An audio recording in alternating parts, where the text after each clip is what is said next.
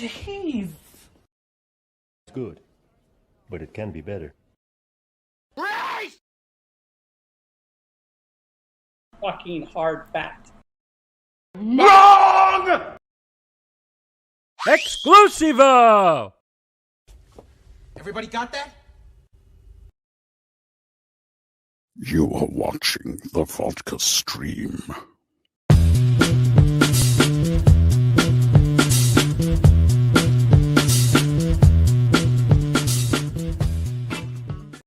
Yo, yo, yo, what is happening, everybody?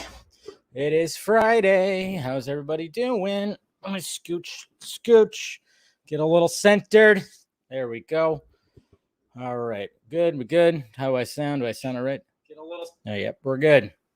Everything's rolling. What is happening, everybody? Welcome to the Vodka stream. It is Friday. Pour yourself a drink.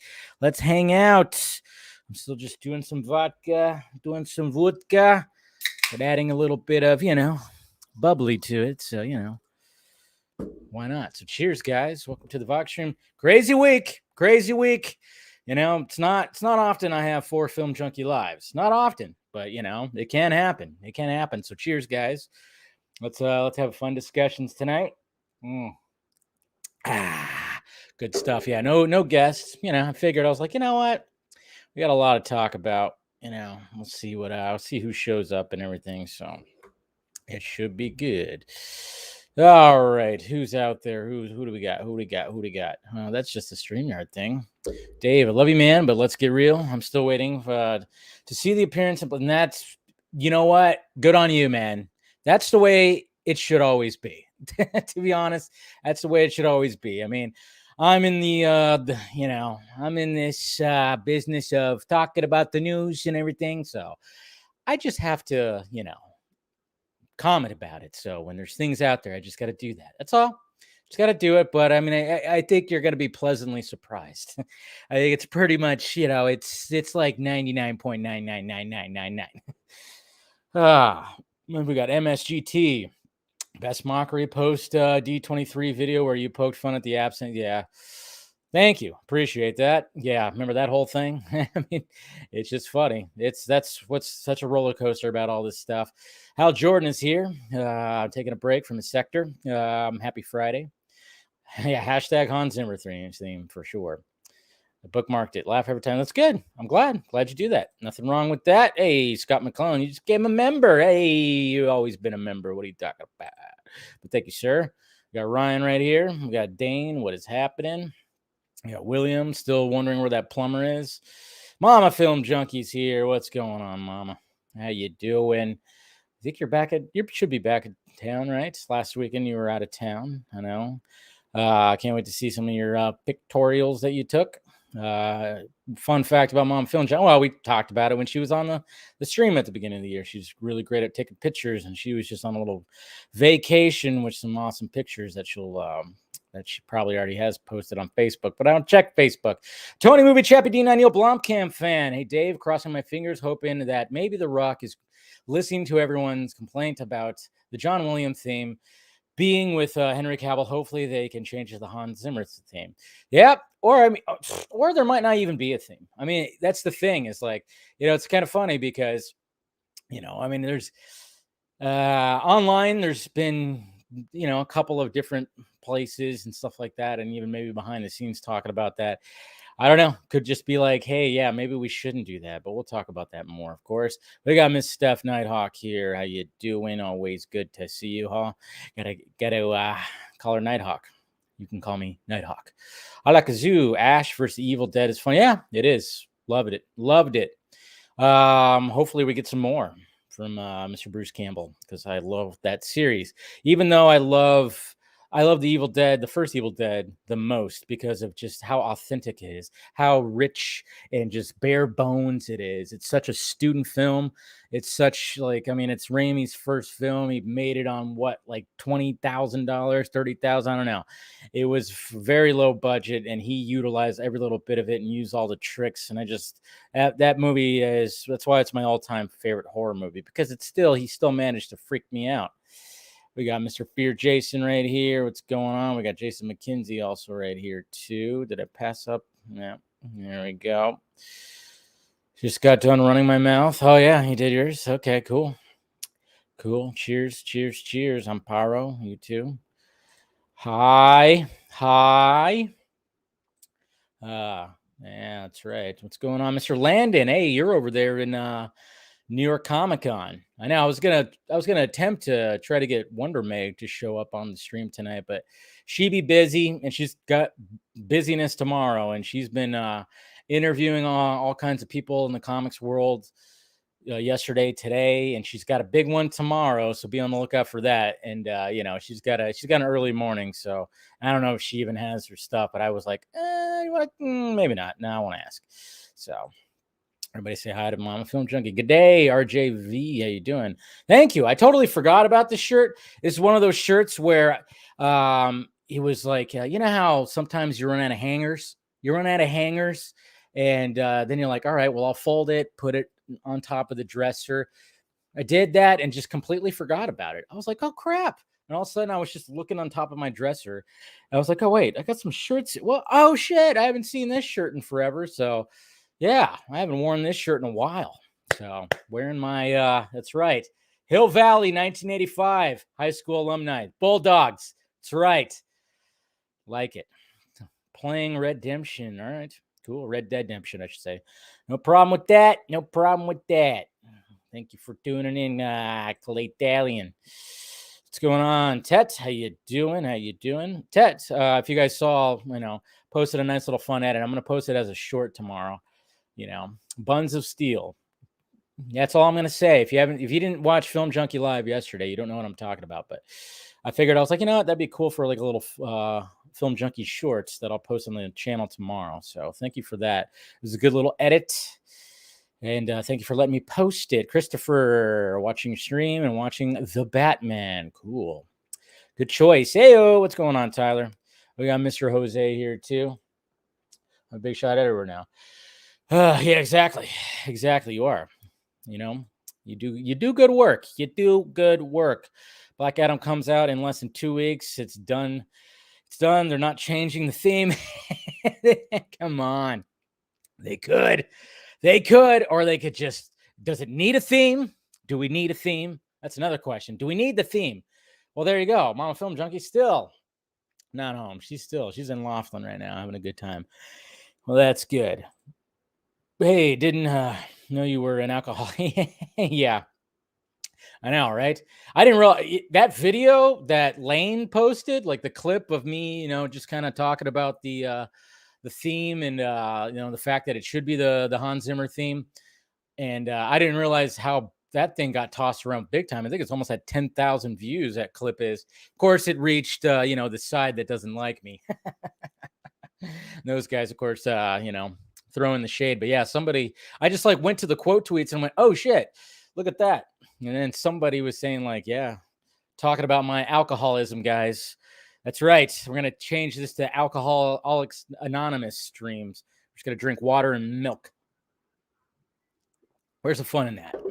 No, we're having a good time here. Do the way you said Chapley's? Name is, oh yeah, Chappie. Yeah, well, he's here all the time, so I got it down to a T. Casey convinced me the old Wonder Woman theme. Yeah, I saw that edit too. It was good. Bernard, is the Zimmer's theme really that serious with the snot? I noticed. Yeah, you know what? I mean, it's not gonna. To me, it's not gonna break it. The biggest thing, the best thing, is the fact that Cavill's back and he's back in the suit. I can be okay, but it's just, again, when I see him in the suit, I just want to hear, I don't want to hear Zimmer, because when I hear the John Williams theme, I just think Christopher Reeve. That's the thing. It fits Christopher Reeve. But I mean, there was a montage that was floating around Twitter today where, it was just showing all the Supermen. And I mean, it fits Superman to a T. It does. You hear that? It just fits Superman. So it's not going to break it. We already kind of went through it before, though, with Justice. They try to inject some of that nostalgia into that, and it really didn't work, I mean, I don't know. Can you hear, like, Battinson having the Elfman theme? I mean, can you imagine that? I mean, I just don't know. You should check out the 4K. Oh, I know. I think I saw something about that. I actually think they're actually Bruce Campbell is going to be at a screening of Army of Darkness somewhere that way. Sometime this month. I might have to look into that. Maybe I'll like go visit her, but I don't know. We'll see what happens. Captain Gator Girl is here. There she is. Nikki, what is happening? Good to see you. Good to see you. We got Quinn right here. What is happening? All right. Let's see. Super Godzilla X Vlogs. Henry is a great as the Man of Steel. Yeah. Well, apparently, if he's back, he's definitely getting that sequel. So it's happening. Mr. Plays, Talidia Plays. I know it's late here in the UK, Dave. I hope you have an amazing stream, my friend. I appreciate that. I appreciate that, sir. Tyler, hey Dave. Been about a year and a half since I watched you. Life takes us in different directions. Glad to see you still going hard at the paint. Keep up the good work. Well, I appreciate that, man. Yep, that's what I love doing. That's what I love doing. King Donut. Let's see who else we got. Thomas, you ever tried any flavored moonshines? I've tried moonshine by itself, but never flavored. Moonshine, you don't want to F with moonshine, man. That stuff's man, my God. It's going to be the Williams theme, and you're going to like it. And you're going to like it. Like I said, it's not going to break me. I'm still going to be like, okay, it's Cavill back. That's all. He hasn't been in the suit since they filmed Justice League in 2016. So they don't have changes with it. Yeah, I mean, and that's the thing. It's like you could easily change the score. It would not be hard at all to really do that. I mean, obviously you still you got to render it in, and I don't know how, I obviously, I know how it would work on my own stuff, but obviously there's things, and I know it still has to take time to full on, be in there if they're doing it digitally and stuff like that. If they've already sent out prints to, to the movie theaters, then that's where the problem lies. But I don't know if they've sent them out that early. I haven't seen anybody post about that. So yeah, I did see that's probably the best looking image of Dwayne Johnson and Black Adam on the throne. Really good image right there. Crystal freaking clear. So yeah, let's see. Maybe we will hear the Zimmer score when he is in the bigger role. Yeah, could be that too. That's the thing. Would be that. It's just we'll see what happens. Least favorite vodka and least favorite scooper. Oh, stop it, you! It's no time for that. Okay, no time for that. My least favorite. You know what? I am not a big Tito's fan. I know a lot of people love Tito's.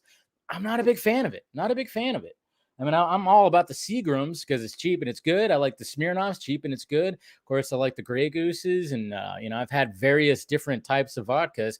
Never really been big on the Tito's. So I might have to choose that one. I don't know. Even if we saw another theme, people are gonna. Yeah, I know, right? That's the thing. Somebody's gonna do that real quick too. When they can, they're going to add the theme right onto it. So we got James M here too. All right. Now I got the freaking song in my head. All right. I just see Christopher Reeve though. That's the thing when I hear it. And then I last night actually I was like listening to the themes, and I was watching videos of people putting the John Williams score on the second flight in Zack Snyder's Justice League. I was like, stop. And then somebody, of course, put it on the first flight, and I was like, all right, it works, but I'm still like, I just need those big drums. I love those big drums that Hans Zimmer uses. It's just like feel that in your freaking chest. Feel that in your other places too, I should say. Anyways, but yeah, it's just like I just love that freaking Hans Zimmer score. It's just just hits you, the buildup. It's the buildup. That's what it is. It's the freaking buildup that it has. You know, I mean, the Williams score is like very like inspirational and very uplifting, and yeah, everybody cheers. But when it comes to the Zimmer score, you just feel like that the first flight scene, you just feel every bit of that scene. That's why it's one of the best CBM scenes ever, because it's Superman trying to figure out how to fly, and he fails at first, and then he figures it out, you know. And it's just the theme is just so just so good. And it like chokes me up. That scene, yeah. You know, you get me on a good night. I've watched that scene. I'll start choking up, man. Start choking up. All right, let me start sending out the thingies here. See who shows up today. Probably won't be too many. We'll probably get a few cats in here. The usual suspects. See, but now I got the Williams theme in my head. So, got it there. All right. So I think that's good for. Nope. Almost forgot. All right. I think we're good. All right. Let's see here. Good. Whoops. Don't do that. Copy. Let's see. Go ahead and set my tweet. Look at that. Sky. Anyways, hey, what's going on, Mr. Vega? How you doing? Good to see you. All right, let me go ahead and get the first person in here, which I'm glad that he's the first one in here because we got a little bit of a celebration going on. Scott! What's going on, Scott? Hi. Hey, question though. I have an Ayer Cut question. Yes. Okay. So Zoic Studios is going to put this in the Ayer Cut, right? I'm just saying. Zing! Oh, Scott with the. I chose violence tonight. What can I say? You chose some violence tonight. I chose violence. Yeah, you definitely chose violence, and I love it. That's pretty awesome to look at that thing. So that's the Aquaman one, right? This is the Atlantean mother box. Atlantean one, yes. Yeah, that's pretty cool. Look at that thing. Look at the detail on that thing. Yeah, and the top comes off. There you go. And then it's always good when the top comes off. Sorry. I know. That was a choice. That was a choice. And then there's the film canister and the steel book. Oh, that's so cool. All the goodies. So, yeah. How long? Okay, so I remember when those came out, there was like 3 different ones, right? Obviously, 3 different mother boxes. Yes. And yeah. How long did that take to get to you? Did that take a while, or did you just order that recently? Oh, no. I ordered this last year. Yeah, it was one of those. Now, right? however, when this shipped, I mean, I was impressed how quickly it got from Hong Kong to me. That's but good. there were lots of production delays with this. Yeah, so just you know what I think, like I'm wondering, like, just because like the movie was just so like, all right, it was announced, now it's got to get finished and they're gonna release it right there. I'm just wondering if like they were just going like, holy shit, you know, there's like a lot of, that's why everything was just so delayed when it came to some things. And well, it was that, and then also just with the pandemic and everything. Oh yeah, like there's that too.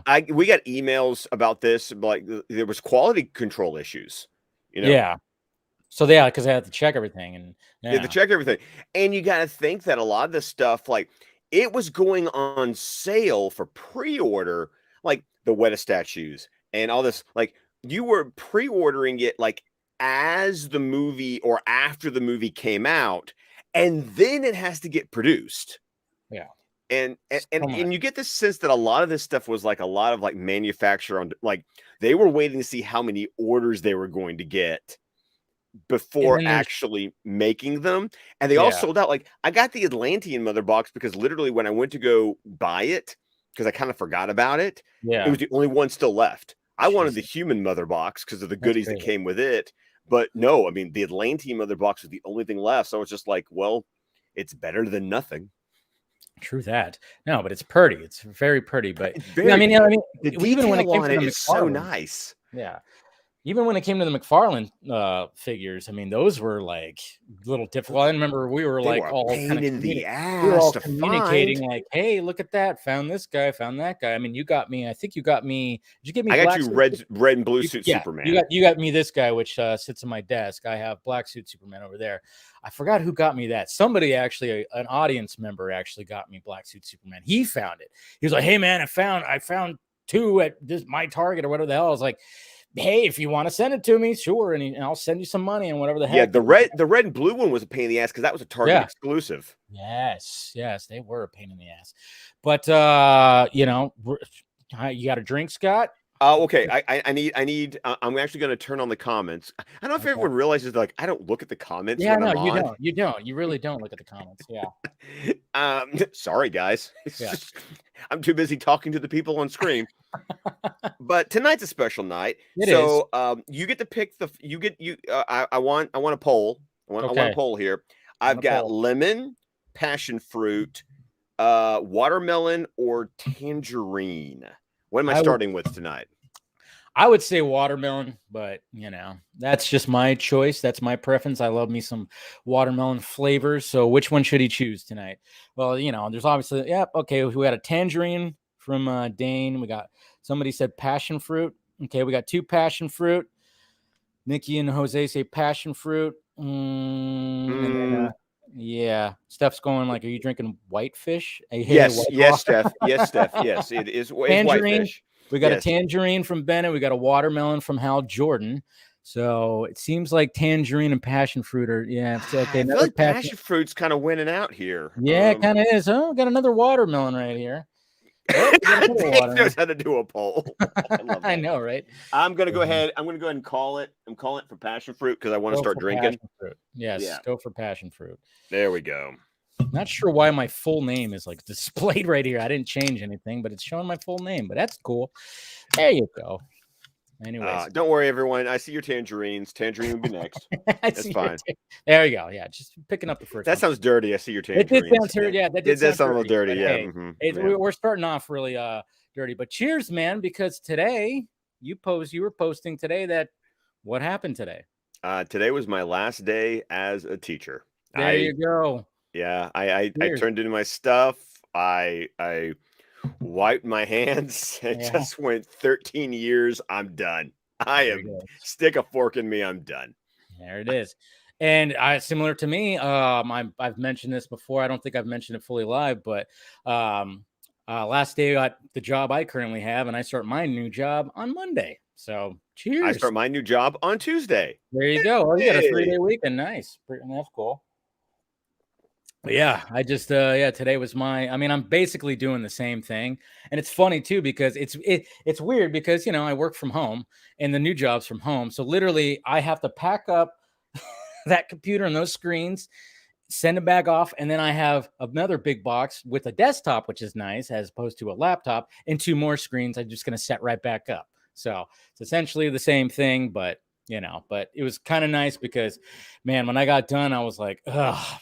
Because I've told you how much I've said it. I've even said it on Film Junkee Live, like how my job now is just like mentally draining the crap out of me. So talk about teaching. Yes, I know. Yeah, me and you would have discussions after the Fanimated streams, which by the way will be, of course, not this weekend, but the following weekend. We're going to on a Saturday. On a Saturday, we will be talking about Batman: Mask of the Phantasm, which is going to be fantastic. So yeah, I'm looking forward to rejoining the private sector and being in an office building with a fountain and windows, and I'm just like, what's this going to be like? Yeah, welcome to that.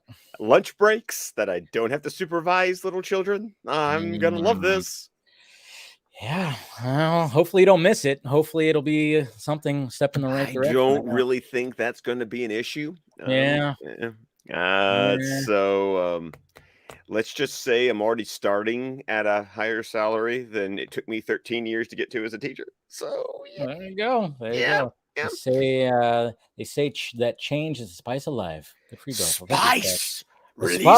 Let the spice flow. Right. Congrats to you. Yes. And happy Canadian Thanksgiving. Oh, okay. Nice. So what happens at Canadian Thanksgiving? You know, I don't know. What do you eat? Maple syrup. From the butts. Yeah, I know. Well, it's an obvious joke, right? Obvious joke, eh? But yeah, I wonder what's in the center of the table on a Canadian Thanksgiving. Is it? I don't know if it's turkey. Maybe it's turkey. Who knows? I don't know. But I don't know. I didn't even know today was that. I remember. I think I remember hearing about that a long time ago, though. That their Thanksgiving is in October, which is interesting because when you think October, you think Halloween. I mean, that's all that's on. Oh, let me tell you this. Declan has already like been super disappointed this week. He's like, why aren't our Halloween decorations up yet? And we're like, dude, when have we had the time? And we had to promise him, like, he is holding us to it. Tomorrow is the day the Halloween decorations go up. And dear God, is he going to make sure that happens? Oh, I'm sure. He's, I mean, is it like, oh, it's almost like Christmas morning for him? It's weird. Like, he gets into like the costumes, but you know, my mother-in-law, dear God, just your house. Halloween and Christmas are the two holidays that like the decorations just like explode all over the place. Yeah. So, but he's seeing all the neighbors already getting like their decorations out, and he's kind of like, "Come on, what are we doing here? Ours out yet?" Jeez, yeah, I know. Skipped another movie tonight, by the way, to be here with you. I mean, it's sad, Dave. I haven't seen a movie. I haven't gone to the movie theater since July. Yeah, you haven't. You got to get yourself to a movie, man. I'm going to try to make up for it tomorrow night. Yeah, I appreciate it because obviously I love talking to you. You know, I love, always love the Vodka stream and having everybody on and just shooting the shit for the week. But man, you got to see a movie. What are you going to see? Amsterdam? Yeah.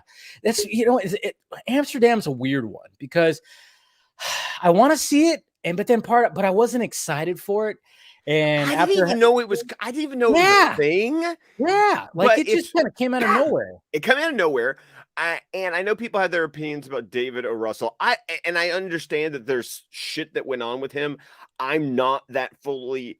It's kind of one of those things that I'm like enjoying my ignorance because I just see the cast and I want to go see it just because of who's in the movie. Yeah, so do I. And I heard that, you know, we hear that stuff too.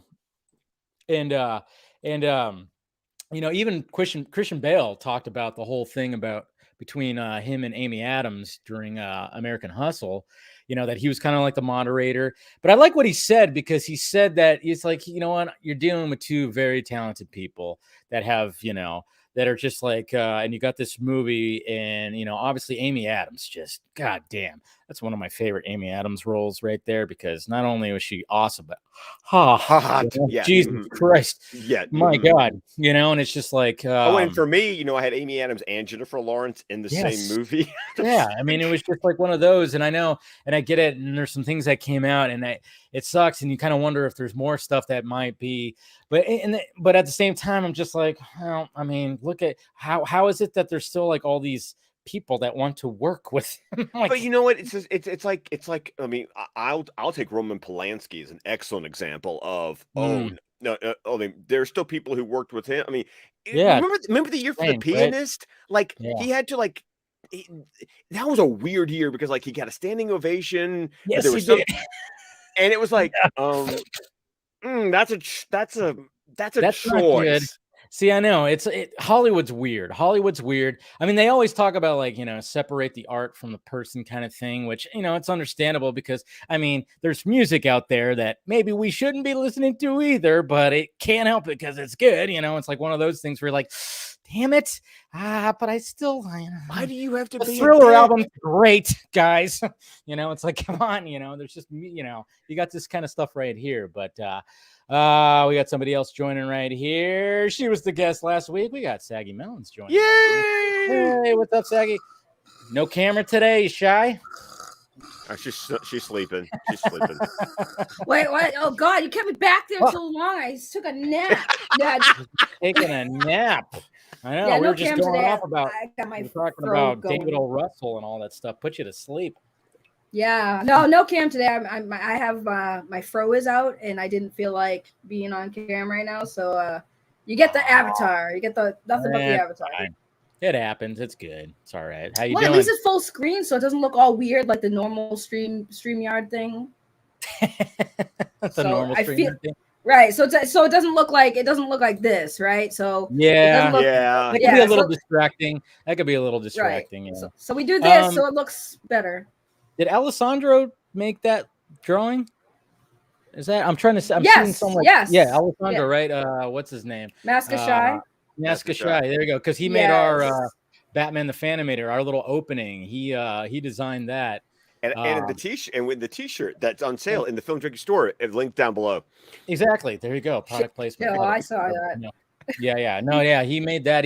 He's done. Yeah, he's always the guy to go to. He makes my like when I have Film Junkie Live, my signal in the back with me with the cape. He made that, and he made like the little graphic for it. I love how he has like just gotten like this nice little like like almost like income stream of like, hey, I'll do art for all the streamers. You know, you gotta love the hustle. I love it. Well, not to mention, like when you see his videos of him drawing, he's actually a very good editor. Like his stuff, like he's like, you know, because it's all sped up, and he's a character too. He's a little bit of a character, and you watch his videos of drawing that stuff. It's great. Oh, he's great. Great. Well, no, because I saw some of his work, and I was like, oh my god. Like, how much do I have to pay you to do some like fan art for me or something? And then he just randomly in my DMs was like, here you go. And I was like, really? What the heck? That's cool. Yeah. He randomly like, and I always make sure that I use this because I've actually had people ask me about the art, which is great because then I can forward them to him. And like he's a disgustingly talented artist. It's crazy, but I love it. Yeah. Oh yeah. When it was funny too, because before we when we were getting Fanimated going, it was like I was like, all right, basically, can you basically put us like in the position of Batman on top of a building kind of thing, you know, just like that.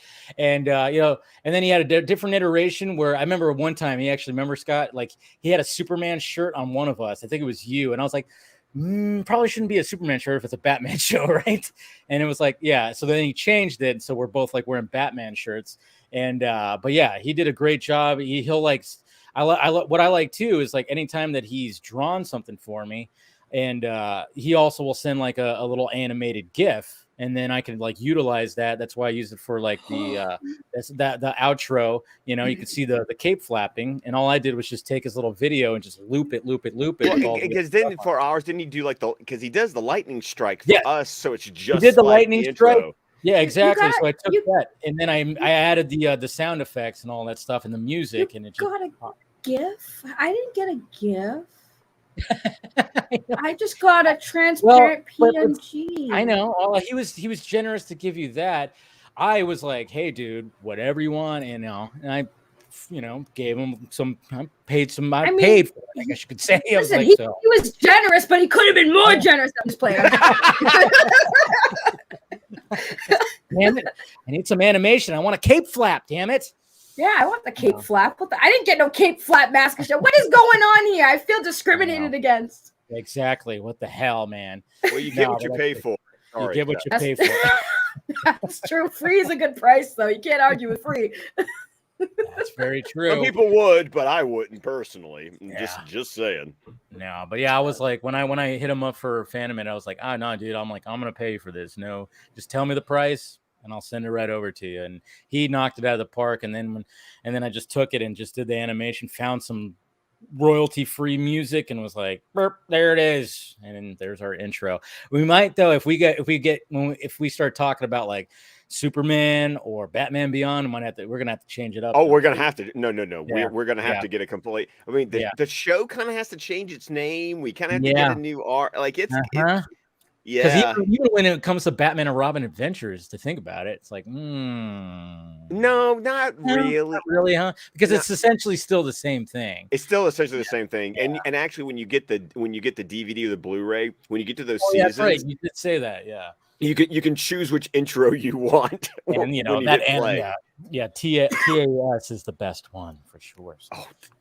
So good. But good. Well, I'm so glad that Saki's here because I was so happy when we heard it was going to be a panel only stream because I was like, oh dear God, was there enough shit going on this week? There was a lot of shit going on that happened, and we'll get some more cats in here if they show up. Yeah, it's been an interesting week. Definitely an interesting week when it comes to stuff. Something else happened? Yeah, something. You didn't hear? My God. Which one?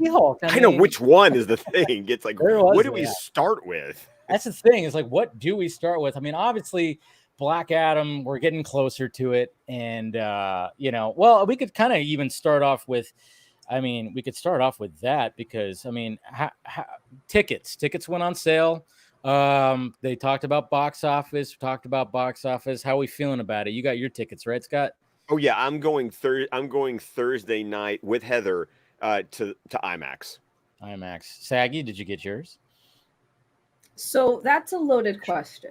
Ooh, okay. I got a little bit of flack today because I am boycott. I'm mad at The Rock. Okay, I'm very upset with The Rock. So I out of protest for my personal self, I'm not asking anyone to join me. So it's not a boycott, dang it.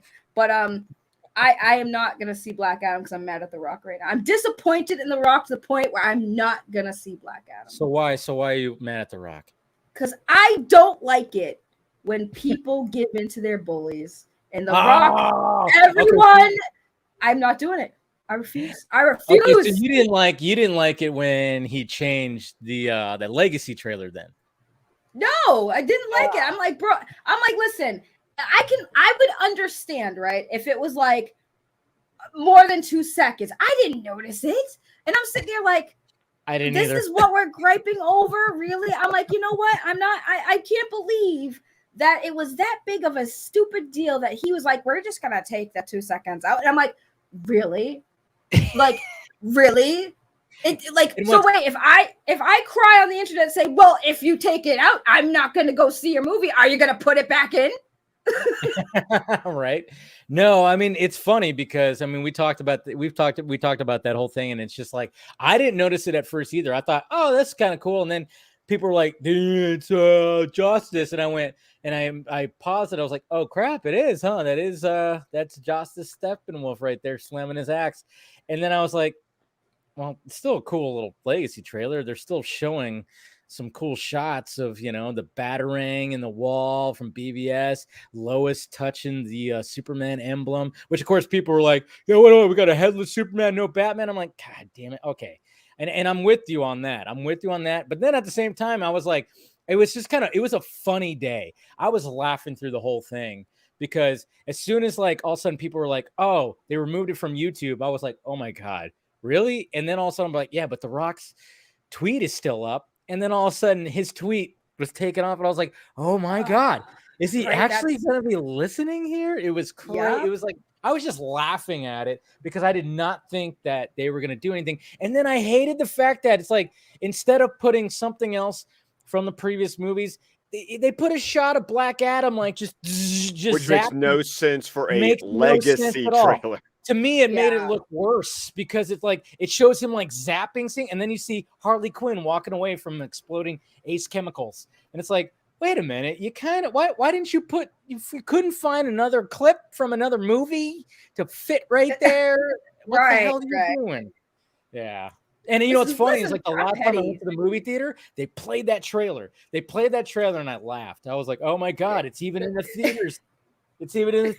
Oh, it was crazy." Listen, but yeah, the chat's coming at me, and it's like, "Listen, if y'all ain't familiar with me, I'm gonna just be completely honest. I'm a petty bitch, okay? So when I'm dead ass gonna be honest. I'm very petty, y'all. So when I saw that, I'm like, I'm gonna be petty. I'm not gonna see the movie because I'm petty. I'm gonna be honest. I'm a petty bitch." What if it's good? I will be very upset if it's good. I'm like in my head, I'm like, watch me not see this movie, and then everyone's gonna be like, Saggy, why didn't you go see Black Adam? It was awesome. Be like, please don't tempt me, Jesus. Not today, Jesus, please. Like, don't do it. Don't do it. Keep me safe, keep on the ground. Not today, Satan. No, Jesus, because Jesus will be like, go see the movie. And I'll be like, no, I don't want to see the movie. I know it's good. It's a good movie. So it'd be Jesus, not Satan. Satan will be like, stick to your convictions. Don't see that good movie. Don't be like everybody else and enjoy something. It is emotional damage, Ryan. It is emotional damage. It's very true. Emotional damn. I love those videos, and I don't want to get canceled for doing the accent, but it's just too funny, because you ever seen those, Scott? There's like, maybe you probably have. I probably have it some.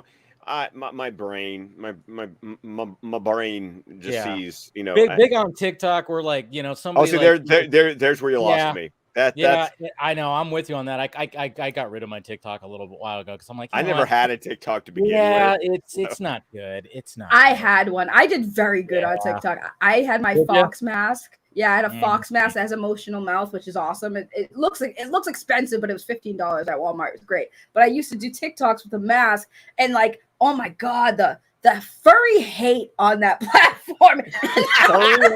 The furry hate. The furry hate. They thought I was a furry, and I'm like, it's just a mask. It's not a. Listen, I don't care. Just I know this is not topic, but like, I don't care what your thoughts on about furries are. Furries have money. I think more people should invite furries. They got a fursuit is like $1,000 alone, and people who are furries have multiple. So it's an expensive lifestyle. I'm just saying. Oh yeah. I mean, you got to realize, like, when you go to like these conventions and these groups get together and you see the elaborate things that they put together, you're like, what do you do for a living? Like, seriously, like, what is it? What is going on there? But yeah, I don't think I want to know. I feel I know, like right? some of them would be like it would be my doctor or dentist in the suit. I'm just like, wait a minute. I knew I felt fur in my mouth when you were taking out that molar. Oh, I know, right? It is interesting because I mean, there's everyday people, and you got to wonder, like, what are your hobbies? Like, what do you do? Like, what do you want to, you know? You see all this stuff, and there's even times where, like, I'm looking at my timeline, and I see some tweets from people, and I'm like, what do you do? Because I'm just going, your tweets are just very much out of left field. You'll just say whatever on your brain. You might want to leave some of these in the draft. And I'm just kind of going, what do you do? And then I find out, oh my God, you are either like, you know, like a dentist or, you know, working in the medical field. I'm like, really? You know, or you're a child. Or you're a child. Well, you know what's weird for me? You know what's really weird for me on Twitter, especially? Like, I love my friends, but there are some things I don't want to know about y'all. Like, I don't want to be on my news feed and see some random pictures of feet and be like, all right, so you got a foot thing. Like, I have to, I love my friends, and like, I don't kink shame. I don't do none of that, but like, I don't need to know what you're into. So like, you know, Twitter, everyone can see what you like, and it pops on their news feed, and I'll be like, this person liked this. It's a picture of somebody's woman's feet. And I'm like, bro, I can't today. Like, be careful I can't what today. you like, because Twitter goes, hey, guess what? Maybe some of your, you know, people you associate with will like it too. Yeah, be careful what you like. There's been some, I think there's even been politicians have gotten in trouble for stuff like that too. Or it's like, I remember there was like one in particular. I think it was a critic. It was like a bigger critic, and he liked a certain picture. It was late at night, and it popped up on my feed, and I went, oh, look at you late at night, little Dane, there, I see you there. Yes, I am not ashamed about what I like on Twitter. No. Like I said, if you have no but the thing is, he unliked the whole thing and stuff like that, because I don't want to say who this critic is because he's pretty well known. And I was like, oh my God, when he did it. But no. If hey, Scott, like what you like, that's perfectly fine. Oh but yeah, no, trust me. There's I mean, come on. People know, and if you don't know, shame on you for not paying attention. I'm just saying. Well, you know what was scary, right? So I didn't know the likes of other people because I didn't see the small font when it said this person liked it. So I'm thinking maybe something I searched up pops up. So I'm seeing some of these things on there. I'm like, what the hell am I searching online that they're suggesting this to me? And then I realized it's not me. There are people liking it. Thank God I'm not a creep. It's fine. No, man. I mean, yeah, like what you like. It's nothing wrong with that. But I mean, but if you don't want people to know, Twitter might let them know. That's for damn sure, you know. So that's what my DMs are for, you know, for those chats where I share these things, you know. You know. Yeah, nothing wrong with that. But I know Dave did not put that super chat up and did not allow see that? I did see it. Did you see that? I don't know. I did see it. I mean, they're talking about Garza's abs and biceps. I know. I mean, he's been here before, and he always talks about Garza. I don't remember Garza throwing up his abs or biceps at any time. Which one's Garza? Garza, you don't remember Garza? Come on, you know, John Garza. He's been on here. He was on here when Snyder was on here, and he's the one that asked the question to Zach about Black Adam and if Henry Cavill was coming back. He's a young looking one, right? Yeah, he looks like what's his name from Army of the Dead?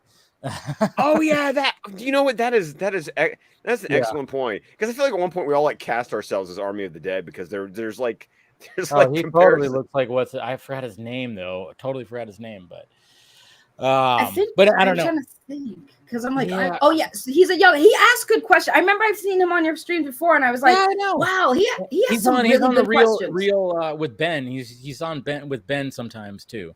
When it comes to real talk, real anarchy. He's not the real young one. That's KC. KC's the real young one. Yeah, true. Oh, Yeah, okay. Yeah, but I don't know. That like again, that guy asks always stuff about Garza. I don't know. That's probably Garza's burner right there. That's what I think. That's what it is. Yeah, he's bored and he's like, hey, So I don't know. But I got anyway, abs and biceps, baby. I mean, whatever. That's fine. But random. But thank you for the $2 super chat. Appreciate that. Anyways, back to the whole Black Adam thing. So okay, so you're kind of doing like a little bit of all right, gonna stay away. But she's taking a principled stand. There you go. Not a boycott, but a principled stance, digging some heels in. That's fine. It's funny too because I brought it up on I think it was yesterday on Film Junkee Live. Cheers. It's the fact that Scott, you're supposed to drink every time we play. I drank, and you can't see it, but I drank. Come on. What are you drinking? Oh, what are you drinking, Saggy? Because last week you were drinking an energy drink. For all you know, I'm drinking a Corona. Okay, there you go. We'll buy it. Corona. Yeah, exactly. She's summoning the Dominic Toretto in her. All about family. Yeah, all about family. All about family. She's probably wearing a white wife beater too. Well, that's not politically correct. We can't. Yeah, exactly that too. No, but where was I? What was I talking about? Black Adam. You're trying to get to Black Adam. You're trying to get to Black Adam. Trying to get to the whole thing, but I know where was I going with it though? I totally just tangent off my brain. Well, okay. So here's the thing about Black Adam. It's been really interesting because for a while, back when it was like first announced or something, especially after that like first fandom, the second fandom, we saw that footage. Yeah, Black Adam was a movie that I was kind of looking forward to. Yeah. And then as it kind of dragged on, even personally, I was just kind of like,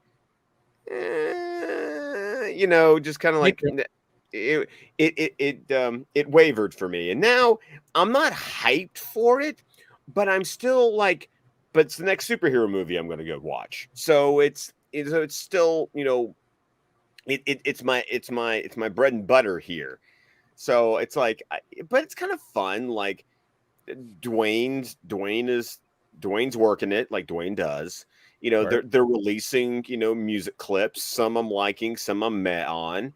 And it's like it's 2 weeks away. And like I'm just, it's not like I'm buying the toys or anything. It's just like this is a movie I'm going to go watch.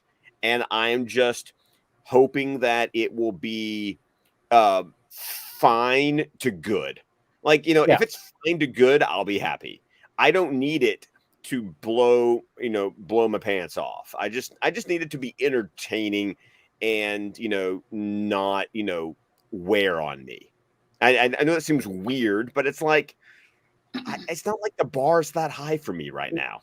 Yeah, it really isn't. And even with everything we've seen, I mean, obviously when it comes to trailers, they've gotten better. Footage has gotten better. Oh, footage has gotten a lot better. Totally gotten better, and then even going back to, Saggy and them listening to people's complaints. And, The Rock's very much, I mean, let's face it, he comes from WWE. He's always been a big hype man. He's always been big time on the internet and just kind of like, listening to his audience, and he very much is doing that, which is good. But I mean, obviously, yeah, when you I mean, it is funny still when it comes to that legacy trailer and everything. But I do appreciate that he's going okay, and then of course, obviously with the new thing, which we'll get to, that everybody was like going, and even I was like, But when it comes to the movie, I already got my tickets. No matter what, I was gonna see it. It's gonna see it. That's the thing. It's like it's one of those. It was a foregone conclusion. It's like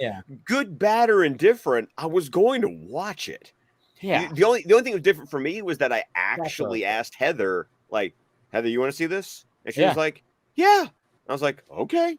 So I made sure I grabbed the seat next to me. Yeah, And it was funny when I asked my brother. He goes, "Does it look good?" He actually asked me, "Does it look good?" And then I was like, "It looks fine. I mean, it's gonna be it's gonna be a big improvement from when we saw Thor: Love and Thunder. That's for goddamn sure." which I didn't even see, which I still haven't seen because I am holding. There's my principled stance. I was like, nope, Dude, no. The only reason why you want to go see that is Natalie Portman, but then there's times where I'm like, Natalie, baby, what you doing? What did you do? Why'd you come back for this? It's like, oh, it was so. Did you see it, Zach? Did you see? I did see Love and Thunder. Yeah, what'd you think? I mean, that's a loaded question. Always just a loaded question. Well, because like I would, because it's like Ragnarok, right? It wasn't the strongest movie, but I was entertained enough where I could enjoy it for what it was trying to do. But with like Love and Thunder, it was basically like watching Ragnarok, but like with less attempts at being funny. And right, it didn't feel consistent. See, when I went back after I watched it, it was a weekend of. I went back and watched the first 3 Thor movies, and of course, the first one superior in my opinion. I think Kenneth Branagh did an excellent job. Just knew what he was doing. Hopkins, everything is all fantastic when it comes to that. That is my favorite Thor movie. It will be, Dark World. I know it gets a lot of hate. To me, it's like I get it. And there's some things in there I'm like, wow, that there was like choices and whatever. It seemed like it was a mess. When it came to Ragnarok and rewatching it again, I went, you know what?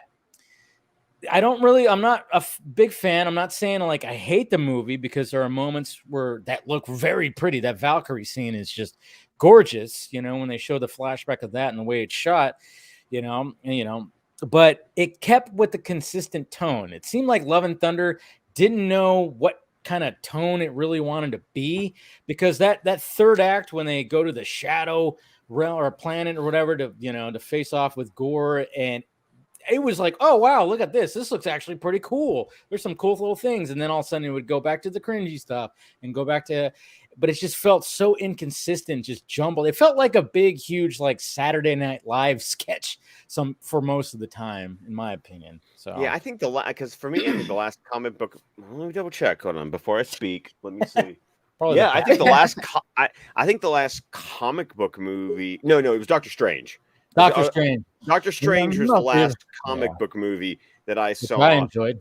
Yeah. I have mixed feelings. Like I said, it was the Raiminess about it that I loved. That I was like, oh, this feels like Raimi. But yeah, because before then, I think it was probably like the Batman. It was the Batman, yeah. Because I saw the Batman like 4 times. Yeah, no, not like 4 times. 4 times.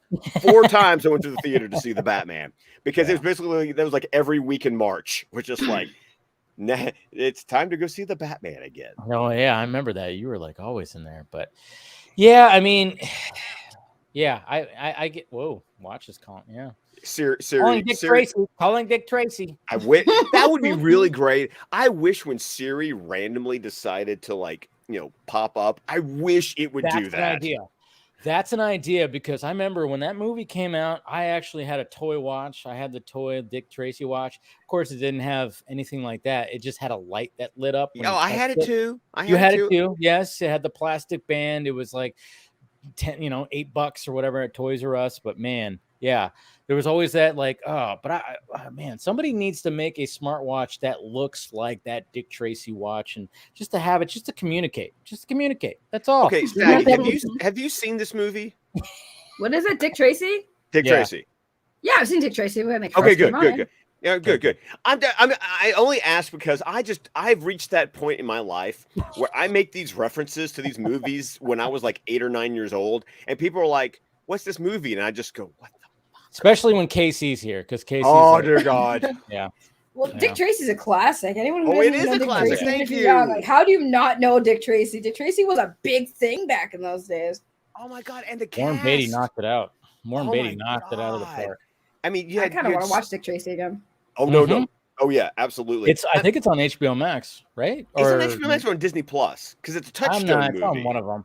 It's on some. I don't know. Yeah, I remember the last time I watched it. I think it was on HBO Max. Maybe it was Netflix. I don't know. It's on a streaming service. It's so. I mean, that cast is amazing. Like when you're yeah. old enough to actually know who's in the movie, you're like, oh my god. What the hell? But no, that thing was like something else. You know. I'm double checking right now. That movie. It's not on streaming. At least it's not. What? It's not on one of the major apps. Like you actually have to buy it.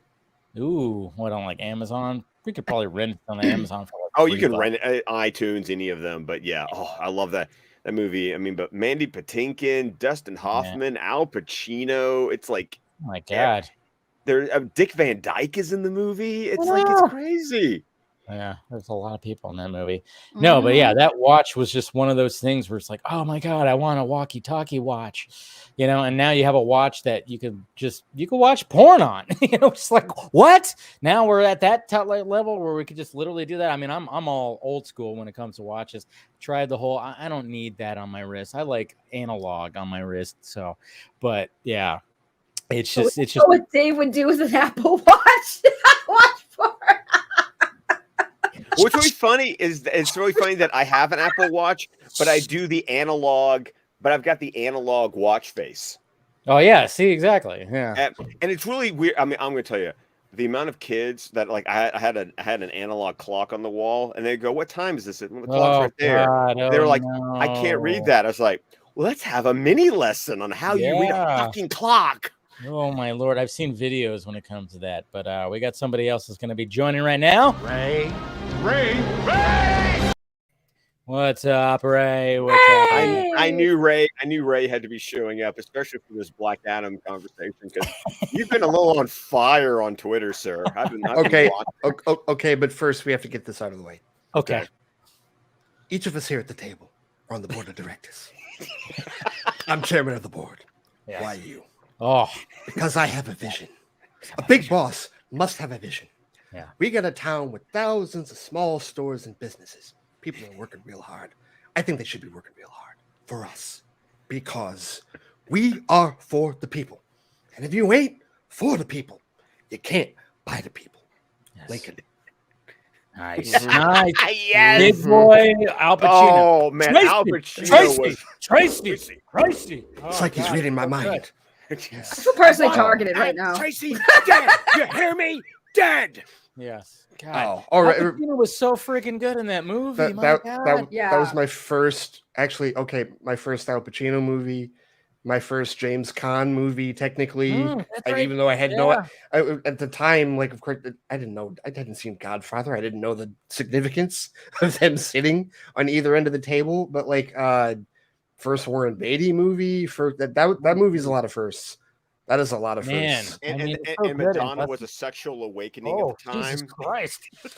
Man, tell you what. Yeah, you watch that, you go, oh, wow. I know. I think we had a conversation about this on the Vox stream before. We have, because I watched it in HD, like you watch you watch in HD and you see things that I don't think you were intended to see. Yeah, you're like, oh wow, you can really see right through that dress. She's named Breathless Mahoney for a reason.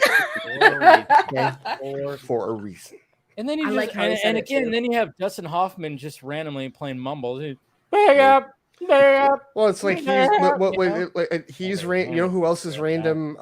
Numbers, the accountant. That's James Tolkien. It's freaking Strickland from Back to the Future. Yeah, he's in the movie. He's in there too.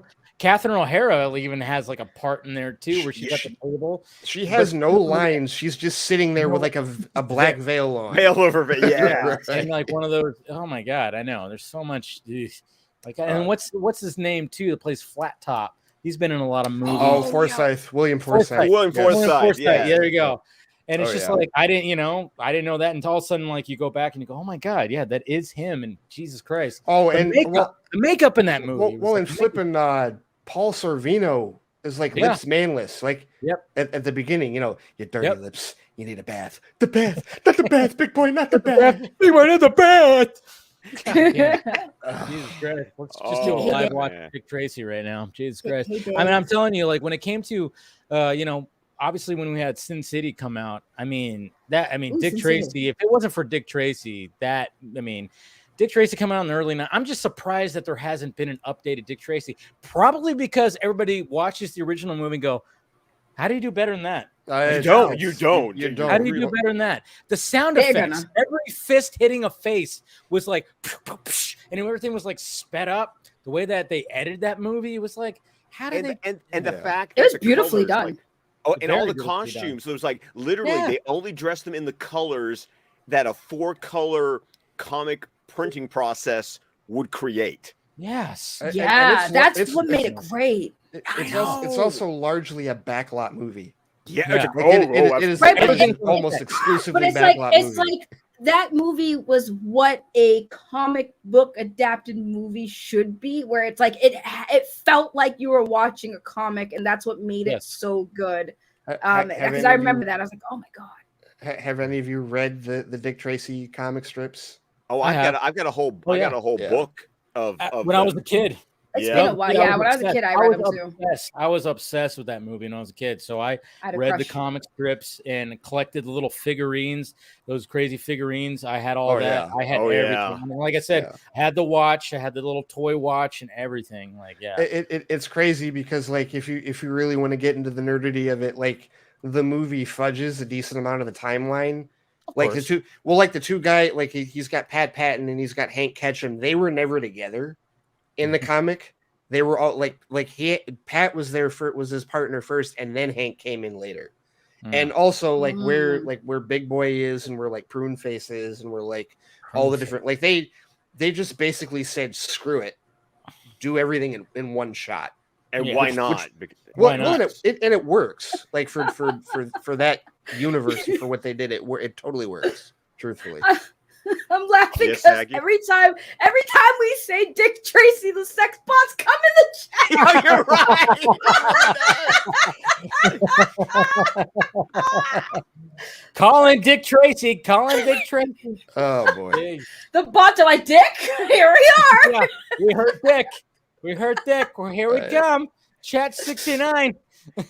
Jesus Christ. That was a line that I did not like. Remember the scene where he was gonna have the accident where like he saves him from the boiler room that's exploding, like right before he just like Big Boy's just like, you dumb dick.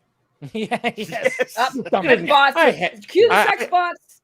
I didn't have like like 8 or 9 year old Ray did no idea.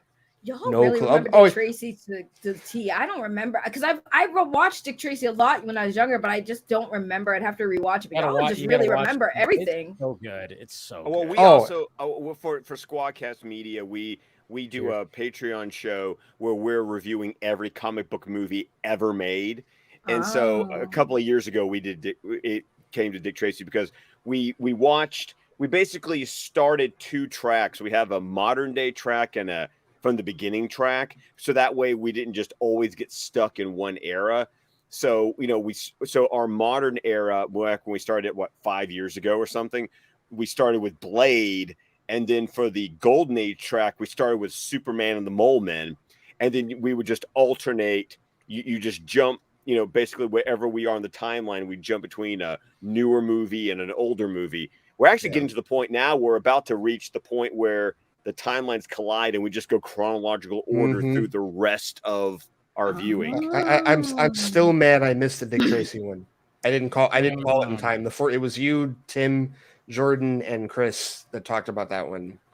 Because the nostalgia would have flowed for me. Oh man. And then like, I know like sometimes we give, but Elfman's score in that fucking movie. I thank you. I was just about to bring that up. I was totally about to bring it up because that's still like in the, like his late 80s, early 90s heyday where like everybody still loved him and he was still doing the Batman films and Beetlejuice and right. We were still doing things that like were fresh at the time. Yes. And but it sounds like an Elfman score. And then you had Stephen Sondheim writing the songs. Oh, right. Yeah. Like that's, just throw that wrinkle in there. That movie is just, it's just excellence right there. Excellence. But we got somebody else that's going to be joining right now. That's cute. I remember when I had my first beer. AC. AC. Hey, finally I get a drop. I was like, that's probably your perfect drop for you right there. Oh, this is good because now we can talk about Black Adam and all the fun stuff, and we actually have a crew now. Yay! Yeah. Yeah. Oh, I was going to answer a question in the chat for me. Well, it wasn't a question, it was a statement, but I was going to answer it in the chat. And then Casey came on. Hi, Casey. Hey, how you doing? William took shots at me. You didn't see that, Dave? Oh, I saw it. Yeah. That was for me. I was waiting. I wasn't gonna bring it up, but I know William's waiting, and I'm like, okay, William, game on, because I got a rebuttal to that. Number one, you're correct that obviously people want WB to listen, and The Rock does, and stuff. But let's be honest, everybody on the panel, everybody in the chat. 90% of people on the internet that say, I'm gonna boycott something, you know damn well they're not. They're gonna see it because they want something to talk about, especially YouTubers who want to review it. That's their job. They're gonna do it. They're gonna see it regardless if they like it or not. But I will say this also, heaven forbid my opinion and my reasons for not seeing a movie impact anyone else's. It shouldn't. So suck on that, William. I love you. I still think that the Flash movie will be the one that will make the $1 billion amongst the new ones. That's a hot take. If it's, I don't think it's that hot of a take, truthfully. Like between among the four, even the haters are gonna see it. Oh, dude, that movie is going to get hate watched more than any other DC movie ever made. Seriously, there will be tons of hate watchers on that one. But no, the potential, because the Flash is still the biggest unknown. Even with everything here, we still are guessing completely over what exactly that movie is going to do going forward. We still do not know. And with the pickups and everything that we're hearing about, it's still getting tweaked here and there. So it's not even. Well, I think Dave, you reported this week that it's finally picture locked. Yeah, it's been picture locked. Another thing that came out. Yeah, that was Flash Film News, I think, broke that originally. Yeah, I mean, they did.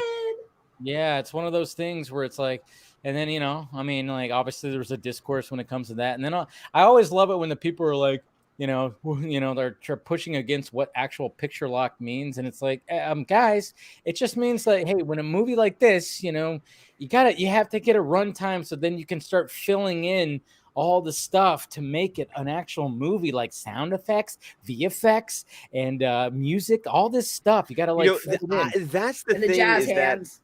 When David Lowery was on the A24 podcast talking about the Green Knight, I love it because he had a great explanation of what picture lock was, because he talked about that with the pandemic delayed the Green Knight, he unlocked it, and he was like, oh dear God, let's talk about what happens when you've locked it and then you decide to unlock it. I didn't see this. Oh no, oh yeah, you need to subscribe to the A24 podcast wherever your podcast can be found. Excellent conversations, but and they don't release a lot of episodes, so you only have to go back like 4 or 5 episodes. But there's a conversation between David Lowery and Elijah Wood. Oh. And they talk about David Lowery, but it was mainly focused on the Green Knight. Because once again, y'all failed that movie. And I'm looking at you, Internet. I was on day one. I was there too, day one. I don't miss my 24. Yeah, I was totally there. But it was really great because he talked about what picture lock is, and then what it was like when the movie got delayed for like a year and a half, what it meant to go and reopen it up. Because when you've picture locked, you've edited it, you're you're like, this is what the cut is, and now you just add stuff, that's what, visually that's what you're gonna see. And so to say it's locked means, yes, now we can do score, we can put the score on it, you can start doing all that post stuff on it. I saw Robert Meyer Burnett from the John Campia show explain it even better, because that makes the most sense to me. Because when you have the movie, right, and obviously they keep tinkering it until the last minute and stuff like that, but making the edit final, locking it, does not just mean that you're not going to make more changes. Obviously, you'll have placeholder scenes and stuff, but the main reason for locking it is money. And he said that every single frame is important because, you know, if you add like even one frame, that will cost you. So that is the reason you actually lock it, and that's why you have so many frame numbers and everything on the Thank you, the Ben. movie. So that is the reason they cannot even add one single frame. So what the Rock did for the trailer, you can't do that for the movie after it's locked. So you can just add, replace some scenes and replace some frames with polished VFX and stuff, but you cannot edit it further. And the Flash is so heavy with the VFX, and that's the thing. Exactly. Like anytime when we keep on talking about this whole thing, around, what did I say now? Why yeah. are sex spots here? Unless they postpone this movie, there's no way that they can do anything that's, dare I say, the M word, massive. I mean, that's the thing. It's like you just can't do it now. It's like this movie is gonna have, and it's got the guys who did the freaking scene in Zack Snyder's Justice League, Speed Force, DJ, Brian Hirota. You got these guys that did that crafted that beauty right there, that are crafting crazier scenes when it comes to the Flash. Because now you got a movie that's all of that. That's one of the things. Like that scene that you saw. I mean, the scenes that you saw with the Flash and him in there that were just in Zack Snyder's Justice League. You had what 3, 4.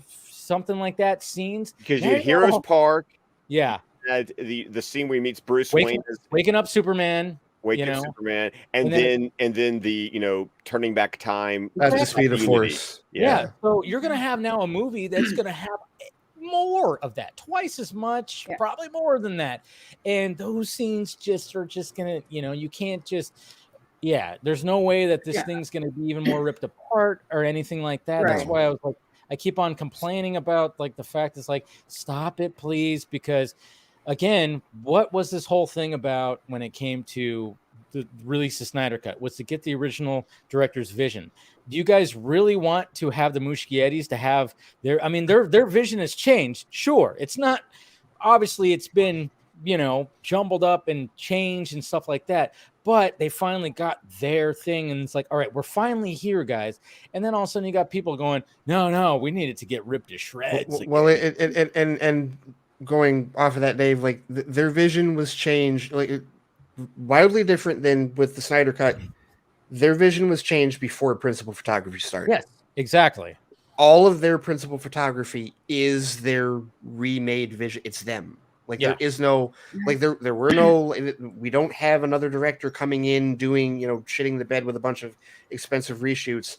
That principal photography is all their reformatted, I guess, if you want to say, idea. So this is them. What the movie that we see in June of next year will be them. Will be their story without question. So I will say this, Casey, has a very good point, and I want to add to that. And by the way, Casey, you literally look like you're in a movie right now. I'm very jealous of your camera quality. It's like I keep staring at like, why does he look like he's not real? Like it's a movie. I'm watching film. Anyways, the reason why I agree with Casey, and the reason why I do feel like the Flash is going to be without a doubt a lot more successful than Black Adam or any of the movies that are going to come before or even after is because, well, I wouldn't say after, but before.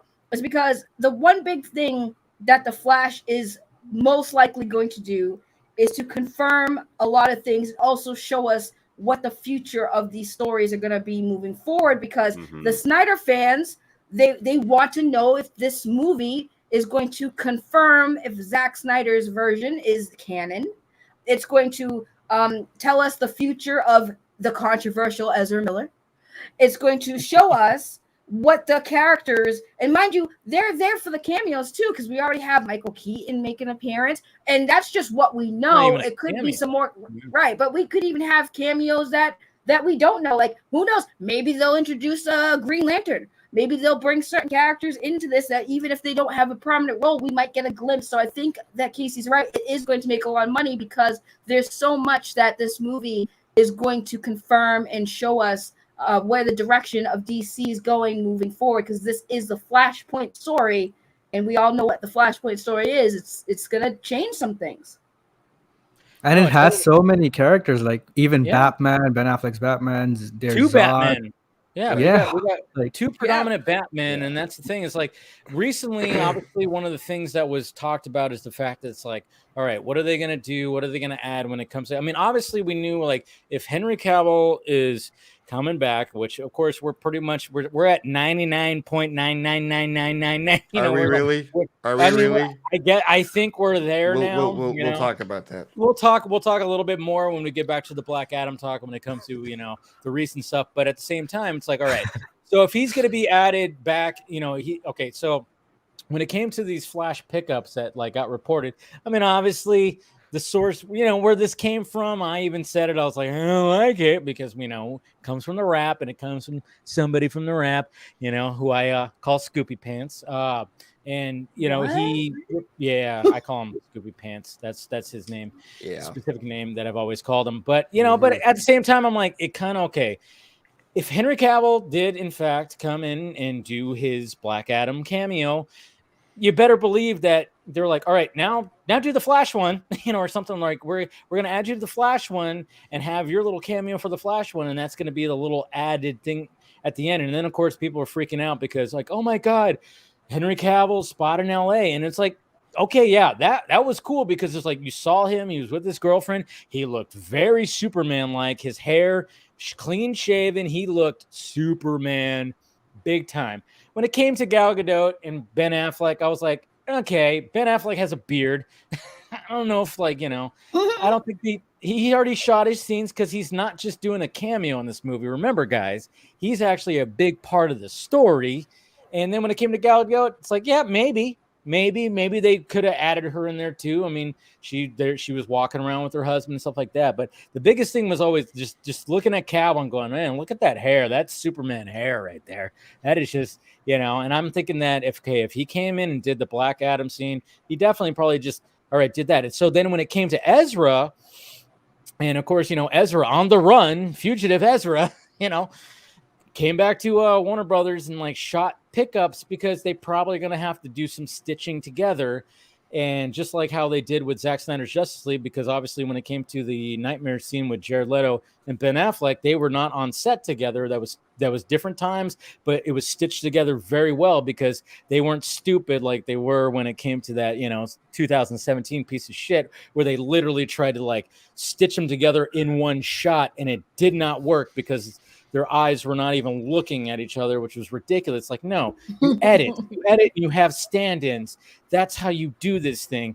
Okay, Mr. Whedon, my God. Anyways, so yeah. But so if they could do something like that, it would probably be perfectly fine. So it kind of like lined up where it's like, all right, so if Ezra's going to be, or if Barry Allen is going to be interacting with some of these guys, it's like, yeah, it made sense that, okay, yeah, he did a day of pickups where maybe they added some things like that. So there you go. And you can still have picture lock because it was last week and it was only a day's worth. It doesn't take a while to put it back into the film. Some people came at me with that and I was like, you can still have picture lock after a week. I has a question. Okay. Like with all these talks of all these cameos with Henry Cavill Superman, are they trying to make Superman like Nick Fury? Like at the end of every DC film, Superman comes in and he's like, so I'm building a team. And it's like, I think actually, Sag, if I had a theory to answer that, what I would say is, you got to remember, we literally have not seen Cavill on the big screen since 2017. Yeah. Mm-hmm. I mean, so if anything, it's almost like for the general audience going, hey, we got Superman back, and now let's put him everywhere, because it's kind of like we haven't seen him on a theatrical screen since 2017, and it's almost like we've got to remind everyone that dude's Superman. Look at that pretty guy. Look at that guy. Yeah. And then it's almost like a way of building, like, because once again, we've always said that, the reason it's been that long has been the negotiation breakdown between Warner Brothers and Henry Cavill. So if Henry Cavill's back, Henry Cavill got what he wanted. Oh, yeah. Which is going to include, more solo movies. Yes. So if anything, Nick Fury was kind of like a a way to stitch these characters together. If anything, this is actually just sort of teasing he's back. Yeah. You know, it's Superman's Yeah, back yeah. and getting ready for his movie that will, you know, eventually, like, I'm totally expecting, you know, if we're going with this 99.99999% thing that, you know, Superman's, you know, is going to have a cameo in a credit scene in Black Adam, you better believe like the Monday after the movie comes out or the Tuesday after the movie comes out, Deadline is going to report Superman film in development. Like that's what they're waiting on. That's absolutely Well, because isn't he's supposed to be on Horowitz's show like soon? Right. Right. And I want to say it's close to the time that Black Adam comes out. It's after. It's after, right? So it's one of these things where it's like, okay, he could be talking about Enola Holmes too, or he could be talking about this, or he could be talking about all of it because you know you've got. Because you know you've got Enola Holmes 2, which is going to be the next thing coming out for him. Right. You've got season 3 of The Witcher coming out next summer. I mean, they're basically it's a chance for Cavill to, you know, flex and go, look at all my shit. But it's look at it's my also back. something that's kind of obvious. Like from the beginning, since Zaslav came in, he's been saying Superman, and I knew that, you know, I've been saying this as well from the beginning. Like, it seems that the first major project he will greenlight would be a Superman movie. It would just make sense because coming in and greenlighting a Wonder Twins type of project does not make sense and does not give a good impression of what kind of project they're going for. But that's all right. If let's assume that Lucy's not going to pull the football away from us. Because I'm sorry, that's how this feels. I'm sorry, it's been too many years. The tweet was he tweeted this out earlier, and it was hilarious. I laughed my ass off because it's because she's sitting there with the big smile on her face, and Charlie Brown's like, "What am I going to do?" And it's like, let's say that she doesn't. Let's say it's like the Family Guy episode where Peter beats the crap out of her and like lets Charlie Brown kick the football. Let's say it's that, which of course I'm hoping that. This is all true. That she gets to beat the crap to get out of her. Oh, I'm sorry. But Lucy did always piss me off. I know, right? Like that was. I mean, poor Charlie Brown. Poor Charlie Brown. Lucy was not a nice person in that regard. She was but not. At any rate, like, it's definitely a case where, for the sake of the general audience, they got to stoke the memory back. Like, hey, remember Man of Steel? Hey, remember. Well, that made me remember this promo? Dude. Did you see the sizzle reel at New York Comic Con? Yes. That was that I will say that with respect to your 99.999%, that does go towards that. It does because that's not random. Like you used everything else. They didn't use Justice League. Right. You used everything else that was active. Or PVS, I don't think they used. Yep. No BVS and no Justice League. No Batman. Man of Steel, big time. You use so many other active projects. You used Harley Quinn, you used the Batman, you used stuff that we know is currently viable, and then you threw way too many shots from Man of Steel in there. It's like, okay, that's that and the Rock's clip. Those things are like, okay, maybe this is happening.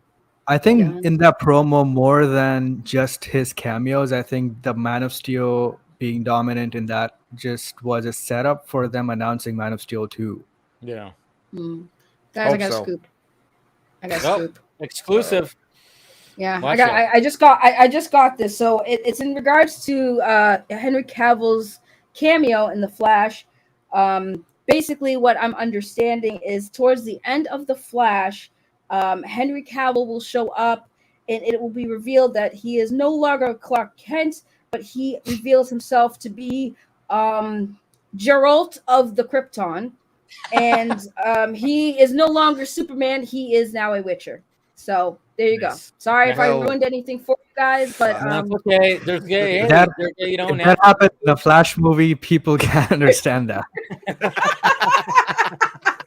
I like it. I dig it. I dig it. No, but I mean, like, it all just kind of like, that's why, like, that report when it came out, it was like, I mean, it kind of makes sense because if they, if he did that, he did this.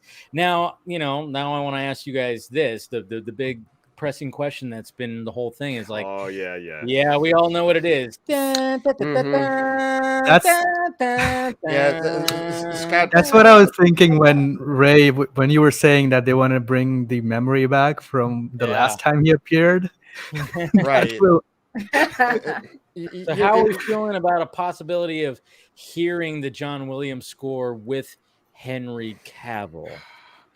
Scott? Why not? Scott, Okay. Scott, you go first, because I'm pretty sure I know how KC feels about it, and I think he and I agree with respect to this. So you go first. Okay. Which probably here's the thing. It don't make no sense. Because this was something that I'm not going to take complete credit for, because this idea was presented, and I really love this. It's like, listen, every time Batman has been on screen and it's been a different actor, he's gotten a different theme. Every time. You know, except for 2017 and Hans Zimmer did 2 of them. Oh, not just Batman, every character. Yeah. Well, but yeah, I mean, Spider-Man gets a different theme. But you're right. Every time a character. The thing. Here's the thing. It is weird because the internet's going to internet, and it becomes like this weird, like, I have to take this giant, line in the sand. One, I'm just going to be happy that Henry Cavill's back. One. And let's make that clear. We're all going to be happy that he's back, regardless of that. Let's get that straw man bullshit out of the way. Okay, let's start off with that. Okay. If speculation, if the Williams theme is used, it is not going to ruin for me the fact that Cavill's back. No. I will just be like, but why? Because Henry's character has a theme. And I really like the people who bring up the fact that even if you don't want to bring back the Zimmer theme, you could write a new theme. Because even Ben's Batman had a theme in BVS, and then Junkee wrote a completely different theme for him in Zack Snyder's Justice League. But we did not bring back the Elfman 89 theme. Yeah. Chino gets to write a new theme, an awesome theme for Pattinson. It's like, it's the fact that what is it that people have to dig their heels in the sand one way or the other? But why is it that Superman, and listen, even Superman, different variations of Superman have had different things. I mean, you've got Christopher Reeve Superman. Smallville had his own theme. They played but they used Williams for that. The Shirley Walker theme is awesome. Shirley Walker's theme is really good. Amazing. Shirley Walker theme is really good. The one thing about Superman theme, and I'm okay with this, the one thing I love about Superman theme is sort of the tradition that you hear Superman melodically somehow in the theme. Like you can sing the word Superman at some point in the character's theme. I'm cool with that. I think it's a neat little tradition. I love how it's like an unofficial tradition of the character. But you still, every other version of Superman has been allowed to have their own motif, their own theme for the character. So I'm tired of why does Superman have to have it's that Danny Elfman joke from 2017. Why does Superman have to have one theme? Bullshit. He doesn't have one theme. The same way that Batman doesn't have one theme. Wonder Woman. We're okay with taking, is she with you? And don't feel like we have to. Casey, your edit of was fantastic. Oh, that was Linda Carter. That was hilarious. But I mean, somebody else. When I was making that, the '66 Batman theme to the Batmobile chase, did it to the, and it worked too. And I was like, oh, that's so awesome. But that's for a gag. Right. Not for this. Exactly, not in the movie. People would hate it if that came up in the movie. Fuck yeah. But I'm not gonna lie, that synced up pretty well. That synced up really well, actually. And it's great for a gag, and it's great for a laugh, but not for the action. So when it comes to the idea, it's like, no. Henry Superman has a theme. Now, if you want to write a new theme from him, but please stop cutting and pasting a different Superman's theme. And once again, it is a glorious theme. It totally is. It is. Yes. You but hear you think Reeve. You just think Reeve. But it's iconic. It is iconic. And it's for nostalgia. Yeah. But it's iconic but it's iconic for anyone. Not for me. I wasn't even there. I know. Anyone who likes it, remember. But no, I get what you're saying, Scott. But I mean, for just to add to that, like I get what you're saying. You're right. But I think the reason why, like, I think that sometimes it's like paying homage to some old other Superman work, or just say, hey, wow, they use that theme. I think that's why they do it. But I get you. Like, if every Superman has had its own theme, why change that? But I think like maybe if they wanted to do it like a little Easter egg, like do a remixed version of it using a little bit of it, like a little track, just to kind of give people that little bit of nostalgia kick, and then going right back to like the Henry Cavill, because I think there's nothing wrong with paying homage in another superhero film by going back to the past, because like I said, Henry Cavill is not the first and only Superman, and he will not be the last. So I think that once in a while, when a Superman role has been out there for a long time, it's okay to dip your toes back in the old things, just like I said, for just a little kick of nostalgia. Now, I think you bring up an interesting point, and this is something that I want to, and this isn't devil's advocate. I don't feel like this is pushing back, but you say, but it's kind of like when you say like Henry Cavill's not the first person to play Superman, nor is he the last, and I agree with that. But then also I would go back to, then why does that theme? Why can't that not be the first theme, or the, like, you know, if we're supposed to allow other actors to take on the role musically, why can't we let other themes, you know, other composers and other themes be there as well? And that's the one part. Sometimes I want to look at people's arguments and go, you're kind of saying it's always with Superman, and that's the thing. It's like, you know, even when, and Dave and I have talked about this, like on Batman the Animated Series, like they use a arrangement of Danny Elfman's theme in the opening title sequence, but you never hear that actually in the show. Shirley Walker had Batman in the actual show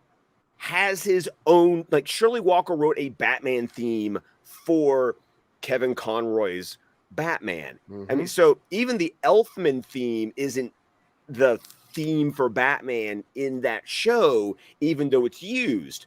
So, I mean, that's the one time that I kind of have to be careful, because they use Elfman for the opening title sequence, but you never hear it during the actual show itself, or in Mask of the Phantasm. You never hear. No, you never. You never hear any of that.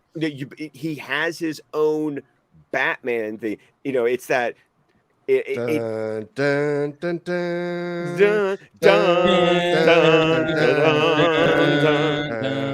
Okay. Before we continue, though, we got somebody that's going to be showing up right now. It's Ben. Old Ben. What's happening? Hey, Ben. Hey, Saggy Melons. I know.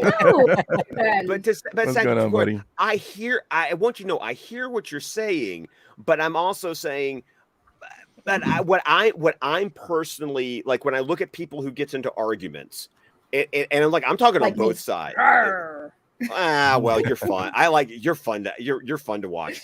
So, but it's like, if the Williams theme is there, it's going to annoy me, but I'm still going to be like, Cavill's back. Yeah. Yeah. You know, it's going to be like, but it's still going to be like, but why that?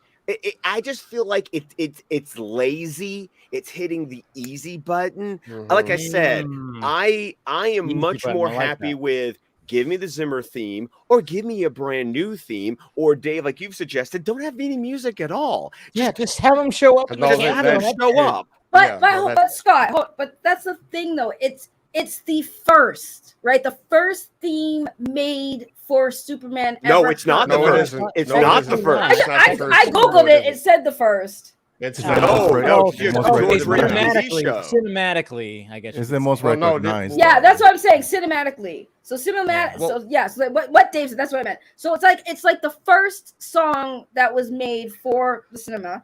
And that's, like I said, it makes sense to me that they would, like I said, it's about the nostalgia kick. It's about the people who remember the original and are still here to watch the new stuff. And it's like, oh, that track, oh my God, because that was the track that got people excited because Superman was on screen. But I get what you're saying. I think at this point, I would be accepting more of if you wanted to use that, remix it. Just give us a little bit of that soundbite to let people know that that's what it is, but then make something original to kind of remix it a bit. But I get what you are saying, but I'm not that opposed to, like I said, that little nostalgia shot, So not to defend Danny Elfman, but even he remade the Christopher Reeve Superman theme. He did. So technically, one thing that I would say is that the classic theme is good, right?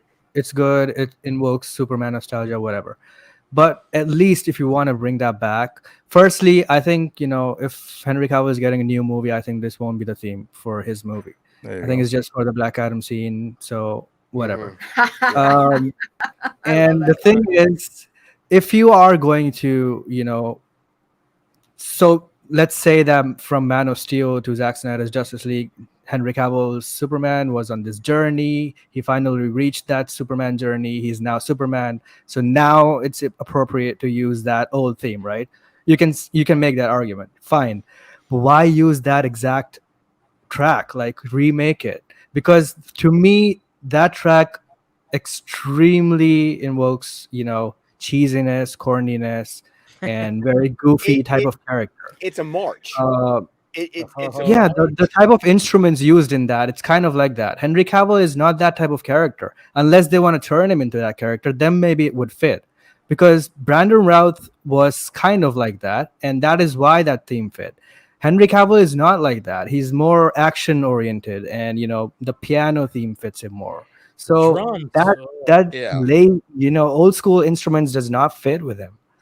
Just remake it at least. Okay. I have 1,000 issues with this. Let me just. Me too. I've seen your Twitter this week, Ray. Ray's like, hold my beer, guys. Hold my beer. Oh no, Ray's about to go off. I'm just saying. So Ben is going last because I know he's gonna shut everyone off. Look at the Ben after Ray. Yeah. Ben's guy, So here's the deal. First of all, the whole thing about nostalgia and the whole thing about this is supposed to evoke the nostalgia. Okay, yes, and the people that watched it, 30, 40 years ago. It's two or three generations removed as far as the general audience is concerned. As far as like the young crowd, the Generation Z doesn't know about that theme unless their parents told them about it.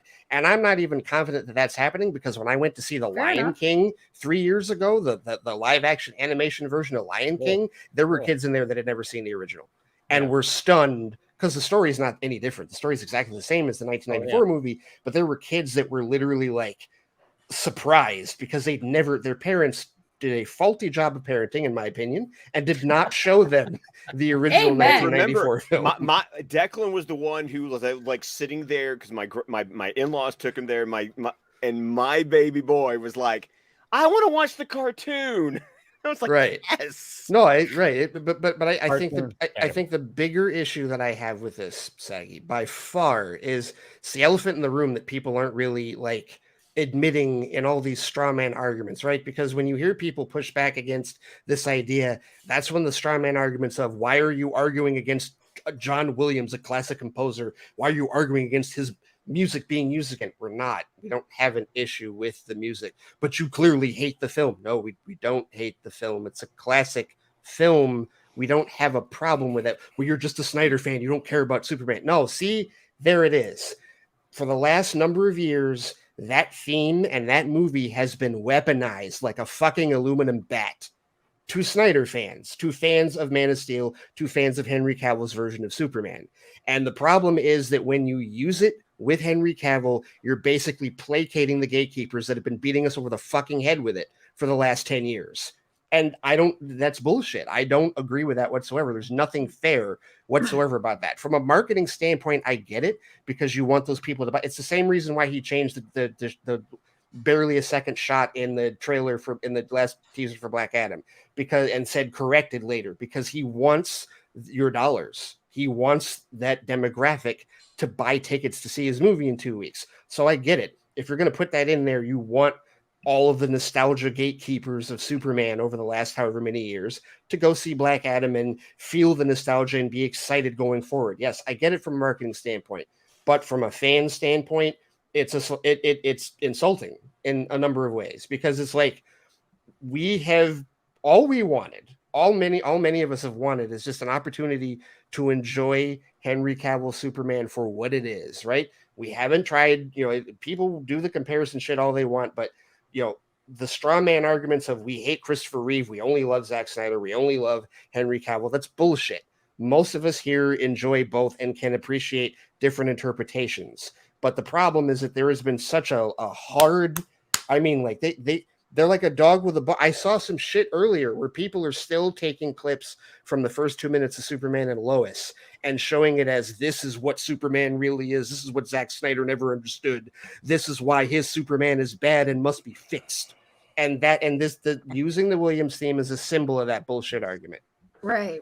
Do me a favor. Do me a favor. Don't bring your logic and facts into this argument, okay? Don't you bring that noise here. We don't do logic and facts on the internet. Who got you wrong? Yeah. Okay. No, that was great. But, that was great. But Ben, what are your thoughts? Because I know you've had different. I have a difference of opinion. The thing is that because I'm listening to Ray, he made some very good points, but at the same time, he says, me as a fan, us as a fandom, or us being attacked. So it's kind of sounds like a personal thing. So I'm thinking about what the Rock has done with this movie. First, the trailer came out. It was yellow, and everybody was complaining about the color grading. So he put up a second trailer, fixed it, did the color correction, put it back there. Then he had a quick shot of OG Steppenwolf. Everybody lost their shit. What did he do? The same fucking day, without batting an eye, went and corrected it, removed them. He didn't insert that. It would have been better if he would have inserted the Steppenwolf from Zack Snyder. Yeah, exactly. So, and I'm thinking about marketing wise, and yes, you already made that point, Ray. That is true. I think he's trying to appeal to a larger audience. Yeah, it's 3 decades removed from the original Superman movie, but it's still recognized to this day. So I'm thinking, okay, let's cut him some fucking slack. He's gonna be there for 2 seconds. Why are we even having this argument about? I get it. I would have preferred the Hans Zimmer score, but I'm not losing any sleep over this or try to have an argument or debate anybody about it. I will say my piece, and that's why I'm not going to disagree with anybody about how they feel about whichever song they want, because either way, I would have gone either way. But the thing is that he has to think about globally. Like when we think about this, we think about ourselves in this little bubble that we are in here, Jersey, Cali, wherever you guys are, and we don't think about how do they feel about it outside in Europe, in Africa, in South America, and let's look at the numbers. How did Man of Steel perform? Man of Steel performed.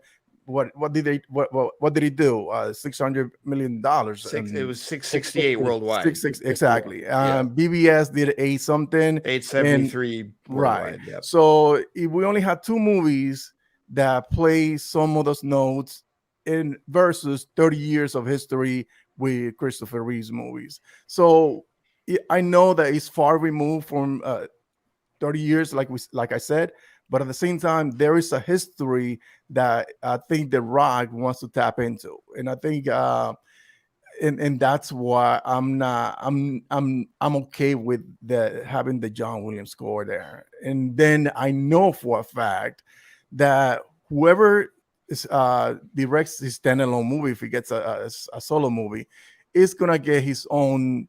If he's lucky enough to get Hans Zimmer back, because Hans Zimmer is a sold out person. He's a composer. He's not gonna be sitting around waiting. Well, let me see when I'm gonna do the next Superman movie. So he might get a different composer. Do you think that composer is not gonna try to put his little sprinkle in there? Are we gonna lose our shirts over that? So I don't know.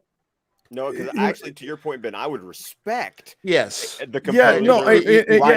But I agree with that. But I feel that we're still gonna have this argument. Wait, no, that's not Henry's theme. And hold on one second. Yeah. And so what I'm trying to say is, okay, it's not the end of the world. Let's go and some slack. Let's wait until he get his standalone movie, and then we could have the discussion. Like if they put the John Williams score in his standalone movie, then I'll be like, yeah, that's not working for me. That wouldn't work at all. Yes, and right there, because I think that's again, arguably the bigger issue with this is all these straw man arguments that people are popping up because of the resistance to it. No, let's be clear. Let's reiterate again.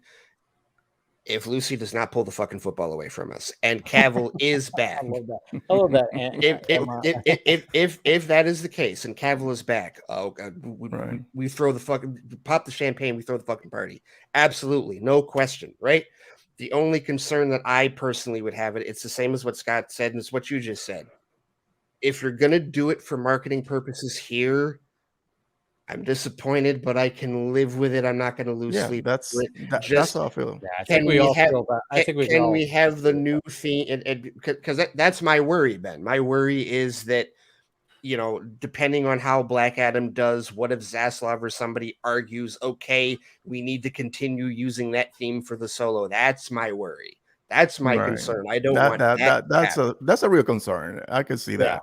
Yeah. I would, because I would hate to see that if they do a standalone and they bring that.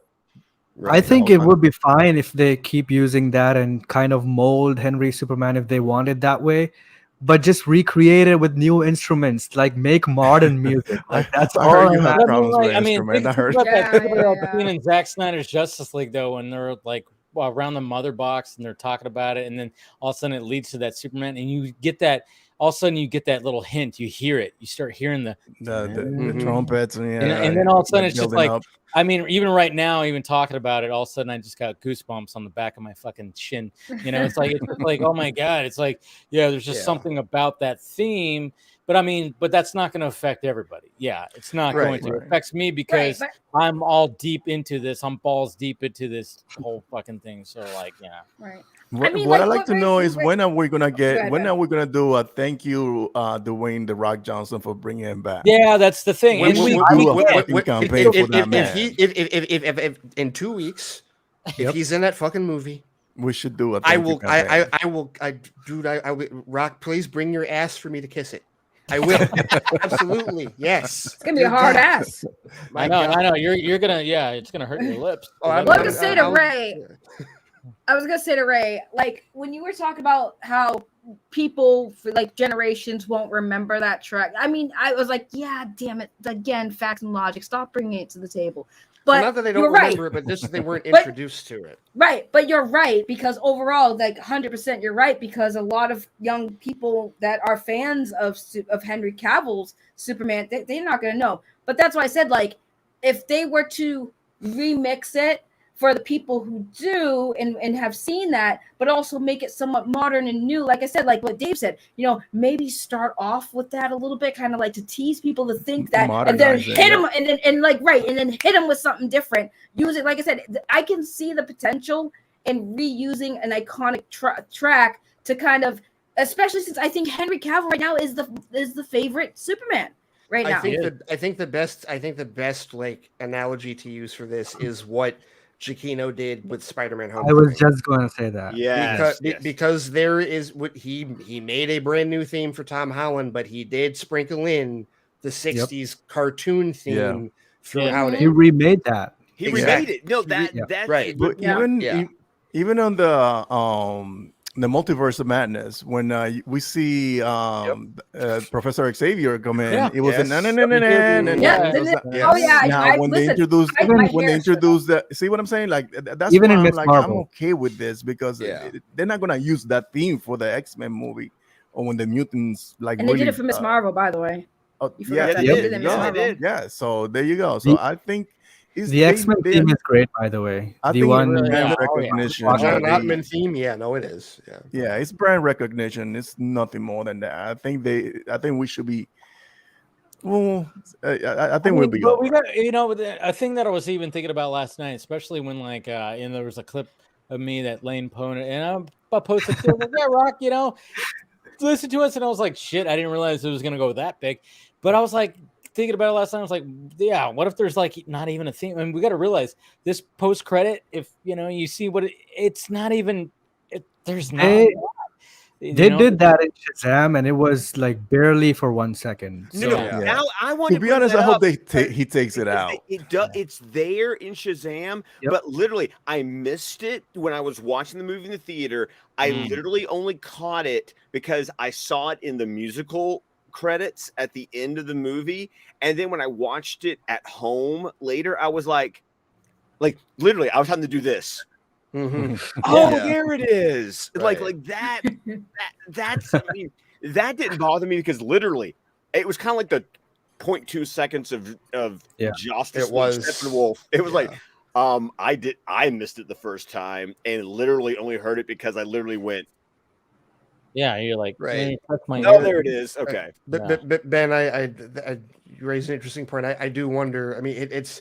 You can't take it off the table because of how he changed the shot in the what if he does assuming that it exists, what if he does take it out?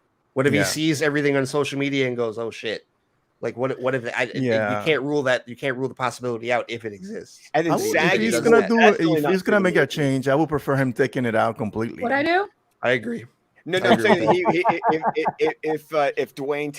if it really did have the Williams theme, because once again, where's this Williams? Like, is this coming from scoopers and rumors and reports saying, apparently coming from people who've actually seen the thing, because it's starting to roll out where people have now seen it. Even Dwayne Johnson, talked about like watching it again. He did that whole thing today, and but his video is like obviously very much alluding to. And then yes, obviously Casey, your edit was great. That wasn't my edit. He put it in there. Yeah, I know. Right? Yeah. No, listen, I'll go see Black Adam if The Rock himself invites me and takes me to go. Oh, okay. We'll hit him up. I know it's not gonna. I know it's not gonna happen. So that's what I'm saying. Wait. Okay. So just to clarify, you're boycotting it. No, she's taking it. No, we don't call it boycott. Principal stance. Yes, a principal stance, Ray. A principal stance. It's not a boycott. It's a self-decision. She'll see it one of these days. But just to check, nobody of us here are worried about the suit color, right?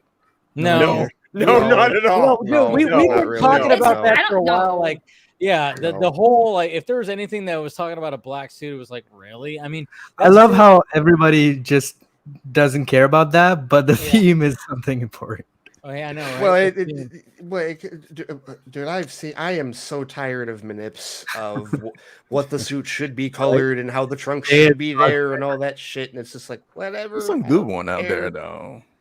So I'm not saying they're all bad, but again, a lot of it stems from the gatekeepers and what they think Zack Snyder defiled with Superman and how it should be repaired because it's this damaged thing that he left in a heap in the corner or whatever. I just couldn't believe that at one point that people were thinking that the black suit might come into play, and I'm like, black suit was never really a physical thing that Cavill wore. That's gorgeous. I have a black suit too. Well, you know what's funny about all those manips? Everybody uses that suit as the foundation.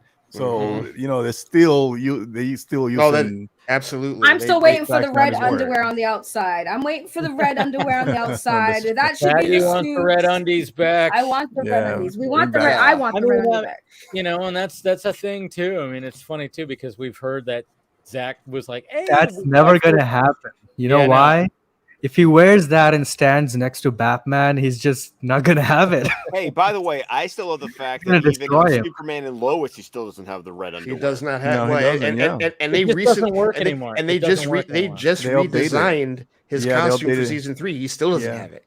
It was a thing. I mean, obviously the the backstory of that whole thing was like, obviously these are gods. These are like, and back in the olden days with like gladiators and stuff, they fought in their undies. So it was what strongman, circus strongman wore, and that's what all those kids who were drawing and writing these books back in the 30s. So it was like seeing these big, huge dudes in, these undies. So it's like they designed superheroes like that. It's like, all right, that doesn't work anymore, because then you kind of go like, all right, well, why are you wearing it, dude? Why are you wearing your undies outside? Yeah. And by the way, Dr. Psycho had a really good gag about that. And his junk protected. Yeah, but it's gonna be on the need to watch extra padding, Dave. You are men, and you do not understand the benefit of having your underwear on the outside. I get it. I mean, but they have cod pieces. They have cod pieces. They have cod pieces. That's his cod piece. That is his cod piece. The extra friggin' cushion. Okay. Oh, I played baseball. Trust me. I mean, I that played shit football. still hurts, man. Right. It does. It doesn't yes, matter. It does. Any kind of impact, question. you can have anything right there. Any kind of impact, you're still gonna be like, and also instant tears. It's always instant tears. But let's just be abundantly clear here, because Ben, you're right. If it's there and that music is there, even somebody, like, even if they were to do, like, say they throw it in there for marketing, and then the solo comes out and it's a new theme and it's not the Zimmer theme, yes, of course, there's going to be that contingent. It's going to be like, it's a travesty, it's Justice Superman and all that shit. Yep. I don't know. That's not how I feel. And even if they play the John Willis score, which I'm sure they will, but just do this little experiment. Ask somebody at work, hey, you heard the music? What do you think about it? They ain't gonna say shit. They're not gonna care. No, the general audience will not give a shit. No one is gonna say, "Well, that wasn't the fucking theme from the." You know what I mean? And then I'm gonna throw my coffee mug against the wall. I'm like, Hans Zimmer, bitch! What the hell? I believe you. I believe you 100% that you would. I'm gonna be the Bork from The Boys, going Hans Zimmer. You're right. The Bork cut, man. Oh man. Yeah, okay. So I think we all kind of agree. It's just like, it's not a deal breaker, but we prefer, we all prefer, like, because, just like what I was saying last night, it's just like you hear that, you hear that's Cavill Superman's, and if it happens, it happens. I'm not gonna, if I hear it, I might go, okay. But the thing is, I will make an edit with the theme. This guy is back. He is back. He is back. That's the thing. That's the thing. Yes. We have a face finally. So is underwear. Okay. Did you know this is what I need? Hold on. Let's see if I can. Oh God, how can I do this in sharing this? I don't know how to do do this. Magic. Is there a way for me to send you a file, Dave? I need to share. I need to send a video file to you. Okay, I'm nervous. Click the button? Oh God. Hold on. Okay, let's see if I can do this. This could be anything. Got it. No, hold on. Are we boomerang? Oh, video file. Oh, that's how I do it. Okay. Yeah, the video file. Do the video file. 100%, yeah. Okay. There it is. Okay, we're good. This is. Put that coffee down. Closer. That's Dwayne Johnson to WB. Yes. Coffee's for closers only. You think I'm fucking with you? I think I'm fucking with you. I am not fucking with you. Yeah. Good thing, dude. Good thing. Dude, seriously, if it happens and if it was totally his doing, then it totally was. It 100% is. It totally was. Right now, if Henry Cavill is back, right, the trades would have reported it, and they haven't yet. Yeah. No, he's controlling the narrative. Yes, he is. He is controlling well, because you do have to think of this, Casey. It's understandable that he would control the narrative because the movie is still Black Adam. Yeah. It's still his movie. You can't take the spotlight away, at least until after opening weekend, because then the cat's out of the bag. Assuming that it's there, right? But the person who's gonna be benefit from this the most is gonna be The Rock. The Rock, right? This is something that I said last night in the real Anarchy my life. You're not even plug your own show, man. Seriously. On the Real Honor. Yeah, man. Because it's two different man. shows, and I can never keep track, bro. I can never keep track. On the Real Anarchy channel. You can't keep track of all. Dan. There we go.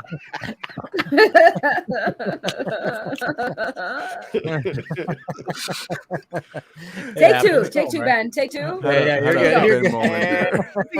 In action. Yeah. Yeah. No. I get what you're saying. Yeah, I mean, yeah. He's gonna benefit from it. Whether he's in the movie, it's gonna be all $7 production. Yeah. The next movie that is gonna be Black Adam is gonna be there, and it doesn't matter if it's a Superman standalone. He's gonna show up there to fight him, to join him, to help him, or something. Mm-hmm. And then it's gonna be Justice League, and guess who's gonna be in Justice League too? Black Adam, who's never been part of the Justice League, but he's gonna be a Justice League fucking member. But to Ray's point, Ray, what did you say you were going to do for The Rock if the football does not get pulled away? Bring his ass in front of me. I will kiss it. Exactly. Yes. So no, Rock Johnson gets to walk into fandom like I'm the son of a bitch who brought Henry Cavill back as Superman. Bingo. And if that doesn't benefit him, nothing. I mean. Yeah. That is like, and we're not even going to give a shit about the Black Adam movie. We're going to look at Dwayne The Rock Johnson and go, the guy who made it happen. Savior. You want to talk about saving the DC? He's not the destroyer. This will be the ultimate saving of the that came DCU. before him. Like, oh no, so and so is gonna restore this. He's gonna bring these people back. You know, these guys. Okay, Jason Momoa is gonna. You know what do else it. is He's going to gonna happen? put his foot down. And he'll be the next one named like Dwayne Johnson in talks to be the new DC Studios head. Oh, good. Oh, yeah. That'll Oh, happen. yeah. I'm not gonna lie. I will sell everything I own to pay The Rock to have Ray kiss his ass and watch and watch The Rock flex his cheeks and knock Ray out with his ass, because that's exactly what's gonna happen when that happens. Right as your lips are going towards it, all of a sudden he clenches, and all of a sudden it's just like, oh shit. No, Yeah. Ben, that would be it. #, Ray Rock Bottom. That's what you said. That's what you said.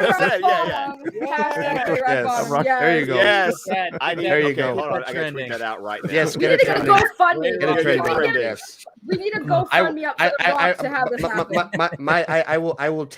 I will take the broken jaw if it means we get Henry Cavill back. And the fat lips Superman. that you'll get, Yes. the fat lip you'll get from. Then I'll be the hero. I'll be the hero. So great. I just tweeted it out. Well, I'm going to start. All right. We're starting a new trending All event. right. Starting that Ray new Rock trending Bottom. right now. Do it. Oh Okay, man. what if this is the worst case scenario, but what if Black Adam comes out, there's hype, Marvel. and then Wakanda Forever comes out, and Black Adam hype That movie dies should've come down, out and it doesn't even cross like 500. I'm going to tell you right now that, like, if first of all, not that necessarily. I mean, if the cameo exists, that's the headline, regardless of what Wakanda Forever does. That's the headline. I don't know, going man. forward. I think we underestimating the Black Panther power, dude. I think Black It Panther's has going to three get the things on his box favor. office. It's the death. It's gonna have the death of T'Challa. It's gonna have a new Black Panther. It's a Marvel movie, so it Yes, has all three those things things. going. Yeah, it has too many things. I know, going on its But I will say this though, Ben. Like, Yeah. I mean, I understand what you're saying, and yes, betting against Marvel in a financial sense is not a It's wise not a thing. good- yeah. But I will say that, and you've seen this.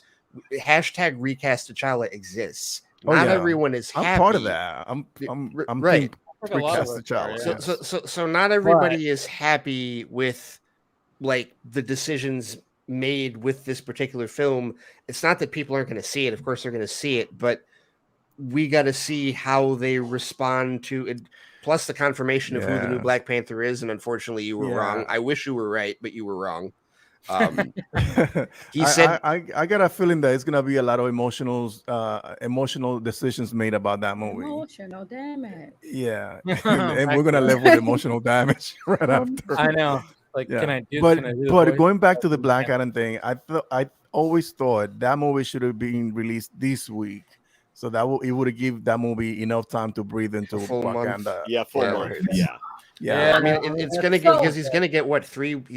3 essentially. weekends. That's Yeah. it. So, So Ben, I'm gonna just say this. it's not going to be Wakanda Forever. That's going to really, it's like with Marvel, Wakanda Forever is going to be its own thing.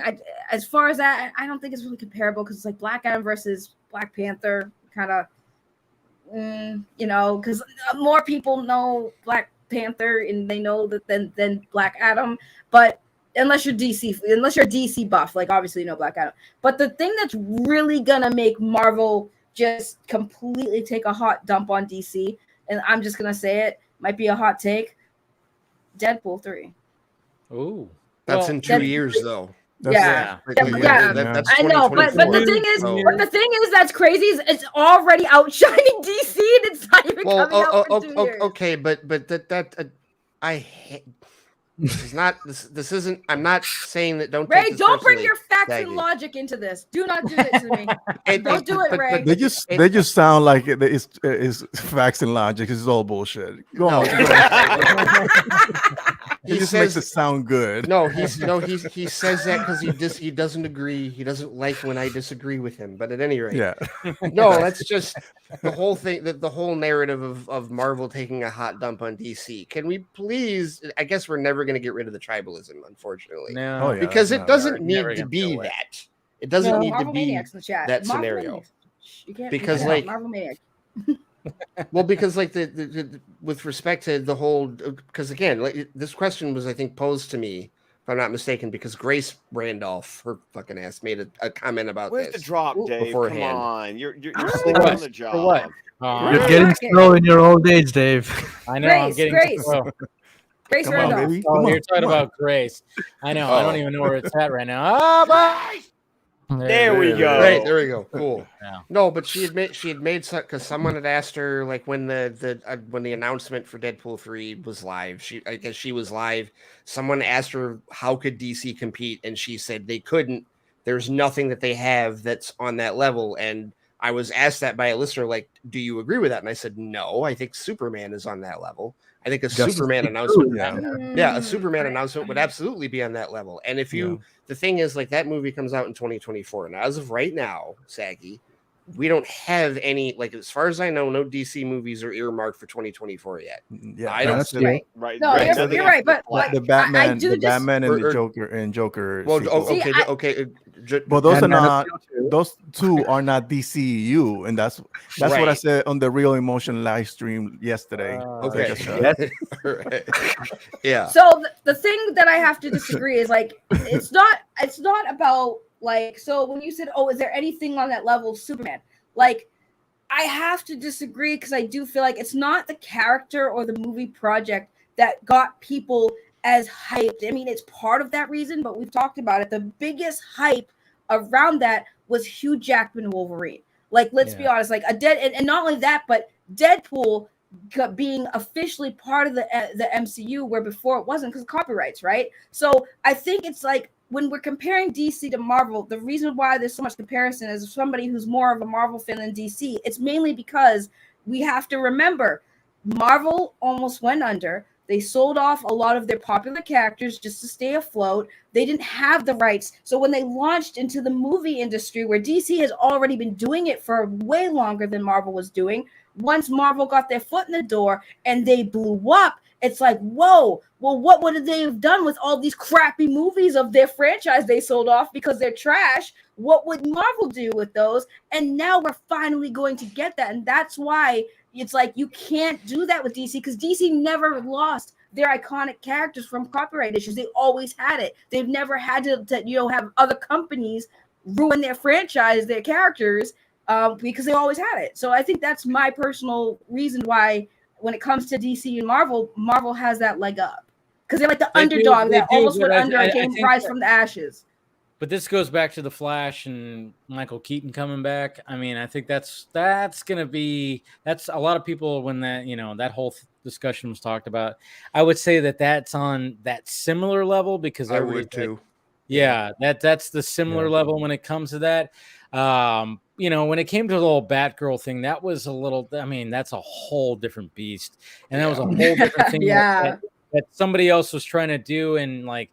It was kind of funny because when people were like, "Oh my God, Michael Keaton lost," he's not going to be in that moment. I was like, he's still in the Flash. Everybody, it was like, are we forgetting that the Flash is where he gets brought back? Like, I know it almost seems like, you know, the whole cancellation. I mean, the cancellation of Batgirl really kind of hurt that whole thing, because then everybody's like, oh yeah, is Michael Keaton not? I'm like, there's still a Flash movie that he's coming back. And by the way, there's also another Batman in there, a current Batman, Ben Affleck's also in there.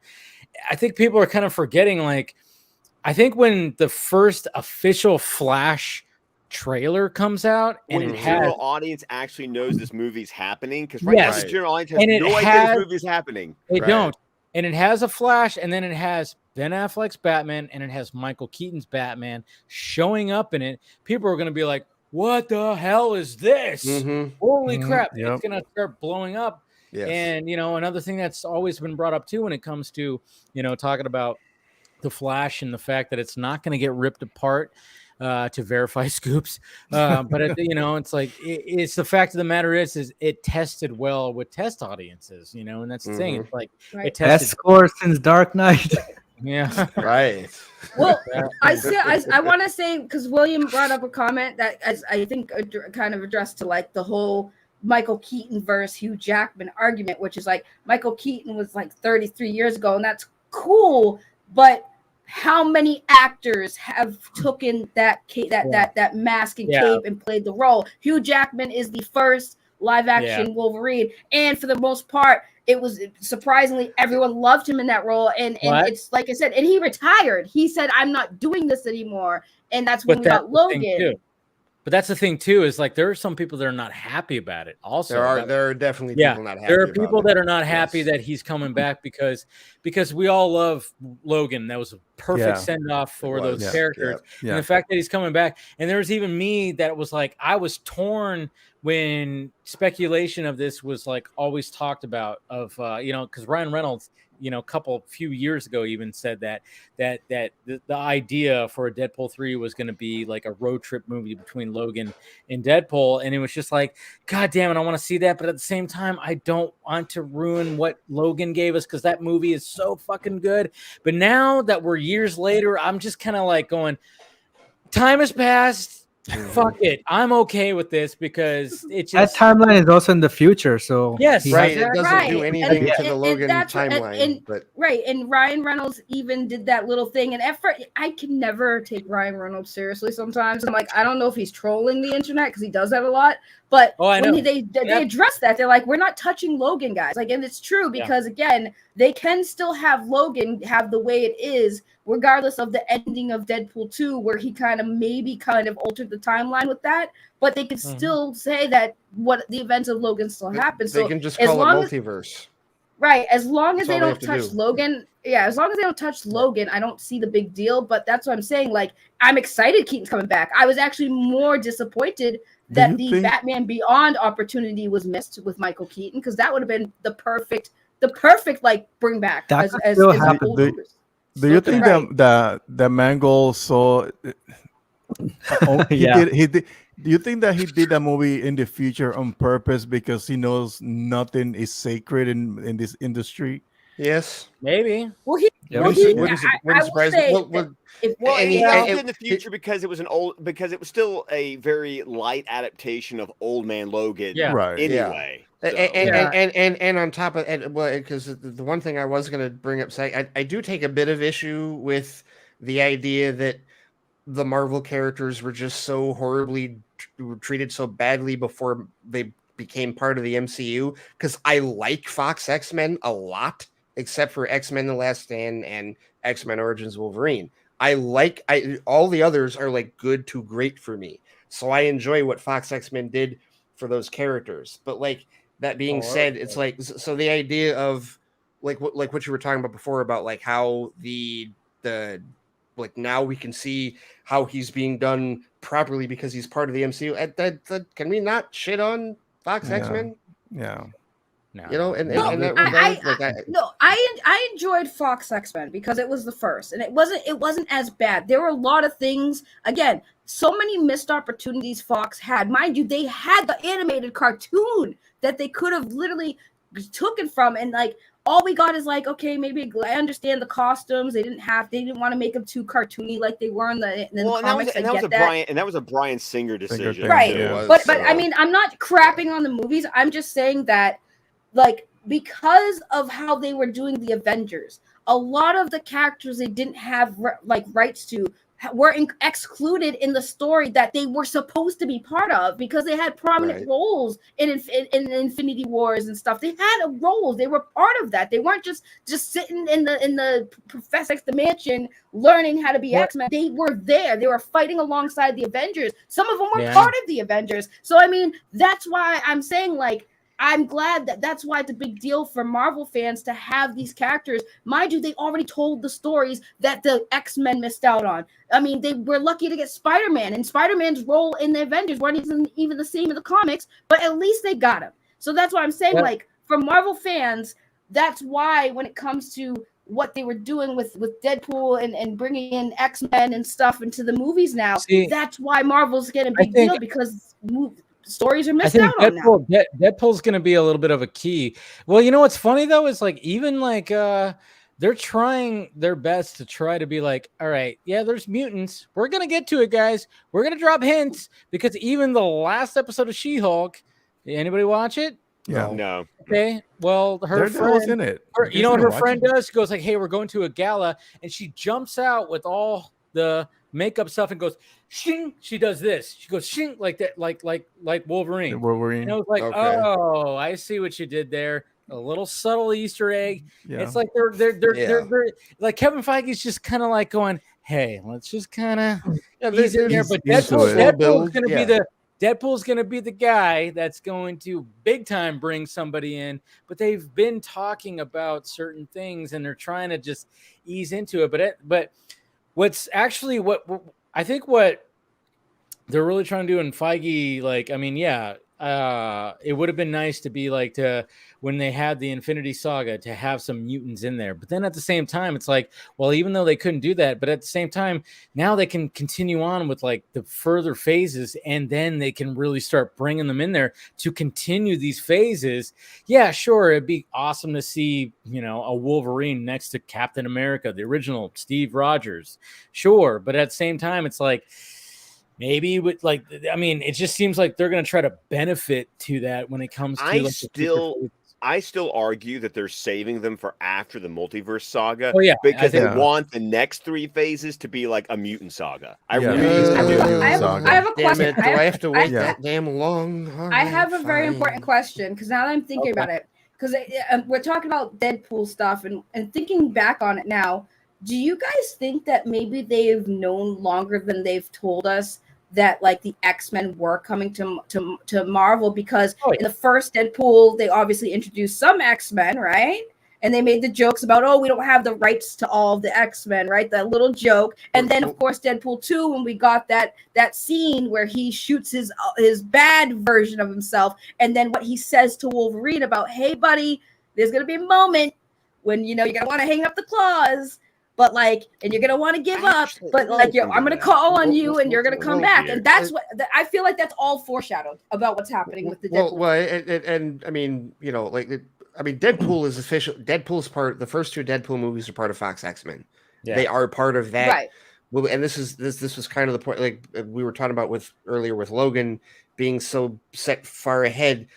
At one point, like when First Class came in, Fox just said, continuity, fuck it.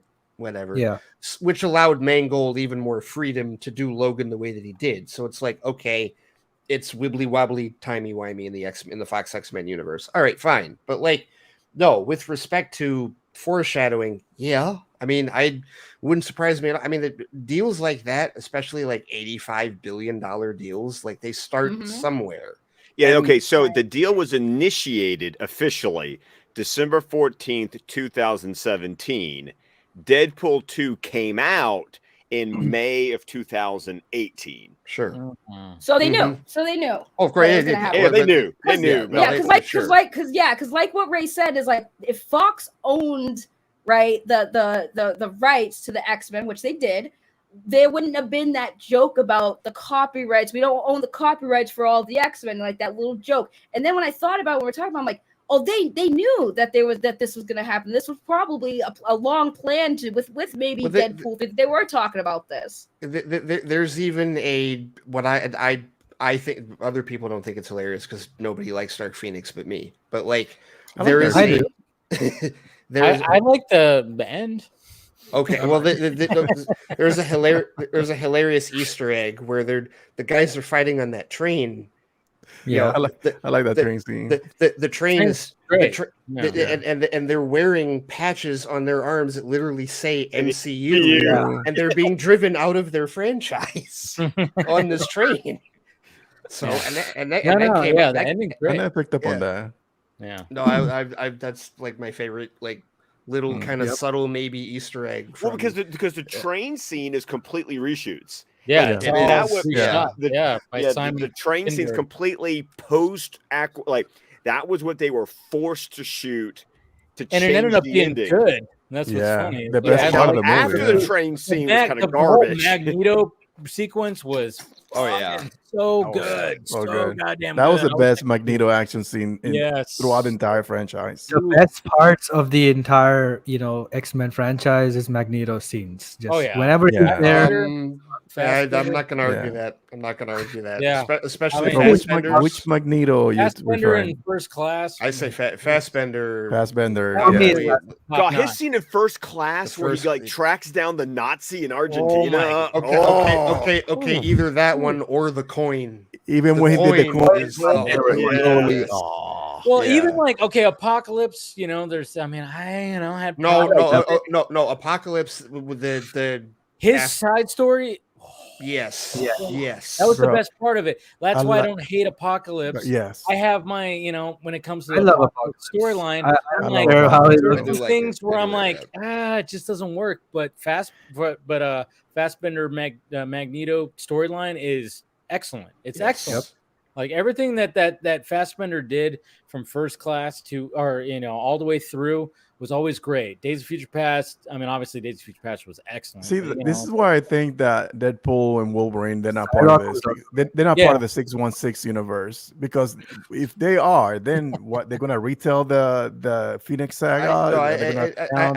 I agree with that, Ben, because because here's the thing, there's so many. The Dark Phoenix are they not gonna do another Apocalypse saga? Right.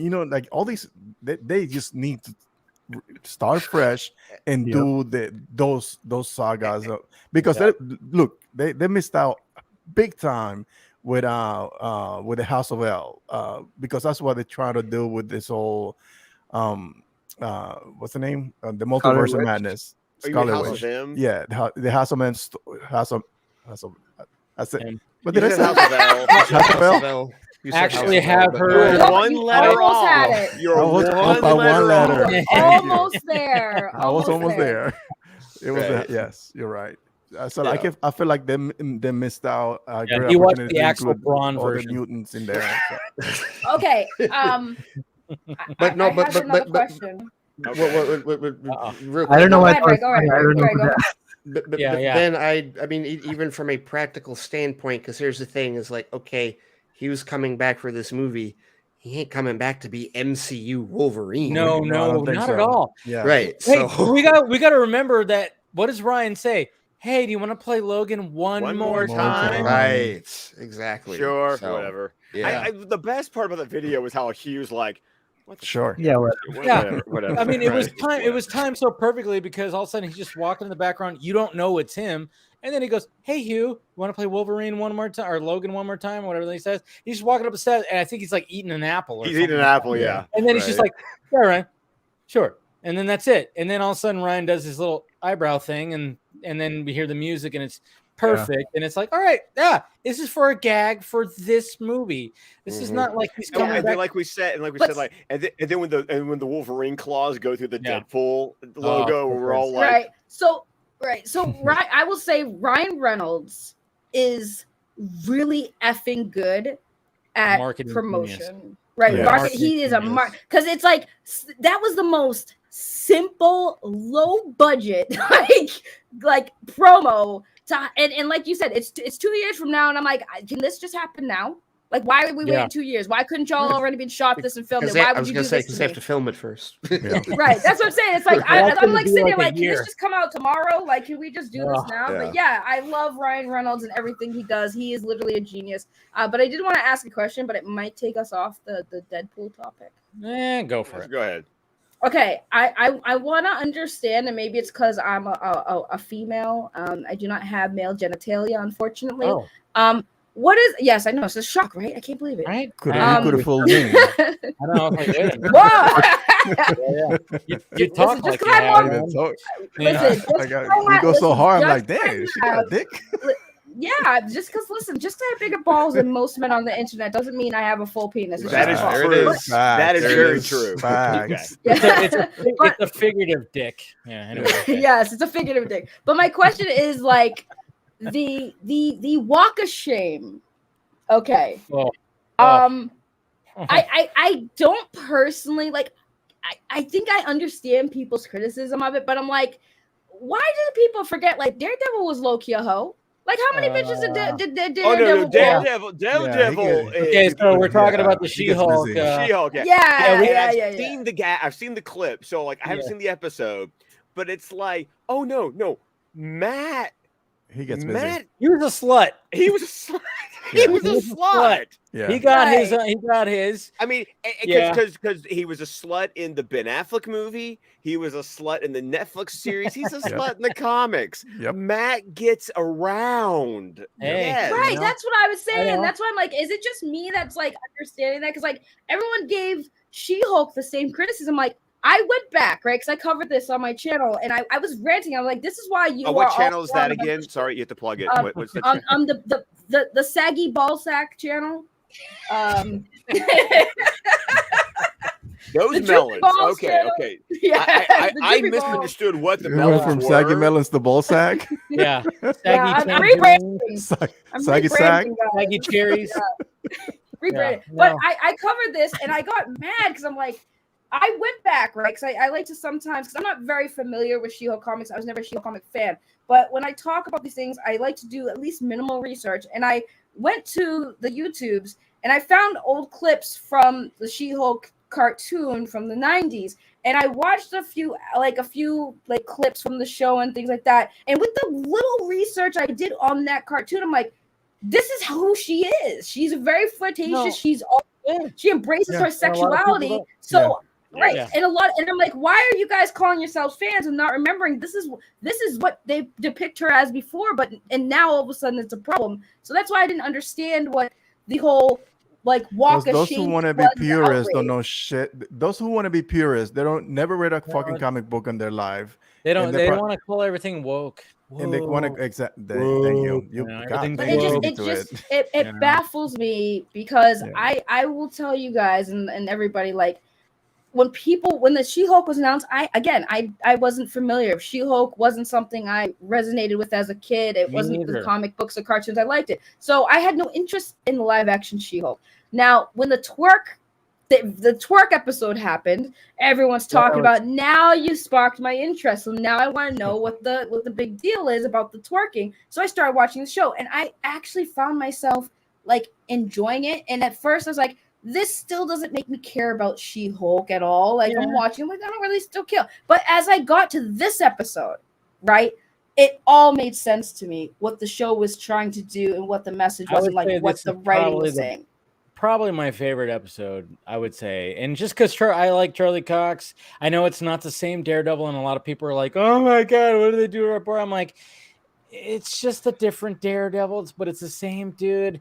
I was like, when I was watching the episode, I'm like, he's still goddamn likable as shit, like as he was. Yeah, when he came I love Charlie Cox. Charlie Cox is like, he was just very likable. I mean, I get it. It's like, and yes, there's a scene where he's like, it's like a walk of shame. But I was like, I don't know. Oh, is that the image of him? Because I have not watched walking without his boots on. Okay, that's yeah. You know, all right. I was like, it's kind of funny. I was is next week the finale? Yeah, next week's the finale. They even make a joke about that. So, right. I mean, I agree. That very satisfying conclusion. Yeah. Right. I agree. I agree that like the walk of shame scene, like it really was like not that necessary. It to me it was a little like, oh ha ha, but like a walk of shame is like you're ashamed of what you did that night, and it's friggin' Daredevil. I don't think he would ever have been ashamed of getting some, knocking some boots. That was more, if anything, I felt like that was disrespectful. That was probably, and I know that's just like not my criticism. Like, it was, because if you think about it, that's what the walk of shame is. You hooked up with somebody that you are ashamed that you hooked up with, and now you are just doing the is it so much that you're ashamed, or is it that people are trying to shame you? See, that's what I see. That's my what I think understanding it of is. No, walk of it's shame not. was always the fact that it was more like you're having to walk back to your place, and everyone gets to watch you knowing what Going you back did. in. Right? No, it's that whole stigma. Is like, oh my god, you had sex, and then it's like, why am I ashamed of that? Why am I ashamed of buying condoms at the AM PM? I don't understand that. Like, I got over that real quick when like people were like, oh yeah, you don't want to do that. I remember one time, it was a long time ago. I was, girlfriend at the time. I remember one thing that happened to me. He was ashamed of like the whole thing. I'm like, we're buying condoms, and I literally went like, you want me to walk up with the box? And I put it on my forehead. I went, boop. I went like that. I'm like, I'll walk up like this. I'm like, who cares? Who cares? Like, I'll walk up like that, and I did. Because I was like, who cares? Like, stop with this shame. There's too much shame when it comes to that, And it's like, I always love when people talk about buying the condoms, and I'm the guy who's buying my wife's tampons and pads. So the walk of shame where I'm from, it's like the walk of shame for us. It's like it's two different versions. Part of it is like how people see you, like people know what you did, but like the walk of shame really for us, the way we use it is like, you had a hookup, you hooked up with somebody that either people are going to judge you for, or you personally regret. So like we've had, like, there was an instance where this one of my friends, he was trying to get with this girl at a party. They were in the room together, and she, they were in there for a while. Then she comes out and her head's all down. It's like, yeah, she had some regrets, and it's not even like you regret doing it. It's like whatever regrets you have, that's like a walk of shame. Like you're ashamed of what you just did, and that's why I'm saying, like, why would Daredevil be ashamed? You watched the episode. He's not ashamed. He's not ashamed. You watch the episode. He's not ashamed. He says hello to people when he's walking by. Why was he walking with the suit on? Like, why didn't he just get undress and get a cab with his cane? Like, why would you walk outside with the suit on? That's funny. I get it. They were going for the gag because it's literally Daredevil in daylight walking down the sidewalk with holding his boots barefoot in his full costume. Bad gag. Yeah. It was so they were bad. going for the gag, which I was like, okay, I get what you're doing. But I mean, again, Charlie Cox and the way that the way that the episode is, I enjoyed it. It might be my favorite episode because it's just that. I mean, I get it's not the same Daredevil. It's really not. But I like the chemistry between him and her. I thought they did a great job. I don't know. Yeah.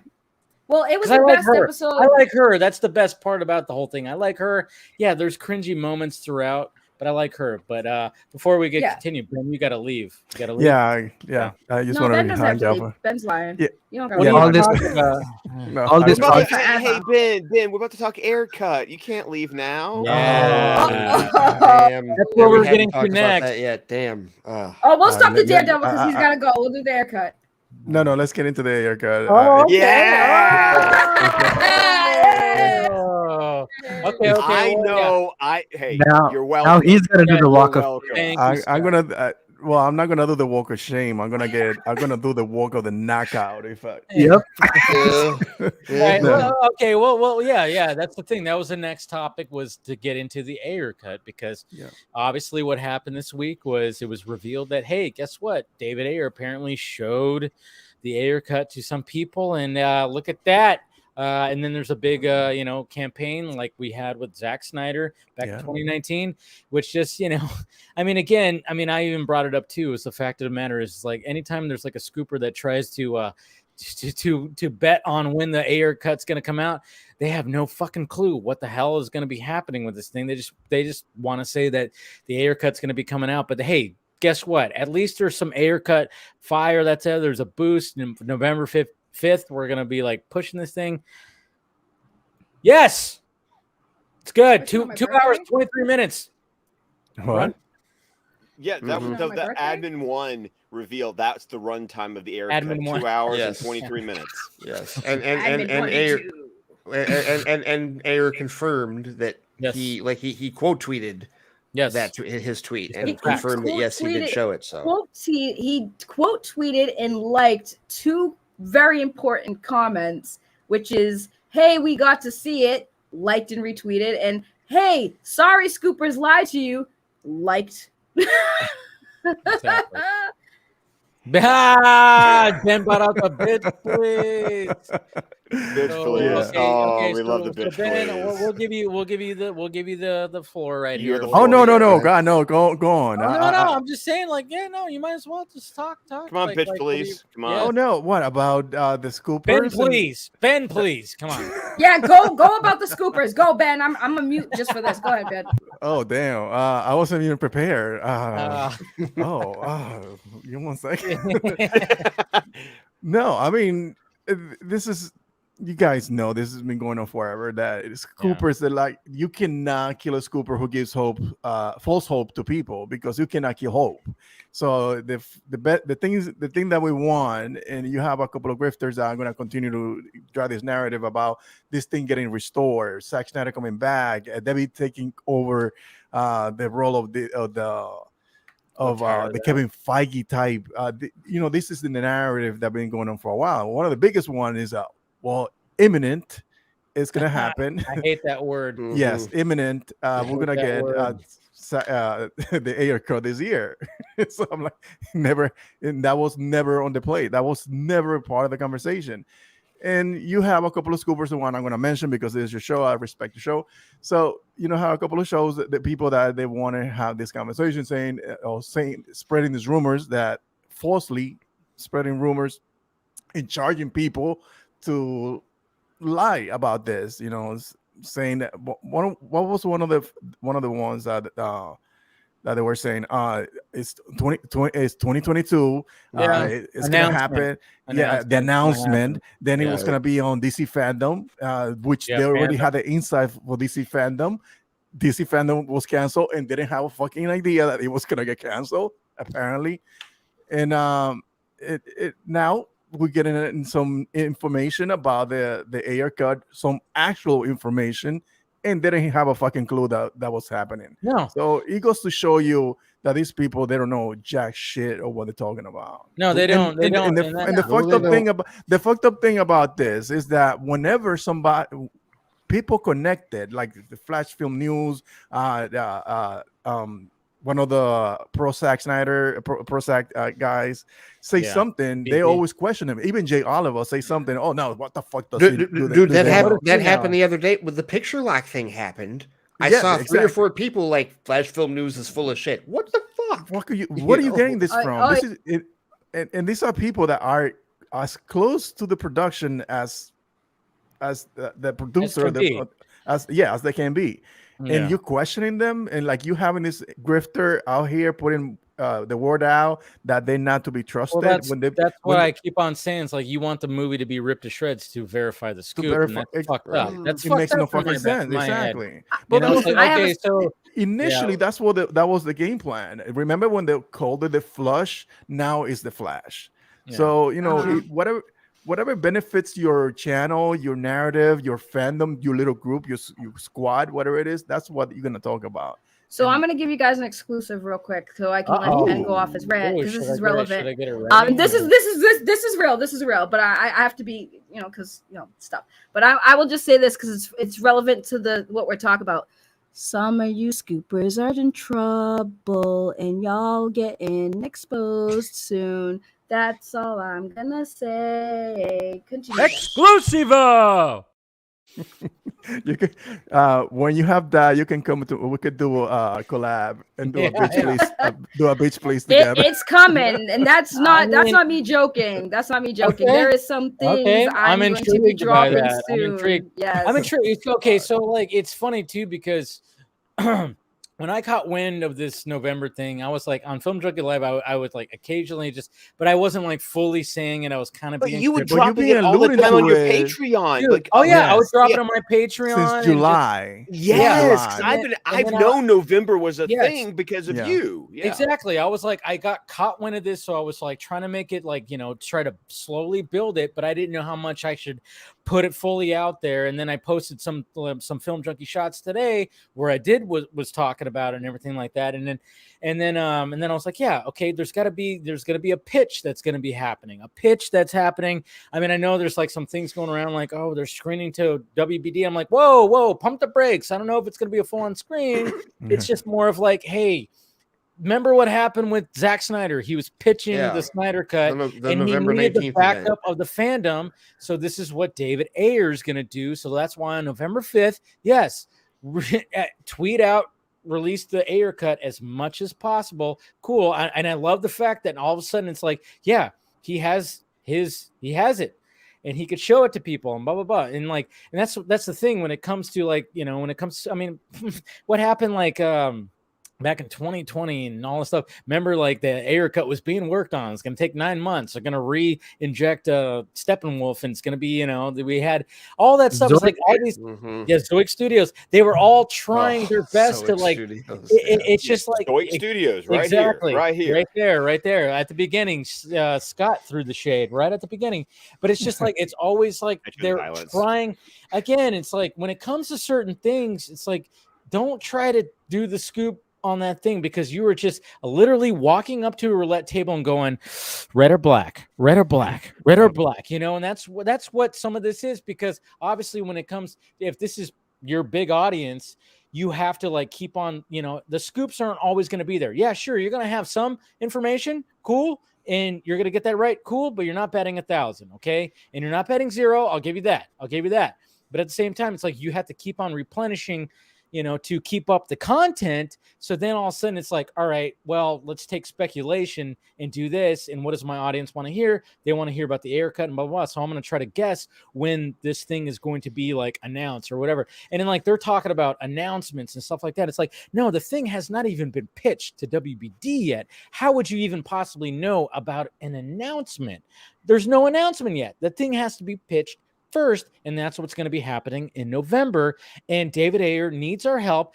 Get rid of all the bullshit. Just take the L, eat the crow, and be like, all right, fucking wrong. Let's just push for this. Let's all just come together and push for David Ayer. That's actually just what Admin 2 tweeted out 17 minutes ago. It tweeted out focus on November 5th. That's period. What we got to do. Together, period. Get November rid of 5th. all the petty bullshit. I don't even care if you have beefs with them. Okay, if you have beefs with RT Ayer Cut, and then I know they probably, some of them probably don't like me either, or whatever the fuck. I don't give a shit. I'm just going, all right, I'm with you guys. Okay, let's put our petty bullshit to the side, and let's fucking focus on. Let's remember what November 17th, 2019 was like. November. That day was like, I didn't care what side of the fandom you were on. We shut the fuck up. I was at the fucking laundromat tweeting that shit that day. Yeah. Exactly. I mean, all we did was tweet #release the Snyder Cut all day. We had Marvel actors jumping in, and then when Gal and Ben and Zach, remember Zach, that was the day Zach tweeted it for the very first time. Was that day. And we all lost our collective shit, but it was amazing because there was none of the infighting. Like the factions already existed in 2019, but we all shut the fuck up and we all had a singular goal for that day, and guess what? It got that shit done. Put your egos in fucking check. Who cares? Who cares about scoops? Who cares about anything? Whatever. We could deal with that after, but it's all about backing up David Ayer on November 5th. Okay, because this is something we want to see this movie. We want to see this movie. Yes, we do. Yes, it's a month away, and one thing that I was. It's not a bad thing because you're actually doing it. You can schedule your tweets for the entire fucking day from here until the 5th. Yeah, so you can use Fran, we need every a day. Google Drive. We need a Google Drive with GIFs, please. Oh Yeah. God, yes. Clear. Yes, Oh we do. yeah, he has. Yes. Yeah, he has. And you can schedule that for the entire day, like every 30 minutes, so that way on that day that they all go out at the same time. Just FYI too. No, I mean, People but that, who are gonna be part of this. but this And is what- that's not being a bot because it's you No. setting those you're scheduling your own tweets. No, Yeah. and that's perfectly fine. And it's like, yeah, just put away all the bullshit and everything, and like, let's just all come together and back up David Ayer. That's all we got to do right now. And then after the 5th, we can go back to just Being grab our assholes to each pitchforks other. and be like, and get back to it. Yeah. Grab our spears and like we can get back on our sides, get back in our bunkers, and be like, fuck you, and all this kind of stuff. But I just really wish, when it comes to this stuff, it's like, stop trying to scoop some of this stuff when more people are in the know. And it's like, just really stop. I mean, the Zack Snyder scoop thing. I mean, Ben, I even brought up like, Dude, it was picked up on by Fandom Wire. Your thing was on Fandom Wire, and it was from somebody else, and I was like, and somebody who is not a good person, by the way. Now you can tell how much of how deep they go the rabbit hole when they try to find the source of the information to put the They stuff went out. to a crazy YouTuber, which to the YouTuber, that's it. That guy, I know who that guy is, and I'm like, nope, not that guy. Do not. Why are you referencing? It's all about that. Yeah, it's all about that headline. Oh yeah. I still have a few people like listeners that are like, Ray, why are you so anti-scooper? This is fucking why. Yeah. This is why I hate scoopers. Seriously, they ruin everything. Game. It's a sleazy Well, game. hold on. I mean, okay, Saggy, kind of, because like, so my thing is like, when it comes to scoopers, the biggest problem isn't just it's part the scoopers, but it's, and I'm sorry, please, I hope nobody in the chat takes this personally if I say this, but it's also the audience, because they take everything and soak it in, and I don't mean that in a bad way. Like, I understand getting excited when you hear news that gets you excited. That's understandable, but you also have to know that like you don't know where these scoopers getting their sources from. You don't even know if they have sources. You don't know because they can't tell you who their source is because they'll lose access if they do have sources. So it's one of those things where if you don't know where the information is coming from, then you have to take it with a grain of salt. I just thought of an analogy right here. What was that one movie with Chris Evans? It was the train in the future. Snowpiercer. There, I couldn't think of the great. Remember when they found out what they're being fed? Yes. Remember when they found out? And it was like protein bars that was like roaches and bugs and shit like that. Yeah. It's almost like that. It's like, you're being fed the shit, and then you find out what it is. And like, I've seen people even go like start turning where they start going like, what the hell are like, and I've seen that, and it's funny because, I'll get the shit thrown at me, of course, but at the same time, I'm like, I'm not a scooper, guys. I'm just calling out the bullshit when I hear it. If somebody's going to try to scoop stuff about Zack Snyder, I'm like, guess what? I mean, I can literally just message the dude if I wanted to, or talk to the guys who really talk to him the most. When it comes to Ayer and stuff like that, it's like, I've been in close contact with people who are in more contact than you are when it comes to this stuff. It's just like, you can't do that. If you want to scoop other things, by all means, go ahead, and I'll talk about that. But it's just, it's crazy. I don't know if you guys, because the thing is that just to piggyback of what Sagi said, it's the people that watch them, and the thing is that I don't blame them too much because they are being fed something that they really want. Yeah, I don't know if you guys seen that movie. I forgot the name of it. It's from the 80s where there's an alien invasion where there's aliens everywhere, and there's this guy that he has to put on these glasses. They live. Thank you. And you Casey see that guy knew that. Holy shit! Wow! What the hell? Right? We you see that guy fighting his best friend. Put on the fucking glasses. That's me. Put on the fucking glasses and see the truth around you, because that's what's going on. I'm so I will say, like, a perfect example, right? A perfect example where I want people. A perfect example is like where I want people to understand, like, there are certain times when you can use common sense to kind of figure out a spoiler in a movie. And the perfect example is that with Spider-Man No Way Home, because what happened when John Campea leaked the image of Tobey Maguire and Andrew Garfield, that to me was like a nothing burger, because even before that happened, I was telling people, and I'm like, bro, if you're gonna have Tobey Maguire and Andrew Garfield's villains in this movie, it'd be a stupid decision and bad writing and a missed opportunity if you didn't bring back those actors. So I always knew, and even though I didn't have confirmation, I always knew in my heart, I was like, bro, they're gonna have them back. There's no way they can't. But when everyone was looking for the scoopers to give them information, like, use your brain and think about how these directors and these writers and producers, think about how they've written stories in the past. Think about the things that they've done and that you can remember, and be like, yeah, they're most likely going to do this. But like, if you're looking for a scooper to tell you that, like, not the scoopers, like I said, you don't know who their source is, you don't know the information.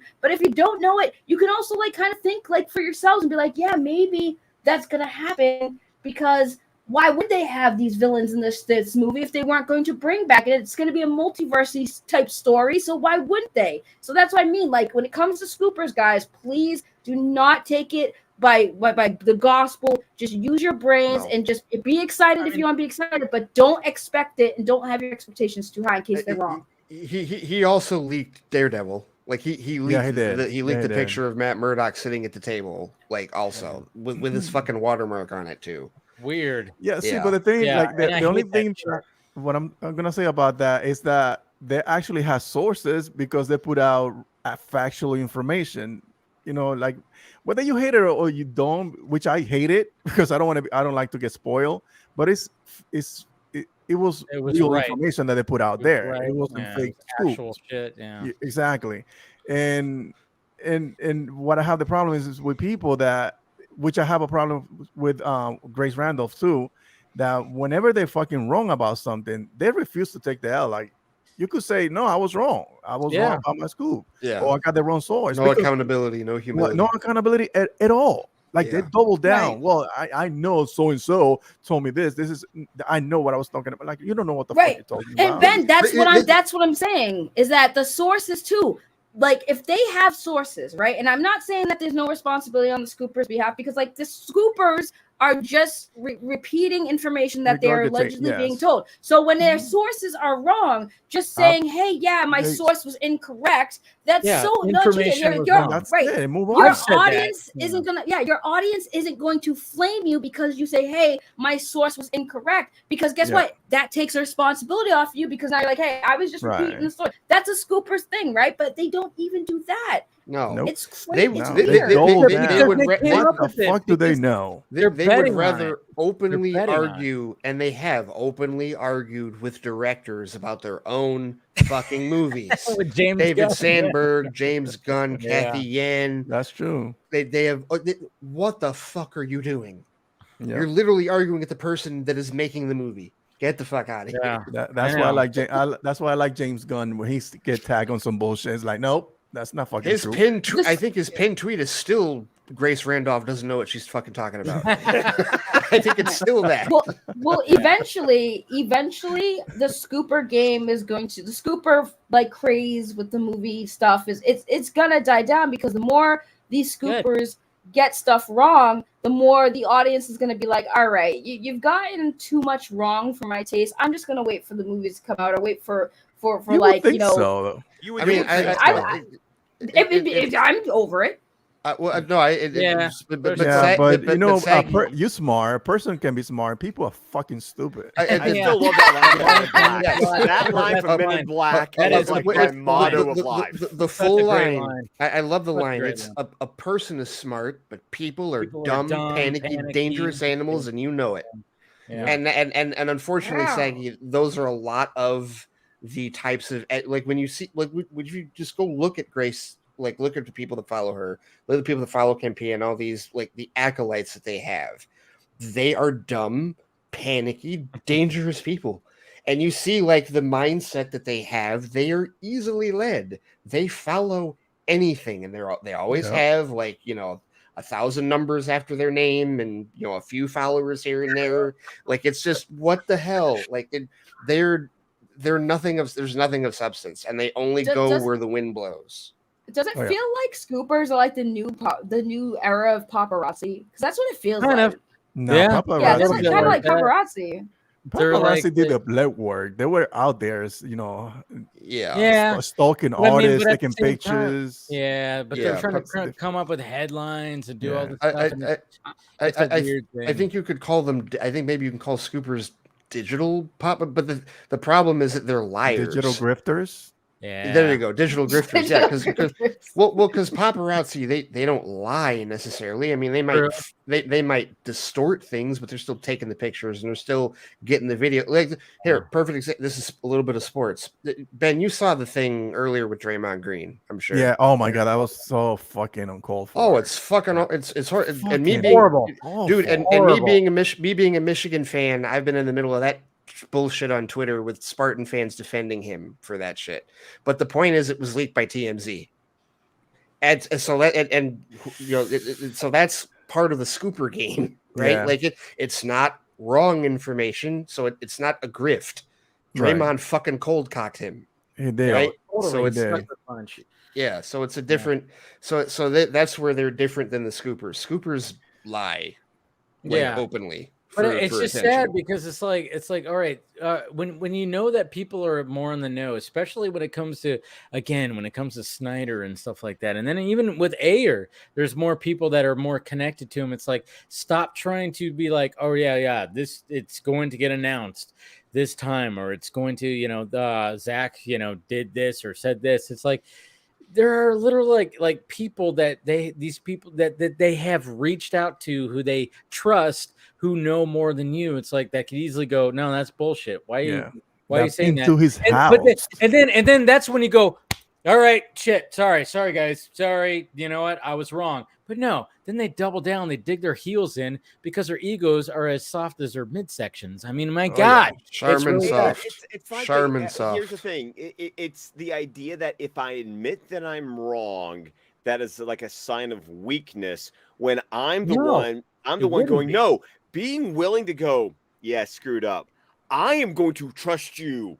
Oh yeah, more. Exactly. If you're someone who's gonna go, yeah, fucked up on that one. Sorry, that's good on me. You. Yeah. Good on you for admitting that. Yeah. That takes a lot of strength. Yeah. They don't. People don't understand the power in saying that I don't know something. Yeah. Oh God, because Einstein was the one who said the smartest person in the world is the person who knows what he doesn't know. Yeah. 100%. Yeah. Because you're giving people an opportunity to, if you don't know something, you're giving somebody an opportunity to teach you something new. But if you continue to say you know when you don't really know, you're never gonna know shit. Yeah. So that's Einstein's theory. That's not mine. So I mean, so this is just about the fact that let's just like we said at the beginning of this conversation, let's put all this bullshit aside.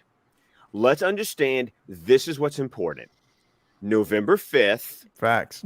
November 5th, tweet like you don't have a life. Yeah. And tweet, release the Ayer Cut. Mm-hmm. Because when I'm looking at my... Here, we'll do this. We'll do this. Oh, here we go. When I'm looking at my shelf up here, the one thing I'm missing is the David Ayer version of Suicide Squad. Yes, the actual Suicide Squad. From this shelf. That version that came out is his version, though. To be objective. Okay, it's this version. It's all right. Okay. It's fucked around with. Is okay. No. We'll play the semantics for just a second here. All right. If it's not the same as it's not. What happened with Zack Snyder. No. But I could argue that it's worse. And you have many times. How could you say that? Okay, here listen to this argument. I've heard this argument for years now. I'm trying to go to sleep early, man. How can you fucking drop this shit on me? No, it's okay. See, no, Scott, I have said this argument before. Because both cases are awful. But at least in the case of Snyder, they screwed with his movie because of his previous film. In Ayer's case, they screwed with a guy's movie because of somebody else's movie. And that's I see you, Jay. So that. But That's But my you argument. cannot for Try it. not to argue. But no, wait. But it's not. I understand the sentiment, but you cannot compare them both. Well, no, No, it's not a no. It's not a compare. Okay. Situationally, no, it's not apples to apples. No, Absolutely, because not, David no. Ayer still was able to release it and promote it and all that Yes, stuff like that. Exactly. and he was able to. They right. told him, "Listen, he's $30 million. Can you make these changes?" He took those $30 million, make those changes.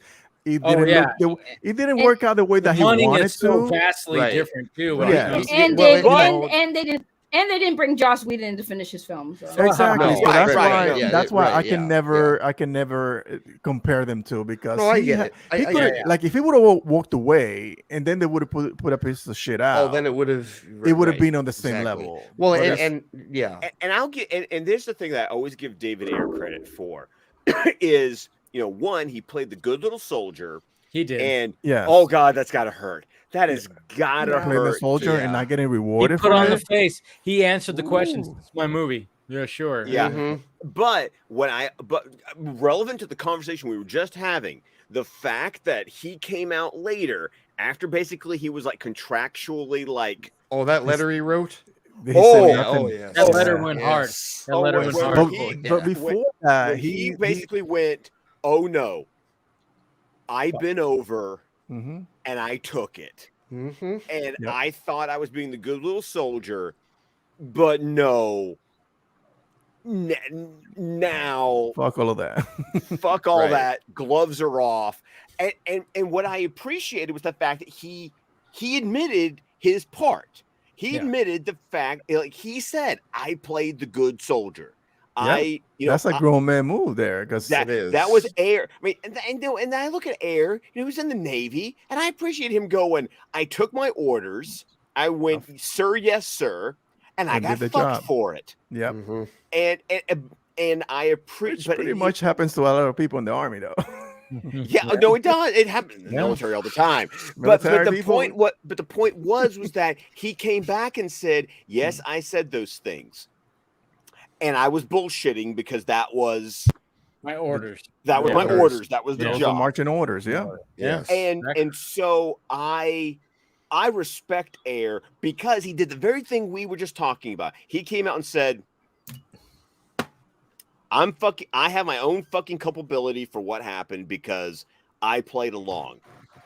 And he said, and that was the result, which I think has been kind of part of what's been so hard about getting the traction for the Ayer Cut. Yeah. I mean, it kind of, I mean, we've been talking about the Ayer Cut almost as long as we've been talking about the Snyder Cut. Technically almost longer, because we all remember at this point longer. Yes. At this point, because longer. We all remember the Comic-Con trailer. Yeah. And we all go and look at the movie that came out and went, what the hell? That's not quite not the same movie. That's not the same movie. Nope. Go back to when we were the Suicide Squad cast. The review we released that weekend.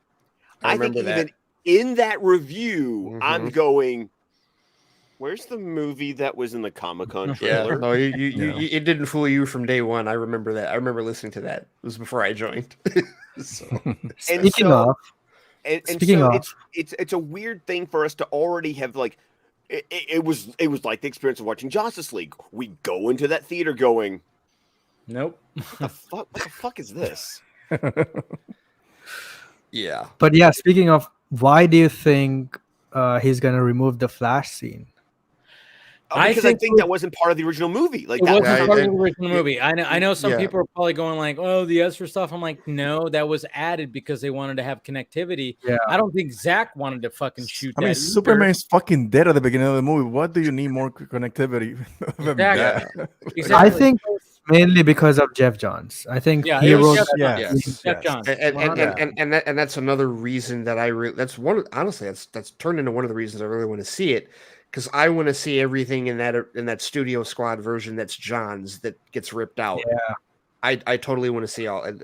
The one thing that we know for certain is not going to be in it is that whole accomplice to the murder of Robin thing. Because remember he came out and was like, that literally broke my plot when they put that in there. Yeah. I mean, because it's like a lot of us are like, "Oh, the Easter egg! Hey, look at that!" But then at the same time, it's like that doesn't make sense. Doesn't make sense at all. And there's more Batman too.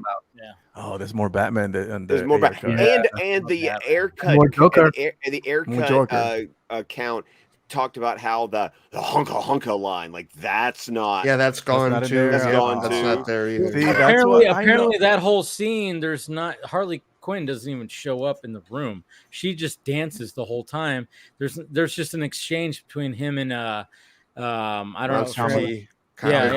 Common. And apparently that's it's just supposed to be an exchange between them, and then of course it turns into Joker, like I guess offing him, but it like she doesn't actually supposed to show up in that, from what I gathered, and stuff like that. So, even though that has that scene, my favorite scene on the whole thing when he put his hand on. That's my I like that scene because, like, to me, like I don't know, fucking Stephen Cole. What the fuck is Stephen? I just realized. Well, I remember he said something that he was in a lobby on Twitter and he was watching a Mandalorian with a TV that has like 30 frames per second and all smooth. And I was like, okay. So yeah, I think he's probably doing something. Doing that, okay. No, because BBS by the minute fucked me up, and because not like I watch these movies and I'm like trying to dissect every fucking little thing. And I remember when he did that whole smile thing, and like, oh, he did that because his grill's all fucked up. Here's my real smile, whatever. So I was like, oh, that's where it's from. Well, I mean, there's always going to be those moments where maybe you go like, well, I did kind of like certain things. That's going to happen. It's your preference. Who cares? I like the and I didn't like Jet character things, animated things that came up in the beginning. Oh, I think that's gonna come. But just think about all the record, the record drops that we're not going to get. Yeah, well, I think I don't know for certain, but I think David Harbour might be removed too, because I think he was part of the reshoots, because he was one of the he was one of the, because he's not in the Comic-Con trailer. Like the conversation she's having, the whole conversation. But conference room, he's not even in there. Okay, he's not in the Comic-Con, but is he also not in the boardroom? I think he's in the boardroom. Okay, he might be in the boardroom. He might be in the boardroom. Yeah, okay. He might be. Yeah, maybe they added him more. You might be possibly, but I think he was maybe he was originally. So maybe he was just only supposed to be in the boardroom, but he wasn't supposed to be in the diner. Because because the diners are compared to the Comic-Con stuff. The diners are reshoot. She's talking no. The entire dining room scene is a reshoot, because it's not even the same dining room, because it's supposed to be the exact same dining room that you see Waller and Bruce Wayne in at the end. Like that's original. That's OG, because that set is where she's supposed to be having the meeting where she's pitching Task Force X at the beginning. Okay. I just want to see more the actual Joker. Yes. Because that Joker from that movie, he was shafted. He got shafted so bad, and I think because I was not a fan until I saw Zack Snyder's League. I was like, fucking, this is what he had. That, I know there's more to it than more of his authentic take was in that music video, the purple Lamborghini one. Yes. Yeah. And also, is that BET joke part of the reshoots too? Yes, it's part of the. Good. Get that the fuck out of here. Yes, get that shit out of here. I mean, like we don't watch BET. We haven't watched BET since 106 in Park. He's not. He is not lying. He's not lying at all. BET still exists. Exactly. Right. Exactly. I watched it when I think it was right after high school. 106 in Park. That was the last time I watched BET. I don't know anybody that watches BET. I haven't watched it since Comic View. I haven't watched it since Comic View. However fuck long that was. I feel like BET. I think BET got the treatment that most of those specific only networks got. Is they started strong with like, we're gonna only have this because this is what we're about, and then they're just gonna go play a bunch of reality TV shows that have nothing to do with anything that's supposed to be part of that. They did that with MTV. They did that with VH1. They did it with G4. I guarantee you they did it with BT. But according to Jeff Johns, you do watch it. That makes no fucking sense. See exactly. Well, they watch BET. Let's put some BET in there. Like, motherfucker, get the fuck out of here with us. Yeah. Jeff Johns. Yes. Jeff Johns pulled a Joe Biden. We want to do something for the black people. BET. African American friend back there. Choosing to be identified as Lebanese American, Jeff Johns. Remember that? Remember that? Oh my God. Yeah. Come on, black people. We got the BET going. Come on back to us. Come on. Dude, all right, guys. How do you get fucked up? Yeah. Go ahead. Get out of here. Hey, you had to join in, Ben. Come on. You're glad you stayed. I'm glad I did. All right, guys. Take it easy. Love you guys. Bye. He is going to knock out when he hits that bed. Nice. Oh, he was still here. He was still here when I said that. That's funny. Nah, he was getting mean bugged. He was but I mean, like, going back to the Jeff Johns thing, just to pitch that. How do you pitch that and people not in the room go, well, are you dude, fucking serious? See, that's why the other, like the Nadria Tucker stuff with Superman and Lois, and like some of the other stuff that we've heard, like that's why it's not a surprise to me. It's like, well, shit, he has a problem.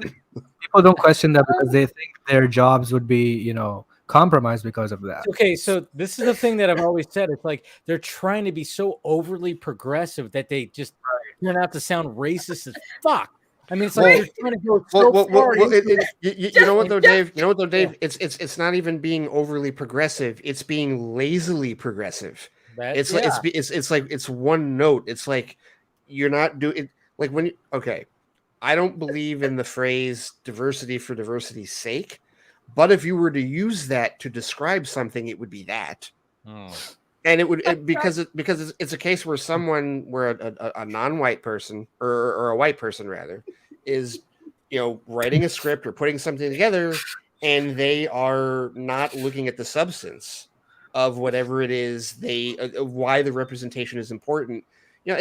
It's the difference between what that line and what Johns did and Chris Terrio and Zack Snyder talking to Ray Fisher about what they're going to do with Cyborg's representation in Zack Snyder's Justice League. It's night and day. Like one is an example of what you do for representation. The other is an example of what you don't ever fucking do because it's one note and it's lazy and it does more harm than good. I don't know why Snaggy's laughing, but I'm laughing at Daniel's comment. He's saying Killer Croc watches BET Plus. Oh no, I'm laughing because in my head I pictured like Jeff Johns being like, all right, Kevin Feige, you got Wakanda Forever, bitch, we got BET. And I'm just oh god. Oh my god. I mean he's relevant to black people anymore. No. Black people don't care about no BET joy. I know. I'm like, I don't know any. Like again, I don't know anybody who watches that at all, unless there's like reruns of an old show that somebody might have watched. I can't even watch them there. I got to go to like TV One or watch it on a good station to watch the Jeffersons or Good Times or something. Ray, we've talked about the fact that I'm still waiting for somebody to finally start rebroadcasting Soul Train. Like that's what I'm waiting for. Oh yeah, right. Bounce TV was. Bounce TV was. I think they're still around. They're a black-owned over-the-air network. They were because that's actually all the YouTube clips that people post. Like half of them are from Bounce because you see the Chiron. Oh yeah, totally. Yeah. I just remember when BET came out. I was like, "Yay! You're making a music channel for me," and I'm still over here watching MTV. So I wasn't excited for BET. That's why I'm sitting there like, BET? How old are you, Saggy? If I may ask. Listen, Ray, you should know. Oh, you just asked a woman. You just asked a woman her age. I'm sorry. Wow. No, I'm just kidding. I'm going to. All right, I'm leaving. I'm leaving. I'm gone. I'm leaving. Bye. So here's my walk. Here's my walk of shame. Yeah. So wait, when are you guys doing the Ayer Cut thing? You said November 5th? November 5th. So on November 5th, I'll be 37. Nice. Okay. Now the reason I was asking is because I'm fucking older. I'm going to be 40 on December 25th. So like I wanted to know where you started at with like when you started watching BET. It sounds like you started in the same place I did. and I never watched it for music videos, like because I mean, on occasion here and there I did, but I mostly watched it in the '90s for comic view, and that was it. I never watched it for anything else other than that. Because like BET was just like a black version of MTV, and like they played the same music videos on MTV. Yeah, I know. Still, so it's kind of it's not. It's like if MTV played so many of the same shit. It's right. Like, so it's like, why would I go to BET when I can also watch the same music videos and also watch like Beavis and Butthead and stuff like that? Like, why would I do that? So like the only thing that shocked me, the only time I ever watched BET was actually shocked was like, I don't know if this was like something that made me mad. No, it did make me mad at the time. It's like, how are you gonna have black entertainment television and then you have Gone from NSYNC playing on the channel, and then they're like, well, because it's like it's popular with the black folks, and I'm like, right, but like, wasn't the point of this just black entertainment? And now you're saying no, but white people can be part of the black. They can come to the barbecue, y'all. NSYNC can come to the barbecue. They brought mashed potatoes. So here's the funny part about that. Do you know that BET and MTV are owned by the same parent company? Of course. Viacom. Yeah. Viacom. Of course they are. Oh yeah, that's right. They are. Yeah, I remember Viacom owned a lot of them. Do they own VH1 too? Did they own all of them? They might have. I think they do, actually. I think they do. I think they also own VH1. Comedy Central, Nickelodeon. There's a bunch that they own, but literally, the pitch probably in the board meeting was, "Hey, let's make a black MTV." That's probably totally what the pitch was from the. And all the white people were like, "Yes, go yes." Paramount, Viacom, yeah. But it would make sense if they pulled all of their black artists from MTV and just placed them on BT. That would have been like, now we're forced to watch BT if we want to get those music videos, but they're like, no, we're gonna do both. So I'm like, segregation. Yeah, that would have been segregation, yes. But overall, I'm just saying, it's like, it just made BT was not necessary for me at all. Like, I mean, yeah, it was just like, and it was funny because at one point MTV, you could see the difference. You could see some hip hop, and then all of a sudden you get like a rock video, and it's like you got the mix, and that's what was great about MTV at one point. And then all of a sudden it's just like, now it's what the fuck is MTV even now? So I don't know if you guys remember, but like there used to be a lot of like segment shows on other channels where they would only play international music.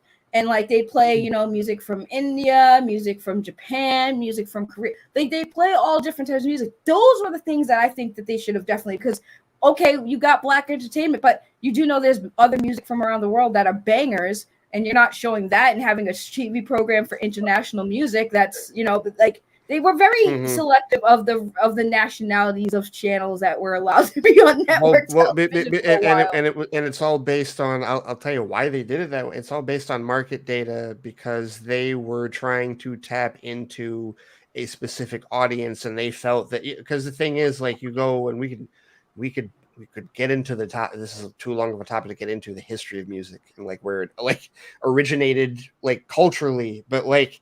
They basically looked at it and said, well, look at all these black artists. Let's find a way to capitalize on that. And that music has just been bigger commercially in this country for generations, which is, you can't say the same for world music. And I'm with you. There's actually a decent amount of international shit that's in my collection that I absolutely listen to. But I would never, you can't find that shit on the radio. There's nothing like that on FM radio. You gotta either you're doing what I do, which is, I allow Apple Music to tell me, hey, what won't I hear on FM radio that I could listen to from like Japan or from India or wherever else. And there's a lot of that shit that I do listen to, and I have to rely. It got to a point in the early 2000s where I just had to rely on internet radio, because I knew I was never going to be able to hear diversified music on the radio, because radio was only pooling from a particular like audience, and even within that audience it was the same 10 fucking songs every hour. That was it. And it's like, I don't need to hear a playlist on repeat of half the shit I don't even care for from an audience that is only the United States. Like, I wasn't interested in that. Like, I wanted to branch out. I love jazz. Jazz is like my favorite genre of music, and I can't ever see that on any BET? of my. Probably not. No, I can't. Hey, have you seen Soul? Not yet. No. Oh, I know. We've actually given shit to him. Yes, Yeah, you have. you really- I yeah. love Soul. Soul is so So good. great. But it's Okay. like I can't listen. I can't ever like if I ever wanted to see any of my favorite jazz bands in concert, I can't do it unless I leave the country because they have to tour in Europe and Japan and like overseas because over there they love jazz, but here jazz is like, you know, made fun of on Big Bang Theory. Like everybody just loves the standard pop shit, and you know, And it's everything sad, that- but then all of a sudden, you know, you'll have movies that like pop that represents it, and it's like, God damn it, man! It's like, yeah. Let me ask you men a question. Be honest. Be honest. Okay. How often have y'all tuned into Telemundo for the girls? I've Be real. never turned Be into real. Telemundo. I'm half Mexican. I've passed by it, but not. I've never really like. So you want to launched hear a into funny it. story and how I knew what Telemundo was and how I was so shocked that they allowed this to be an actual thing, because I get it, it's the culture, but it was funny. We were at Six Flags and my family was there. You know, the grandparents, my mom, my aunt, my cousin, and my uncle was there. So we're in the hotel room setting up, and my uncle turns on the TV, and whoever was in the hotel room last was watching Telemundo, and they had one of those spicy shows on with the girls and the very skimpy outfits and the nice, you know, because you know Latino women like. Yeah. Oh yeah, the women are So very. so my uncle in a room full of his mother, father, his nieces, and everything. He makes the most sexual moan. And we're all sitting there looking at him like, bro, he moaned in front of the whole family, and we're like, this is why we don't touch. And they were like, this is why we don't turn on Telemundo. Wow. This is why we do not turn on Telemundo. Wow. Yeah. No. I no. I got. I mean, I will agree though. You watch some of those soap operas, and yeah, the women are gorgeous, but it's just like the acting is so bad. Porque Maria. Well, dude, it's just you know, it's their days of our lives, and you know, That's all my why children I find and Jane all the that, Virgin so. so hilarious. Is that the total send up of that? So. It is. It totally is. Absolutely, yes. Shonda was watching There that are for a people bit. that do like it. It's still around. I mean, even it is funny. Like when you, I know we went off on a crazy tangent when it comes to all this stuff like that, but like it's crazy. Like I mean, but you know, you try to feed it to everybody and see, you know, there's an audience for everything, and there's probably literally a live stream right now that's happening that is talking about all the content that's happening on Telemundo or maybe even BET or something like. I don't know. Who knows? But yeah. But, I'm curious now. I'm gonna look that up. I know we should probably look it up. You'll probably find something. But I mean, I saw somebody going like, "What does BET have to do with DC?" I'm like, "Well, we were just talking about the whole, you know, reshot thing with Killer Croc wanting BET and his little sewer thing." That was the that's tangent. not part of the Ayer Cut. 2 hours and 23 minutes, though, man. I mean, that's a good run time. That's 3 minutes. I think that's 3 minutes longer than Man of Steel, if I'm not mistaken. Yeah. Wait. Good run time. What? Is Killer Croc black? Well, the actor was black. But the actor Akinoye Baji. See, that's why it seems a little odd when like Jeff Johns was like, "Hey, we're gonna want you get your it's like, dude, wouldn't it have been funnier if he wanted like the fucking Nature Channel? Like, wouldn't it be funnier if he was like all about fucking you know, wanting to watch Crocodile Dundee or like that's what happens in the Harley Quinn show. Yes. With Poison Ivy and I mean, instead of like feeding into like that, it's like, all right, you have a black actor, like feed into the fact that his name is Killer Croc. He's part crocodile. Feed into that, you know. Let's do that. He couldn't watch Animal Planet. Like, yes.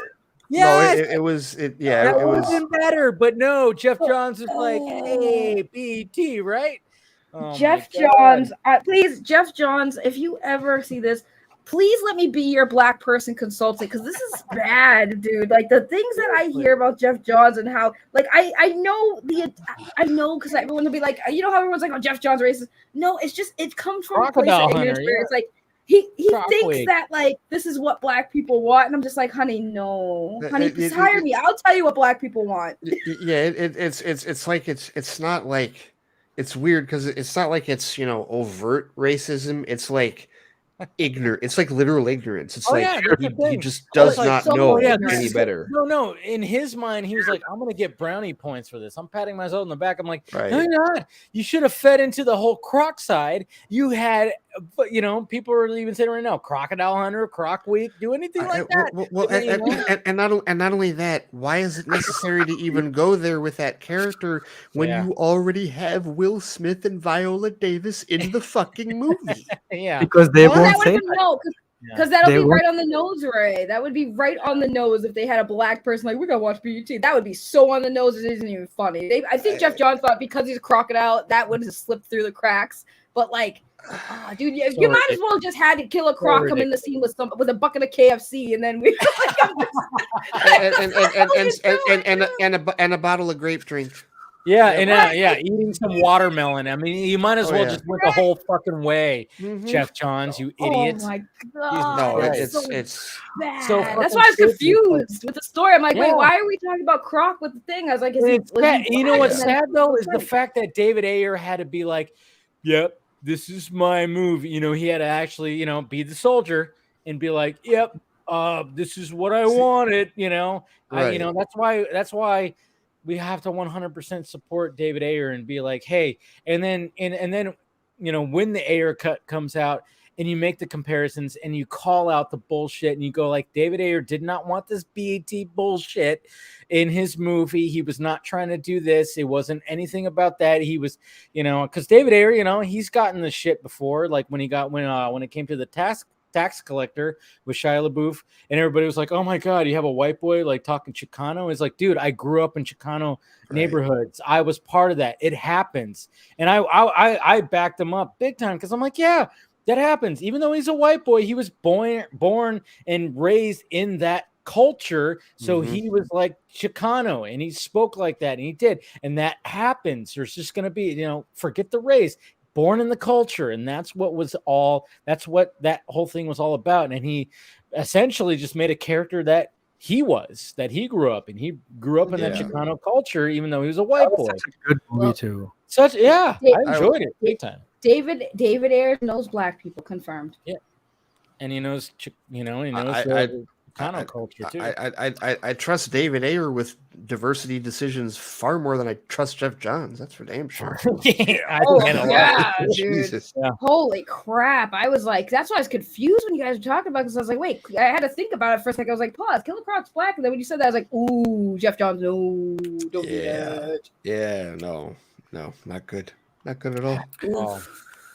But yeah, November 5th, guys. I mean, that's what we got to do. We just got to support the man put all the petty bullshit aside. Just support the man, whatever the hell. Well, it's funny you were talking earlier about how you don't think everyone on the admin account for Release the Ayer Cut likes you. I've had my own dust ups. I don't know that we're like mutuals anymore or anything like that. And I you know what it was? I think because there have been some cases where I've unfollowed if they start, because a lot of times those admin accounts will do things where somebody that I don't agree with at all will post support for something, and they're like, well, we don't care like what their position was. This happens with Ben Shapiro. I know you feel differently about Ben Shapiro, but like when he posts stuff that like supports this, it's like, no, I don't follow that at all. So like that, we had a couple of dust ups in the past couple of years as a result of that, but this is one of those cases where, like you said, I will push that aside because ultimately the goal is creative freedom, and the creative freedom of David Ayer to be shown and again, just like 3 years ago, this is demonstrating an audience, demonstrating that there is a ready and willing audience for this movie that wants to watch this version of the film and finally get the version that we were kind of promised in 2015 during Comic-Con. Exactly. With that first trailer. Exactly. I started a joke trailer. God damn. I'm gonna hurt you good, Ray. I'm gonna hurt you good. Have you guys seen Werewolf by Night? Not yet. I do want to watch it. I started watching it and then I paused. I've seen a few. I saw a couple of cast pictures. So I have no idea what they have to do with the story, but I won't reveal like what was in them. But I've heard great things. I really want to see it because it's Giacchino. It's like his directorial. 52 minutes. It's how Yeah, much? How long? It's less than an hour. Oh wow. Yeah. Okay. All right then. Okay. Yeah, I then, know. Like when it came to today, I mean, like I'm still catching up on Andor. I have 2 episodes on Andor. Ooh, I haven't watched this week's. I gotta watch this. Andor is amazing. I know, I just dude. caught I'm up on House loving of it too, but Dragons. I just want to. I want to find time to actually sit there and watch it. I don't want to be like distracted. When it comes to She-Hulk, I could be distracted. I don't give a shit. But at the same time, it's like when it comes to Andor, I want to actually sit there, pay attention because I'm really digging the story and where it's like, oh, this is different Star Wars. But yeah, when it came to the Werewolf by Night, like I was like, oh, I want to sit there and watch this too. So I'm gonna hopefully watch it tomorrow. One choice he made that was kind of genius, I think, is the whole black and white thing. Oh, yeah. That allowed him to the aesthetic. add blood. Yeah, Not just right. the Yeah, aesthetic. I've heard that. Yeah, We like talked that about was- that in an yeah. interview because he thought it was going to get it like a TV mature, but they Right. didn't. It's not make the it a TV boys level, but there is blood, like Yeah, Yeah. more There than shall any be Marvel blood. movie. yeah. Oh, But I- if you do it in black and white, not as bad. Yep. Right. Netflix be dropping these like Marvel DC things that just like they're like, yeah, like Sandman. I was surprised. I like Sandman. I thought that was really good. And I was like shocked because they just drop it and it's just like, whoa, what is this? And then everyone's talking about Sandman. And I'm like, okay, let me check it out. And I'm like, oh, this is a DC character? What? How this is in the DC universe? Okay. I know And then some of now you we guys got this. saw my tweet. You saw my tweet because apparently like Neil Gaiman like talked about like responding to people calling it woke, and I'm like, Sandman woke. Yeah, That yeah, I just thought made it was me- hilarious. Yeah, that made me giggle in a whole different way because it's all about being asleep yeah. and dreaming and shit. And I'm like, can we stop that shit? Oh my god! But uh, at the same time, it was Oh, so by the way, funny. public service announcement: Mike Flanagan's new show dropped on I Netflix tonight. I watched 2 episodes. It's Did pretty you? good. How is it? How is it? It is amazing. Of course. So Mike Flanagan. I mean, come on. I think you guys have seen the jump scare thing, right? I saw. Yeah. I saw. There's like I read 21 it. jump scares in one episode or something. Yeah. It is so that scene is so funny. Oh, It's I so don't like jump funny. scares. It- Don't do jump It's scares. Mike Flanagan, so it's like I'm in it because already today I went to Waxwork Records because they released the vinyl soundtrack of Doctor Sleep, and I tried to get I wanted to get the free shipping, so I also picked up. They still had Midnight Mass, and I was like, dude, I want that soundtrack. Dr. Sleep is the only Mike Flanagan thing I've seen still. Oh, you gotta watch Midnight. Oh, you gotta watch all the Mike Flanagan. All the Mike Midnight Flanagan. Mass is Midnight Mass is amazing. next It's level. amazing. Haunting of Hill House was great. Yeah, that too. Gerald's Game on Netflix. I was didn't great. watch that. Yeah. Yeah, That's also that's a Stephen. That's another Stephen King adaptation. That's with Carla Gugino. Gugino, Carla yes, Gugino and Bruce and Greenwood. Bruce Greenwood. How I've not watched that because she. I know, right? And the whole, and right, the and you know, premise. the premise. I know the she's like premise. naked a lot too. Oh, right? yeah. Well, I don't know how naked she is, but like, No, she's in No, a, no, no. She's The in a premise is 90. basically the premise is basically they go to a right. very far away cabin and there's nothing around. There's no network or anything. That's their honeymoon. Right. And the guy It's ties like her a up. like a rekindle the marriage kind of deal. Right. Yes, And the exactly. guy, ties her up to the bed. And before even starting, the guy just dies. Has a heart attack. Yeah, and she's handcuffed to the bed. With her And dead there's husband. no network. There's no one else around that she can scream and ask for help. And it's just, wow. Oh, wow. Right. Yeah. I know. Oof. My God. Yeah. Imagine if that happens on a booty call. Whoa, I heard booty call. That perked my He eyes. up. said Wait, on I a was kinda booty like, call. what? If it was, That yeah, this is Casey? like, that would have been scary. yeah. Wait, did Casey yeah. say that? Yeah, Casey said that. Yeah. Casey said that. Casey. Yes. on a booty I'm call. not ready to accept that you are not a sweet, innocent young man. So can you? Yeah, you're the sweet, innocent one. Do not ruin No, my I'm not. picture acquaintance. No, I'm not. Yes, but that's my image of you, though. I don't care if you are. Or I not. won't even do the Daredevil walk of shame. I feel like Casey would do it. He'd literally do the walking strut, the walk of Yeah, strut. he would do the strut of pride. Hey, we still need to be proud of Casey for They Live. They Live. That- Oh my that's, God, that's no, amazing. that's I The fact that They you- Live is the fact that you grabbed that one real quick because Right. I love that movie very much, Yep. and I didn't even like. I even love that, fight scene in the Yes, alley. in the alleyway between. Oh my God, it's a great fight scene. I think even what's his name? He was on a Roddy podcast. Piper, I think. Yeah, but who's the other guy? Oh, I forgot his name. I always forget his name. But he's been in everything. He's been in a lot of things.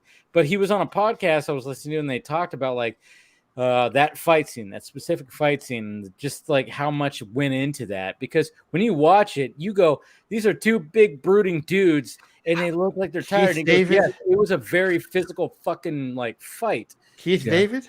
Yeah, Keith David. There it is. Right. Yeah, Keith Yeah. David. Yeah, I couldn't remember his name, but yes. Keith But at the David, same right? time, it's like that scene is like, yeah. And then I love it when he actually finally puts the glasses on and how like he's just looking. He's like, "Yes." So I've been trying to tell you after we just beat the shit out of each other. It's like, fuck. I love that movie. It was it was a movie that should have been made like, years after. I was Yeah. really surprised to see those themes and the concept and, the graphics and everything. It was really good. No, it's Sean Carpenter, man. Keith David was amazing in Saints Row. Saints Row. He for me- was in Saints Row. It was I've never great. played it. See, for Oh, you're me, talking about the Keith game. David, Yeah. Keith David Yes. will always be Goliath from Gargoyles. Like that's Oh yeah, His dude. voice- Oh, his his- voice- Okay, so Men at Work. Men at Work. Men at Oh, Work. thank Yes. you. Ray, high five. Yes. High five to that. Men at Work. God. That's my first. Actually, you know Charlie what? Sheen, Emilio Estevez. Men at Work is my first movie for Charlie Sheen, Emilio Estevez, and Yes. Keith David. It's my first movie I Men saw at any Work. of them in. If you haven't watched it, watch it. It's ridiculous. It's is. It's about garbage men. They're just garbage men, and then they find a dead body.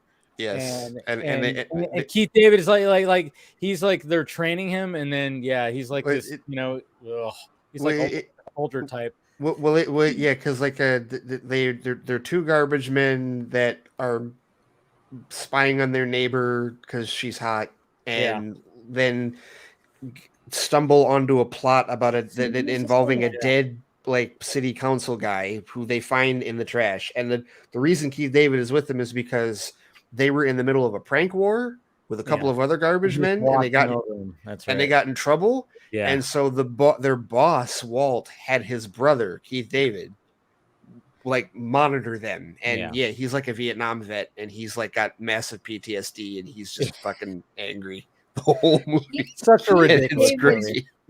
Keith David's voice will like you know who Keith David is when you hear him. Like his voice is so iconic. Like Is it above it? Yeah. Is it the twig or the berries? Yeah. Something about Mary, who's also in there at the beginning of that. Oh, by the way, Ray, I know that you haven't caught up yet because we haven't recorded a freaking DC TV episode about it yet. Oh, But but another podcast asked me to record, so I watched all of it. But just letting you know that Keith David pops up in Stargirl. Just so pops up everywhere. So, He was in Armageddon. So you have you watch season 2. I've seen all of season 2. I've Okay. started season 3. Okay, because they're in the middle of season 3 now, and I've actually gotten some feedback. Like, remember that thing you posted, you posted it first, but it was a thing where it was the 4 rows, and you had to pick a show from each row. Yes, for a show from each row, yeah. And that second row was a ball buster because you put all the best shows on the second row. Yeah, what I forget what the row was, but yeah, it was. I mean, It was Watchmen. It was Watchmen, Sandman, Peacemaker, and what was the other show? What was the 4? Doom Patrol. Like that was Rogue 2. Right. And I was just like, fuck me, really? And I picked Watchmen, but it hurt to ignore Doom Patrol because I fucking love Doom Patrol. See, for me, it was like Watchmen or Sandman. I went with Sandman for my choice. The other rows were like, no. Like the other rows were like automatic. That one, and that one. Well, and see, that's the thing is I got a couple of people that were like, they would have picked Stargirl out of that row because they really like Superman and Lois all the way. No. Well, but they really like this season. Like they've been singing the praises of season 3. I was like, oh, all right, fair enough. So like, and there's kind of a renewed push now because of course it hasn't been renewed officially. Like it was one of the few that got renewed, like in the middle of the chaos of CW cutting all their other shows down, but it hasn't been renewed for season 4. And so it's only 4 episodes into. It's only like 4 or 5 episodes into season 3. So but we've seen shows renewed after 1 episode or 2 or whatever. So they're and it's even more complicated because of the CW sale to Next Star and all that shit going on. But yeah, I've heard good things about Stargirl season 3. But yeah, I know. I look. I mean, because we haven't recorded about Young Justice fandoms yet. We haven't done Stargirl. We haven't done Sandman. I'm like, dude, does DCTV even a show anymore? I mean, come on, man. Okay, were you the one that sent the message asking if it was dead? No, I was not. Somebody sent a message to the account asking if it was dead, and. It's all right. Listen, here's the deal. I can say that I'll say this publicly. Listen,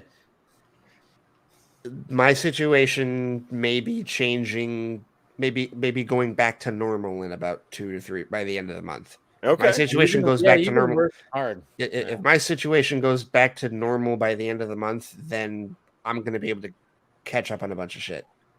Good, especially because that's just the DC stuff. I had to get caught up on Andor. I had to get caught up on Lower Decks. And I still haven't seen Ms. Marvel or She-Hulk. I have to get caught up on all of that. I just caught up with season 3 of Harley Quinn today. Ooh, so, I have to watch that. I haven't even seen that. I still have to watch the rest of the season. And I started, and I finally picked back up with season 2 of Pennyworth because yesterday they just dropped the first 3 episodes of season 3. Now it's an HBO Max show. Are you serious? Pennyworth? Yeah. Oh, Jesus. How is that show still going? Because HBO Max picked it up from Epix. Who is watching that? I watched season 1. I watched season 1, and I was halfway through season 2. It's too much stuff to watch, man. Thank you, Dave. Yes, it is too much stuff to watch. It cuts into my rewatching of Seinfeld reruns on Netflix. I had a listener. He asked because somebody it was Stu actually, Scott. Stu Little. I'm shocked. It was Stu. It's usually Stu. He said that he was talking to people about the Bad Batch getting pushed because it was supposed to be out sooner, and I think it's pushed like February of next year, if I'm not mistaken. And he said that he was surprised because people were relieved, and he was asking, well, why are you relieved? Wouldn't you want, why is everybody so worried about overlap with these audiences, with these shows? Because isn't the overlap of the audience pretty much the same? Aren't you getting more bang for your buck if all of your content is happening at the same time? And it's like, no, Stu, I actually have coworkers that have told me I can't watch this show until I finish this other one. In the same universe, right? And it's kind of the same with me. Part of the reason I haven't watched She-Hulk, even though I know there's no connective tissue between that and Ms. Marvel, I just want to watch Ms. Marvel first, and then watch She-Hulk. Better, Ms. Marvel. You can just watch Ms. Marvel and don't watch She-Hulk. Okay. Well, for me, I still need to. I want to catch up on. I want to watch Andor, and I tried to watch Andor with my wife the other night. She's like, well, because she literally has only watched the first episode of the first season of Mandalorian, and she was like, well, I haven't watched Mandalorian yet. It's like, honey, Andor is before Rogue One. Mandalorian is post Return of the Jedi. You're good. I think Steven does not matter to you right now. Yeah. Steven had the best description. He's like, Andor is the show from the movie that is the show that nobody wanted from the movie that nobody wanted, or something like that. Because it's like it is Rogue One. It's like who wanted that movie, but then all of a sudden it was like, oh, that was pretty good. It's also And like then one of the best Disney Star yeah, Wars. I'm like, he it was- was actually really, really good. And then all of a sudden you get the show and you go, oh my God, that's also really, it's different Star Wars. It's like a Star Wars so that you haven't good. seen before. He was lightly taking a shot at the rest of Disney Star Wars when he Yes. did it, because he was talking about how it was something. I'm paraphrasing, but something along the lines of, it's funny that the best Disney era Star Wars is the prequel nobody wanted and the prequel to the prequel that nobody wanted. Yeah, exactly. So something to that Yeah. effect. Yeah. But, I know, that's but the thing. I still have to catch up on Andor. But I'll be honest here, and I know, Dave, this is hard for you because you're not into the fantasy. But I've been watching, I've been keeping up with my House of the Dragon and my Rings of Power. Oh God, those two as well. What the fuck? How am I going to watch those? And next week, House of the Dragon is just every single week. It's been amazing. Well, see, here's my hot take. Here's my hot take. I am much more interested in watching Rings of Power than I am, and I'm caught up on both shows because I just watched today's episode of Rings of Power. Next week is the finale, and finally, I'm more into Rings of Power personally than I am House of the Dragon. Now I'm like the You're only not- one. I'm like You're the not only, into incest. honestly. Here's the weird thing.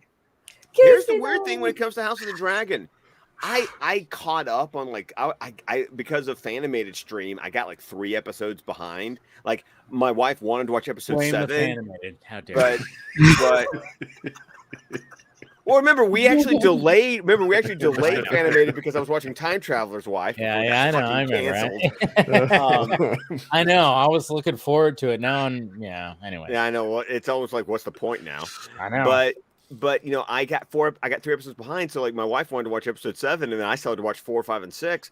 And I binged House of the Dragon, and I was just kind of like, okay, it was fine. Stuff was happening, but there's something about Rings of Power. It must just be that I just really like my Tolkien world.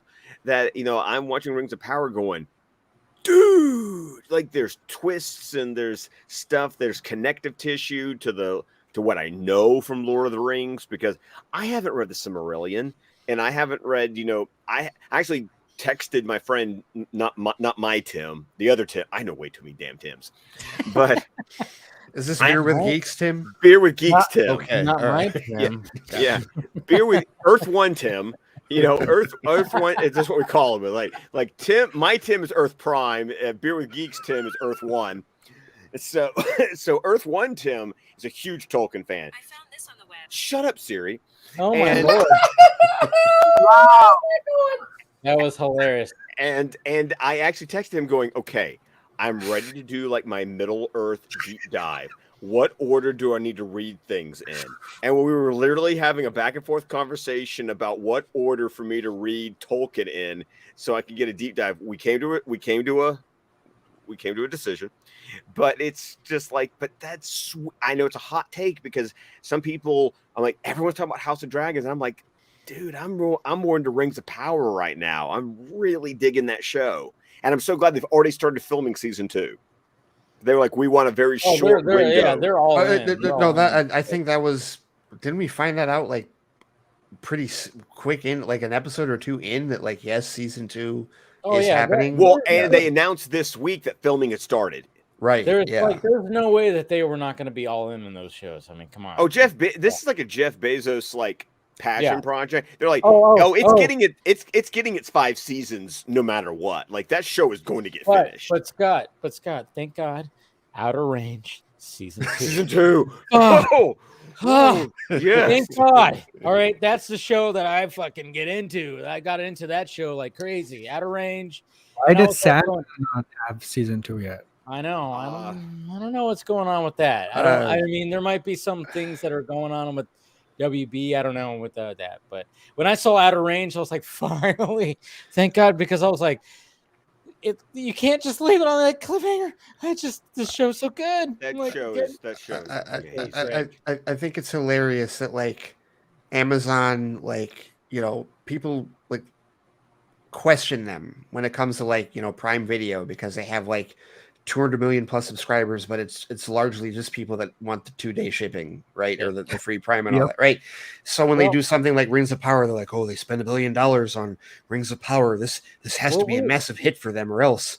Yeah, we talked about that when it came to Blade, because they're going to do the Blade 2099. Blade 2099, yeah. And the Blade Runner 2029 is like, it's like the fact of the matter is, it's like, yeah, if WBD did that and put it on HBO Max, they wouldn't be able to pump in as much money as Amazon could, because they have that. It's like, oh yeah, we got a bunch of people ordering, lotions and fucking, dildos and shit over here. But it's like the other thing too, Dave, is the other thing too, Dave, is like, I remember like because they bought Thursday Night Football from Fox. Yeah, Fox had the rights to it, and so weird. And so and that's the thing. Like I remember like before, because it started in week 2. And everybody was like, this isn't going to work. This is a terrible idea. There's no way that people are going to watch this. And every week I see Twitter is filled with, because the games have been shitty. The Thursday Night Football games have not been good. The last Thursday. But the Tua, but all I heard we were talking about last week was Tua. That was last week. But no, you're right. This past Tuesday, last night's game was absolute dog shit. But but the funny thing, Dave, is everyone is complaining about it. So it's like, well, how'd you watch it?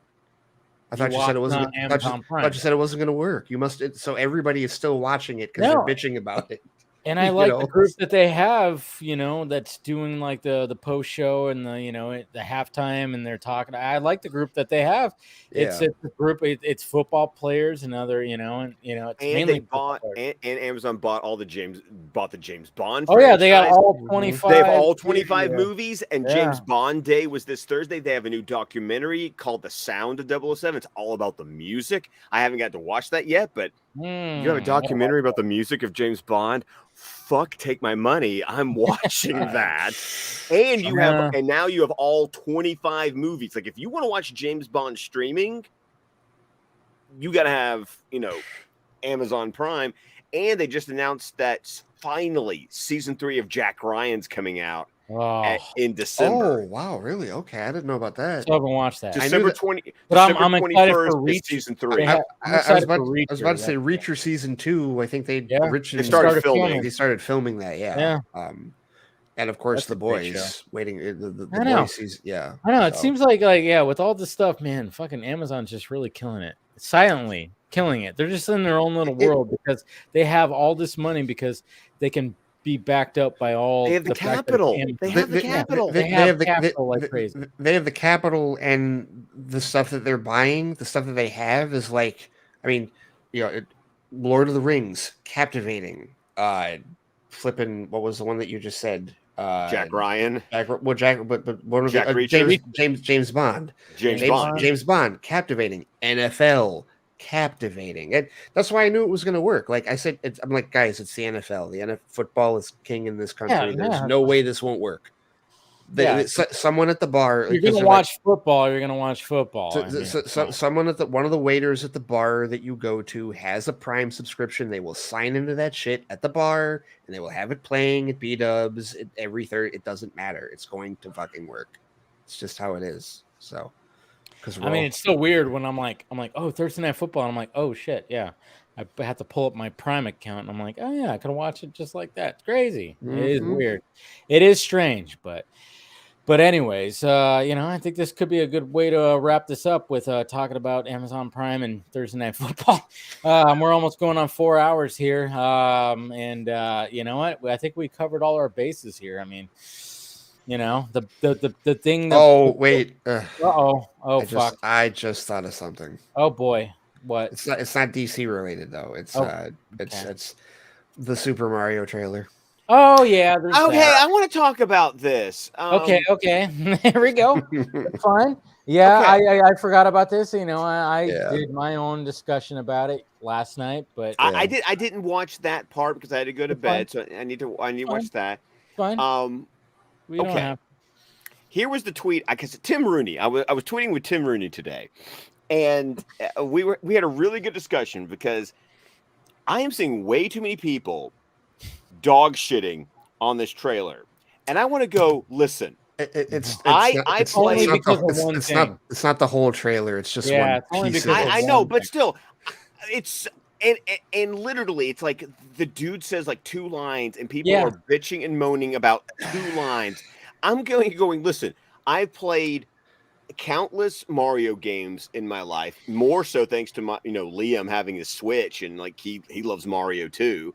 Those 2, Liam and Declan, dude. They're like they once they heard a movie was happening, they were like, when's it coming out? Yeah. And I literally they were spending the night with my parents last night. I literally got the YouTube link, texted it to my mom, and said, because Declan got sick yesterday, and I was like, show Declan this. It will make him happy, and then tell him it's coming out in April because he's gonna ask. And I'm like, and you know what? It's like, listen, I grew up on the Super Mario Brothers Super Show, The Adventures of Super Mario Brothers 3, Super Mario World, and the 1993 live-action movie. The animated film is going to be just fine. The animated, after growing up on that, it looks great. It looks so much fun. The penguins throwing the snowballs at Bowser laughed my ass off. And it's just like ting ting ting ting ting. It's just like so ridiculous. Okay. All right. So the one thing that people are complaining, I've never been a fan of that casting in the first place. I don't think it's a good idea, and I don't think it's going to work very well. That being said, the trailer itself looks exactly like the Super Mario Brothers movie I've fucking wanted for like 20 years. Yes. Because I same thing. I grew up with the games and the show, Super Show, and all that, same as you did, Scott. Mario, like if you ask people like what is the one video game franchise that just has a vice grip on your heart no matter what, the one that you have to play, it's Mario for me. Like, I have to play Mario games. I must. I have 64, Sunshine, Odyssey, Galaxy. I have to play. I fucking love that plumber. He's like my favorite video game franchise. Like, it's your favorite plumber. Yeah. Dave can relate. Oh, shut up. I got to put aside my issues with Pratt and what I think he's going to do to mangle that voice and enjoy the fact that, quite honestly, Jack Black fooled me. I did not know that was him. Yeah. I did not know that was him. I did. He sounded like Poe from Kung Fu Panda. No, I disagree. I very much disagree. He did not sound. No, like but Poe I mean, like, yeah. I mean, I'll give it to Jack Black. He fucking, and then even Keegan Michael Key. Yeah, like he Toad. I was like, who plays Toad? And like people were saying that. I was like, oh, okay. I did not recognize that. But when it came to Chris Pratt, I was like, it sounds like Chris Pratt. I don't know if that's gonna work, but everything else in this trailer, I'm liking. It looks fantastic. All of it. I like it. And what gets me, I think this is what I don't have the issues with Chris Pratt. Okay, but also, I barely heard like couple 5 seconds. Yeah, it was barely anything. And I think for me, I think what's getting my neck hair up about it is like, oh dear God, the amount of bitching and moaning that is being devoted to 5 seconds worth of audio. Yeah, but I mean, it's taken. I mean, Tara Strong is tweeting about it like hardcore. I know, like, I saw that. Because she's all about Martinet. Voice actors, because her whole thing is the campaign for voice actors. And yes. Listen, I know that. I even did that too when I talked about it. I'm like, I'm sure half the fucking budget is going to the voice actors, which is what's like plaguing some of these animated features. Look what DC Super Pets that plagued that. I mean, that could have very well been a very better profitable movie if it didn't have so much money going to the voice acting. Yeah, and it sucks. So I actually agree with Tara Strong. I agree with Tara Strong on that. Yes. But I don't have a problem with, like, when I heard the things, I was like, all right, sounds like Chris Pratt, but everything else looks great. It looks great. And it was like, just especially like if you're someone that has played that franchise for your whole life, you can just see the attention to detail, the Magic Koopas. And and the army and just the fire and the just everything. The bone Koopas chasing Luigi. Right. Like, I'm like, Like it's all there. Like all the shit that we wanted to see and we deserved to see in 1993, but they couldn't make it happen. Is all there. Exactly. It's all there. So it's like, no, I we have got to see Dennis it. Hopper going, blah, blah, blah. Right? Yeah, with freaking Fisher Stevens at his side.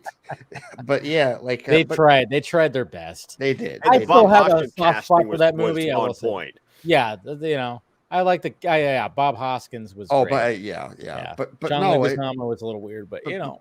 But no, I have to see it. I have to see it. I have because this looks like, you know, because my whole thing was I wanted the next Mario attempt to be this. I wanted to be fully CGI because I need to see, you know, ground pound and, you know, I need to see Luigi do the high jump. I need to see the actual shit they do in the game represented on that screen, and it looks like we're gonna get exactly that. Before this movie comes out, there's a great movie you can catch up on, though, Ray. Sonic. Oh, I knew you were going to say that. Okay, and thank you for bringing that up, KC, because I think part of the bitching, Scott, truthfully, and I saw somebody post this earlier, basically saying, "Can we bully another video game movie studio into changing things again?" Slippery slope. No, they can't do it with voice acting. Definitely can't do it with. I don't think they could do it but when it came to the design, I mean, obviously, when it came to the Sonic thing, it was like, yeah, you know. Did you see the tweet they put out? No, I didn't see that. They were like, talk about lower body designs. I don't know anything about that or something they said. Oh, wow. I didn't see that. It's just funny because the Sonic thing, I don't think they would have changed the design if they were completely satisfied with the design. Like, I feel like they were kind of iffy with the design themselves. Right. At least half of them were, and half of them just weren't agreeing.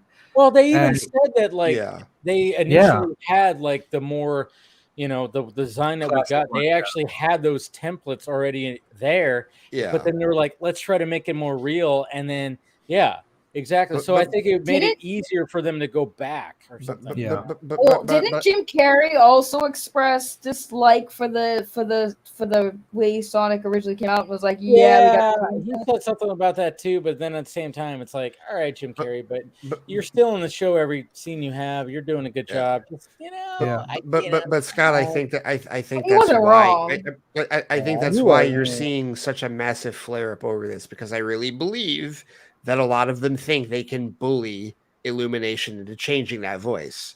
I don't think it's not going to happen. I don't think it's going to happen either. They've spent too much money on Pratt. Yeah, they probably paid Pratt like what, few $1 million. Whatever he does, Casey, I'm going to have to grin and bear it, and, you know, try and be as fair with it as possible. They're not going to change it, but I think that's why the internet is as loud and bitchy about it, because they feel like they did it once, they can do it again.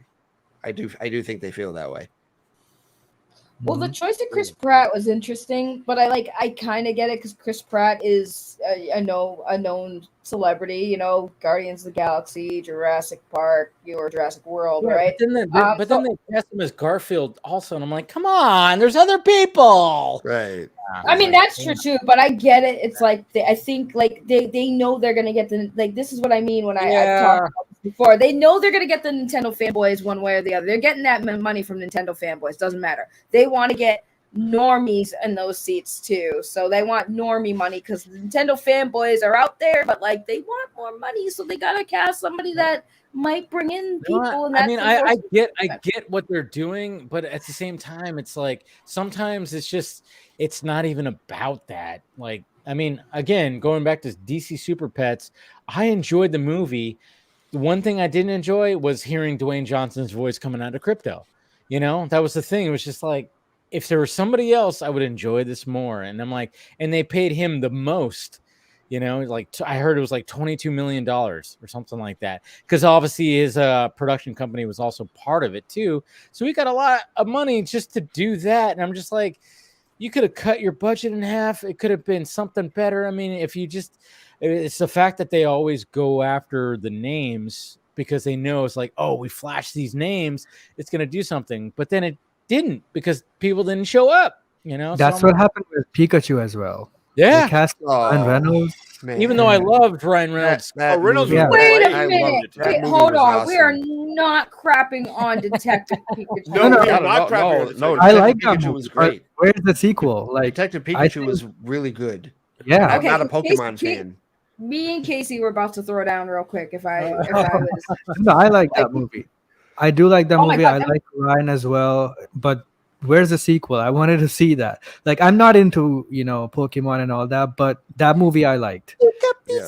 Well, it's so Detective Pikachu is one of the games that they came out with, and for the record, the game, the storyline from Detective Pikachu, the game, and the movie was pretty accurate from start to finish. It was pretty accurate. There were very minor changes, in my opinion, that didn't take away, but the story was pretty much on part with what they were trying to tell, and it was the only game. They didn't have like a Detective Pikachu like 2, 3, and 4. I don't think. I'm pretty sure there was only one. I think- one game. No, there was only one. Yeah. So Yeah. you're saying there wasn't a natural avenue for a sequel, is what you're saying?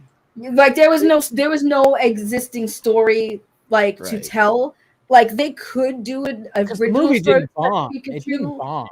Yeah. No, it Right. didn't I mean, bomb. It did not. Right, bomb, and no. because and it's because they took a story from the Pokemon universe that does exist, which was outside of like that element. Because like you have a Pikachu that speaks to a human, and then you find out why, and like the whole time, people when they play the game, they're like, why is this Pikachu talking in like to humans like that? And it was a great story in the games. It was a very popular game, which is why it did really well as far as story wise for Pokemon fans and non-Pokemon fans. 'Cause it was a really cute story, but yeah, they didn't have a second game or continuation of it, so they could do it. But I mean, I don't know if like where you can go from how Detective Pikachu ended, because it's like that was it. That's the story. It ends. It's like you can't unless they put Ryan Reynolds back into Pikachu for some crazy reason. True. Yeah. If you see the story, it's like, it's like, how do you Yeah.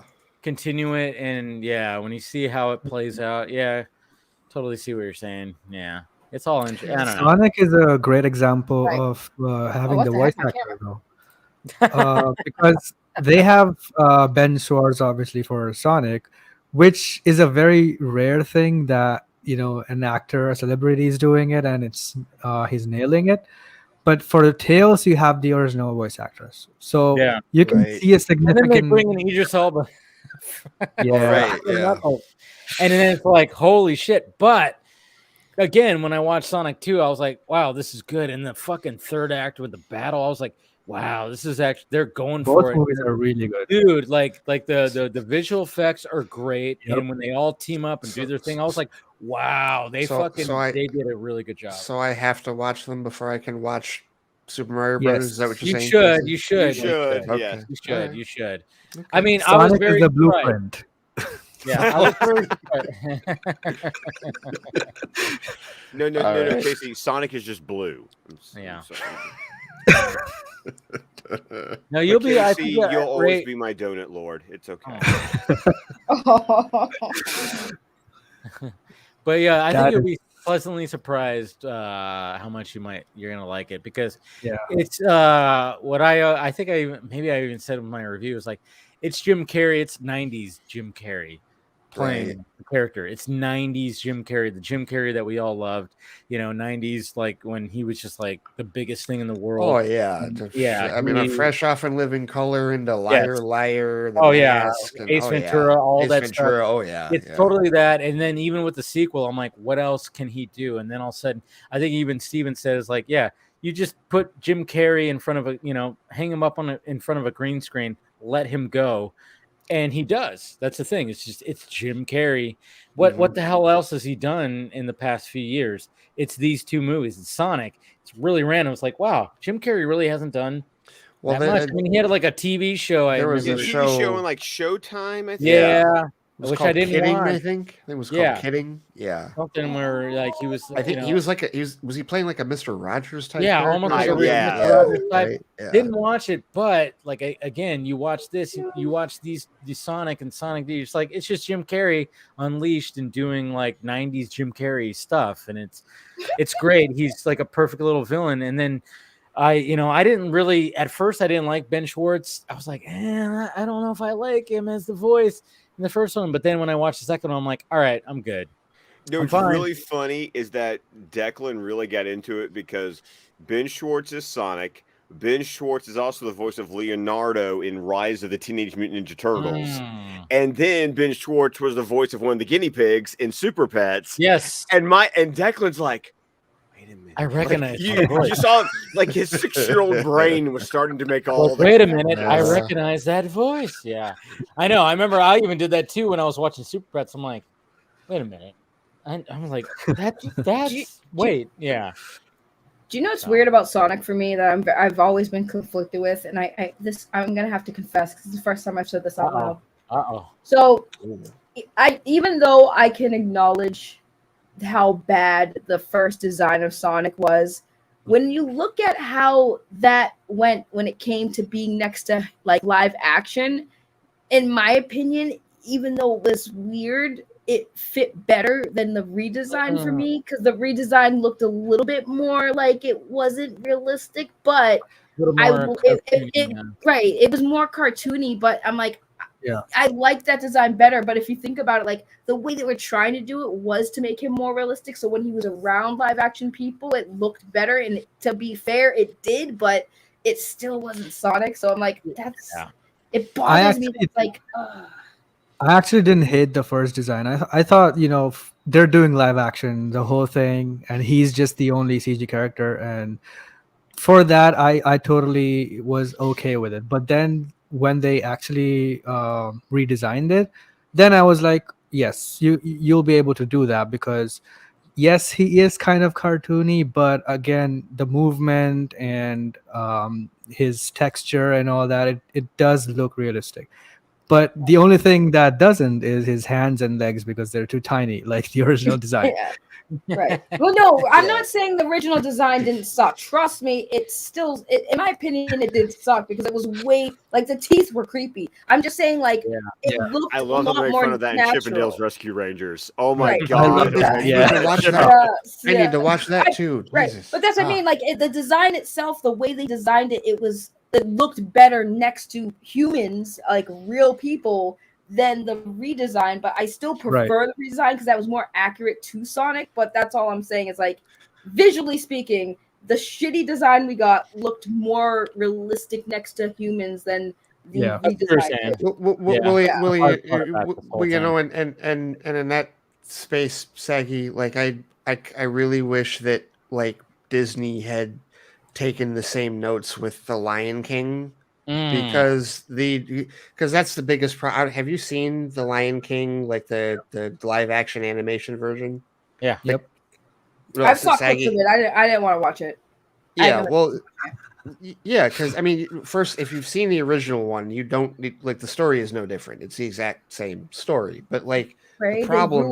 Hakuna Matata. That was all I needed. I heard of Hakuna Matata by Seth Rogen, and I was like, "Oh no!" What got me Saggy was the fact that they pretty much almost completely cut "Be Prepared." They did, and I'm just like, no, you do not take a top 3 villain song and do what you did to it. Well, because they couldn't. I actually got into a discussion at work about this because we were talking about how the Scar recast. And I was talking about how I would have preferred Jeremy Irons, and somebody actually brought up the diversity angle and said, well, no, they probably can't have a white actor play that anymore. And I'm like, all right, I kind of get it because they're African lions, but I don't know. But that's a great lions. That's one where I'm like, okay, maybe we're going a little far with that one. But at any rate, no, because of that, though, Scott, you're not going to ask Chiwetel Ejiofor to sing "Be Prepared." You can't do it like Jeremy Irons. But I agree with you. It sucks that they cut that out. But the biggest problem that movie has is that it tried to go National Geographic photorealistic with everything. When you see, you just remove all of the anthropomorphization out of it. Like when you watch the original animated, you see the angry eyes on Mufasa, you see the sad eyes on Simba, and it's all gone. It's completely sterilized. Like when you see Simba go, no, it's like there's no emotion. It's just like a little baby lion cub going. But they don't even speak with moving their mouths and stuff. Yeah, it's just like a voiceover. I think like when it came to Jungle Book, which I really enjoyed. I think they nailed it they nailed that. But then they're like, all right, we can do that with Lion King, but it was like, but it just they got too fucking. It's funny because the same director made both movies. Yeah, I know, but you don't feel it. You don't feel it. That's the thing. It's like if you were to say like, hey, who directed Lion King? You wouldn't just feel it because it just feels like it was just Disney that was like, hey, let's do this. Let's get some people, some known actors, put them in there, sing some songs. We got Beyonce. Let's do that stuff. And it's just, I remember watching it. I just remember watching going, yeah, some of this stuff looks good, but my God, this is not working for me at all. The thing that bothered me with Be Prepared, because that was my favorite song for the longest time. It was my favorite Disney song. I played that song on repeat. That song is so powerful. But there was controversy around it, the original, because of that march, right? And I thought that maybe they excluded it because they didn't want to like revisit that controversy. And I'm just like, but that was like the controversy? Not the. So in Be Prepared, there's a part towards the end where you have the hyenas marching and like basically kind of like saluting like they did in like Nazi Germany, right? Oh, totally. He's on the pavilion. Right, yeah. And they're like, exactly. Okay, all right, so so that was a controversy that the hyenas were basically like doing that, and that's what that's what they compared it to.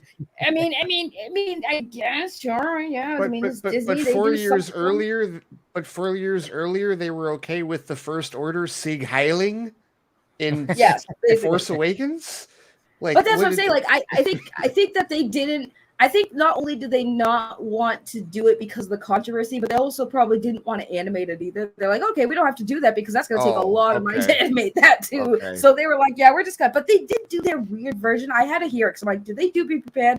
And when I watched the clip and I saw what they did with Be Prepared, I was like, Disney, I hate you. I hate everything about you right now, and I don't know if I can forgive you after this. It took me a while to heal. I'm not gonna lie, because I was so devastated that they didn't include Be Prepared. I've already said that the Little Mermaid is on a short leash because if you screw up Poor Unfortunate Souls, I'm like, you don't touch my villain songs. I'm sorry. That's kind of the line I draw.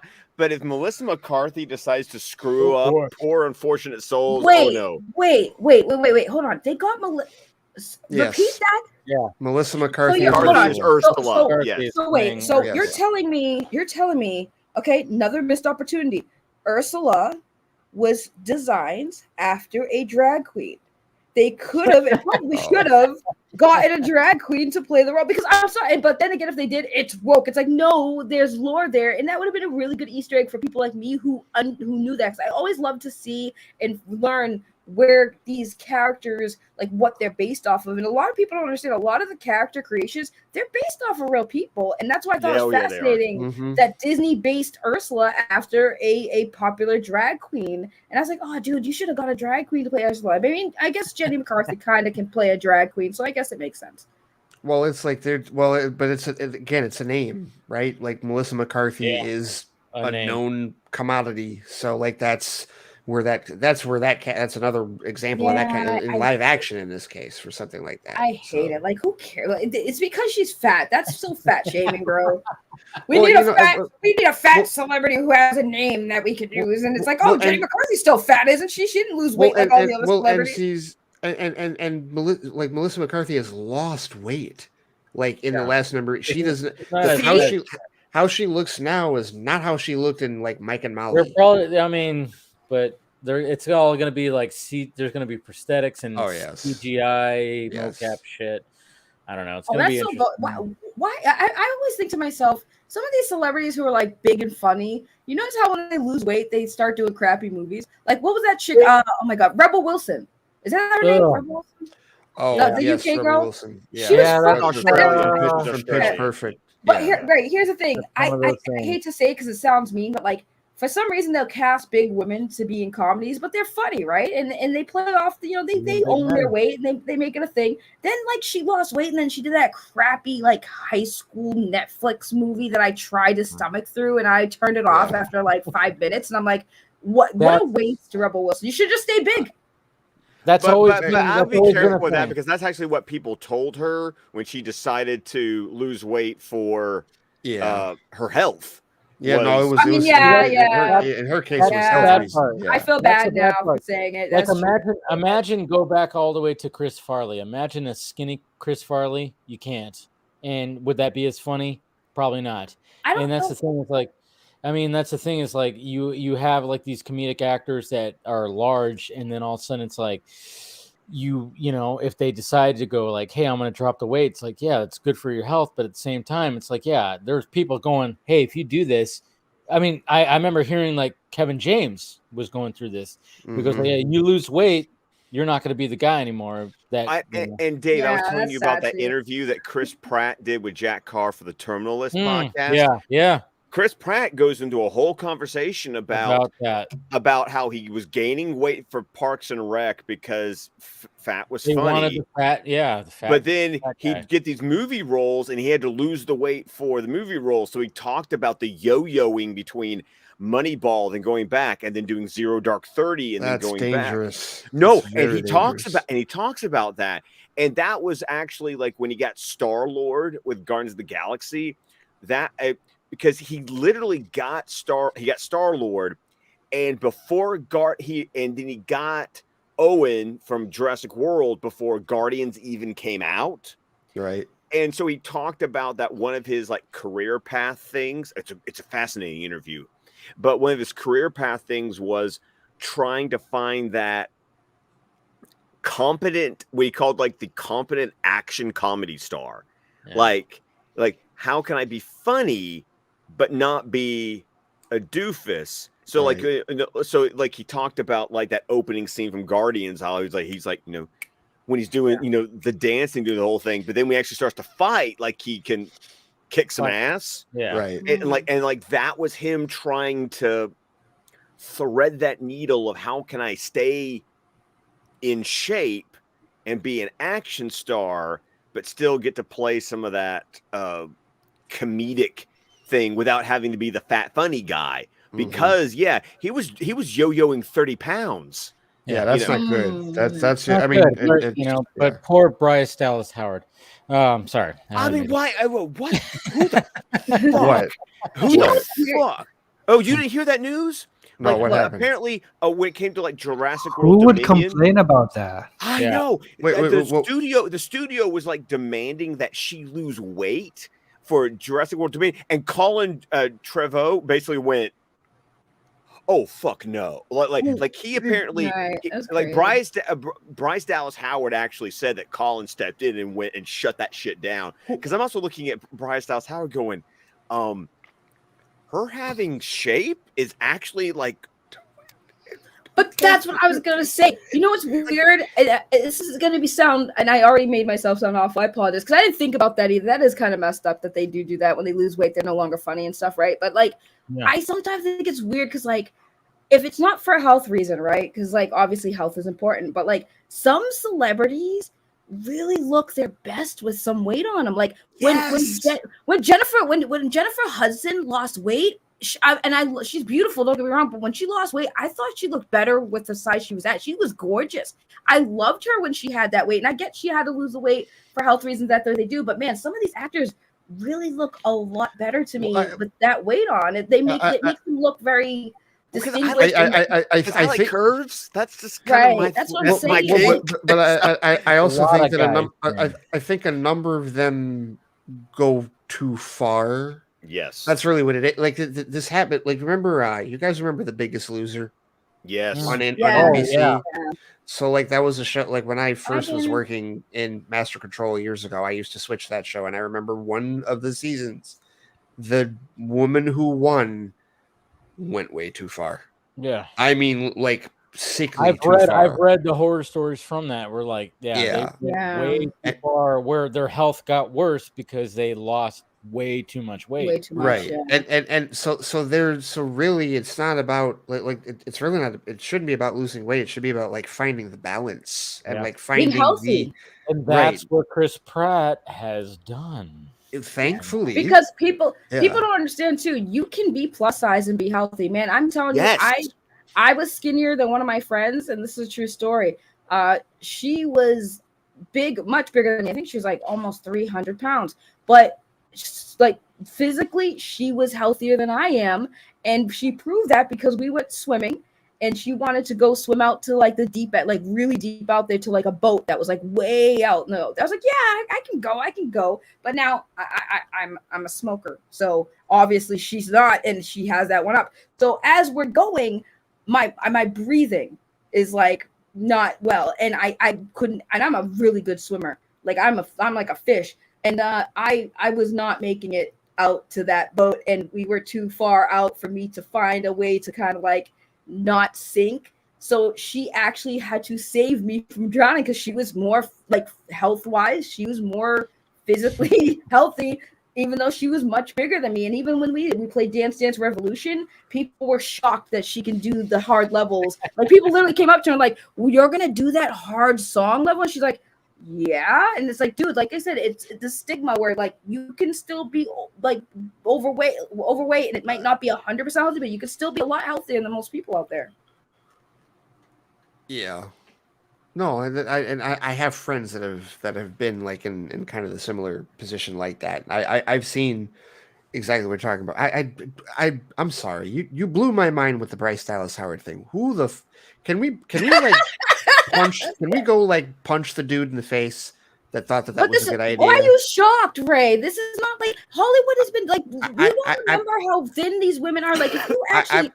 I'm not shocked, Saggy. I'm just pissed. I don't like when that shit happens. But that's what they do all the time. It's like when it comes to women in particular too. Like they want. Oh yes. Like, I saw who was that woman? What's her name? I forget her name, but she was in Once Upon a Time. She played the evil witch. I know who you're talking about. I don't remember her name. I don't know her name, but but I know who you're talking about. Right. So I saw her in person, right? And this was at a convention. Ray Fisher was there. That's when I met Ray Fisher. And she was next to Ray Fisher, like directly next to his booth.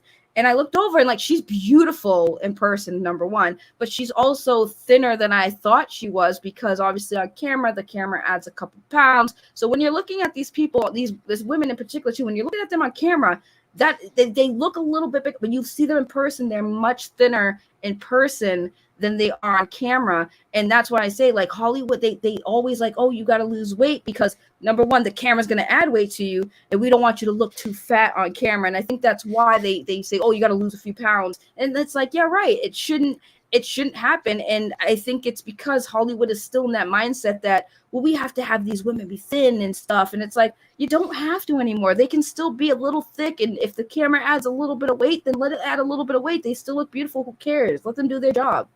But if they're action stars, I mean, what about the dudes that have to like gain like 15 pounds of muscle? But the thing with the action stars, which annoys the crap out of me, right? And I get it's fiction, but like, let's be realistic. A woman who's about 130 pounds is not kicking the butt of an average man. Like you see all these action, it's not realistic anyways. Because if you think about it, like I said, women are always depicted to be badass, and that's great. But if you want to look at a realistic setting, a 140-pound woman, unless she even a trained martial artist may not be able to throw a man. Right, throw a man over her shoulders as easily as they make in the movie. Well, I guess it depends on the role. Like, how much did Gull weigh in either of her movies? Yeah, well, she's naturally thin, but yeah, she had a gain for Wonder Woman. You know, yeah. I mean, it's always going to be that thing. It's like I don't know. To me, it's always like, hey, if they're gonna pay you, it's like okay, if they're gonna pay you to get fit with the best nutritionist, the best fitness expert, I'm like that sounds kind of awesome to me. I'm like, pay me. But I also understand the argument about when you talk about the what's the word I'm looking for? The image that's putting forth and the standard. Like, look at Hugh Jackman in the first X-Men movie. Jesus Christ! Versus when Days of Future Past. First Days of Future Past. Like it's not even realistic at all. No. Hugh Jackman in X-Men 2000, like that's what a normal healthy dude normal right there looks like. Because he barely had time to prepare because he got that role very late. Right, because of Doug Ray Scott. Yeah. Yes. Right. So Yeah. he had like probably, I think he said he had like 5-6 weeks to prepare. So like that's just like a natural, like what he looks. But you look at Days of Future Past, that's him dehydrated for 3 days or 2 days or something like that, where every vein is popping out, everything is popping out. I mean, to just achieve that look. I mean, but once again, it's not natural, it's not sustainable, it's for a look. And kind of to the point, it's like, and so this is like women and men. It's just like it's not just one. Yeah, it's not. It's like it's the whole idea of. I mean, let's go back and let's use a great example here historically. One of the movies that I think Marilyn Monroe looks the fucking sexiest in is Some Like It Hot, and she'd had a miscarriage right before that movie happened. So she's got pregnancy weight on her for that movie. And she looks fine as fuck in that movie. I mean, it's Marilyn Monroe, so exactly. So it's like partly genetics. Yeah. But still, it's the idea that you don't. I'm tired of this standard. Yeah. That men have to be veiny and super ripped and popping out blood vessels, which is just not realistic. And then women, I do not understand and this is subjectivity. I don't get the waif, the waif look. No, I like some meat on them bones. The what look? You know what's funny? Waif. Yeah. What is that? Okay, I'm gonna give an example, 2 examples for men in a superhero movie. Okay, we got Nicolas Cage, Ghost Rider, the first one. Why the fuck did he have to get super ripped for that? He didn't, but he decided to because he felt like, I remember in an interview he said he did, and so he had his towel, his walking around in a towel sequence with baby oil on, where he looked fucking shredded. And of course, he probably did the same thing. He was probably dehydrated, so everything's all popped out. But I'm like, dude, you're playing a fucking skeleton. You're playing a skeleton. Don't take that scene away from me. Don't take that scene away from me. I know. I mean, it's still, good for him. Well, because you know what? Well, the reason why is right. Like, let's be real. No, well, I want to. It's eye candy. One more example. Yeah, exactly. It's eye candy. But then you also look at Tom Hardy in Venom. When do you see him without a shirt? You never do. He's always wearing a hoodie, but he did still get in shape for it. But at the same time, he never had that scene where it's like, I'm going to take my shirt off and have my shirt off scene. He didn't have to look like Bane. He did it for the role. Right. He did it for the role. He got super jacked. And of course, he's got those freaking crazy traps that he has. But at the same time, he never had that scene. And it's just like, it's just kind of funny. I always respected that because it's like, yeah, he got in shape and he got in that physical condition to do the things that he needed to do for that role, but he never had a shirtless scene. He just was Eddie. He was Eddie Brock, and he was always wearing a hoodie and long sleeves, and he never was like that. It was just crazy how that was, but he never had his shirtless scene to show that physique or anything. That movie was much easier on him than The Dark Knight Rises. Oh yeah, big time, without question. Well, he dirty bulk. They call it dirty bulk. He was literally just eating whatever and just lifting. So that's why when you see him, it's not like he's shredded. He's just big. So he was like eating whole pizzas and fucking all kinds of shit. Even Cavill even says that like even for Superman, you do the dirty bulk where you just eat calories, get big, and then you shred. Yeah, I think Bale has even said that. He loves cheeseburgers. He said that before. Like but remember.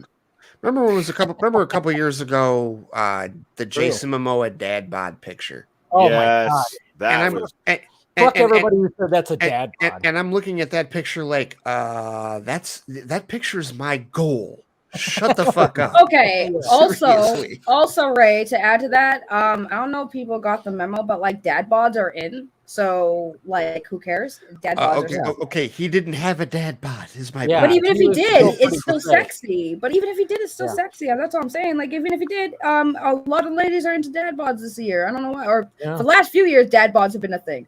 So I mean, no, it's there are 2 examples with daddy issues for females who got very ripped. Like first one obviously is the Amazons in either the Wonder Woman movie or the Justice League movie. The Amazons were super ripped. Yes. And the second one They were is bodybuilders, though. A lot of them were. And it makes sense that they would be ripped because they are, warriors. Right. And the second one is accurate. more. The second one is more the actor doing the workout. It's Tomb Raider. Alicia Vikander. Yes, she did. Yes, God, she did. man. She did put Yeah, in the that work. was Yeah, crazy. absolutely. Yes. Yeah.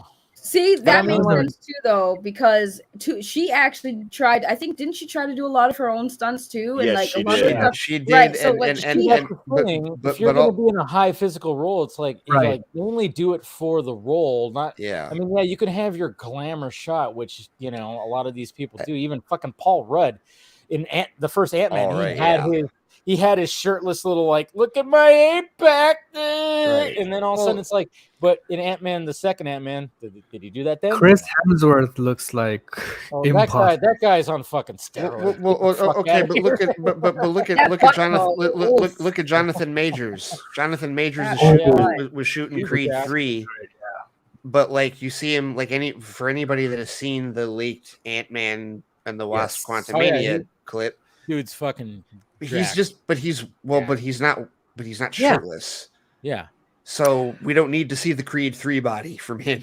You know what's funny too is like I actually watched like Chris Evans even talked about this. He goes like, yeah, you work out, you have like a window for like 6 months and you go crazy, but when you shoot, you lose that mass because you're not doing it as much because you're shooting.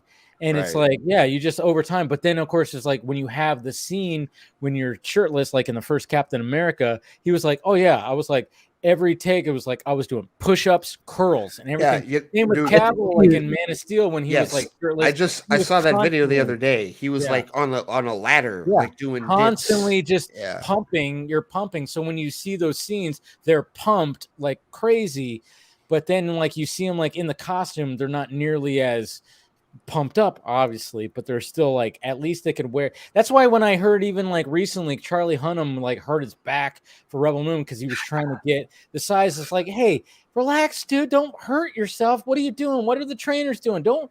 I mean, is he having a Jack is directing?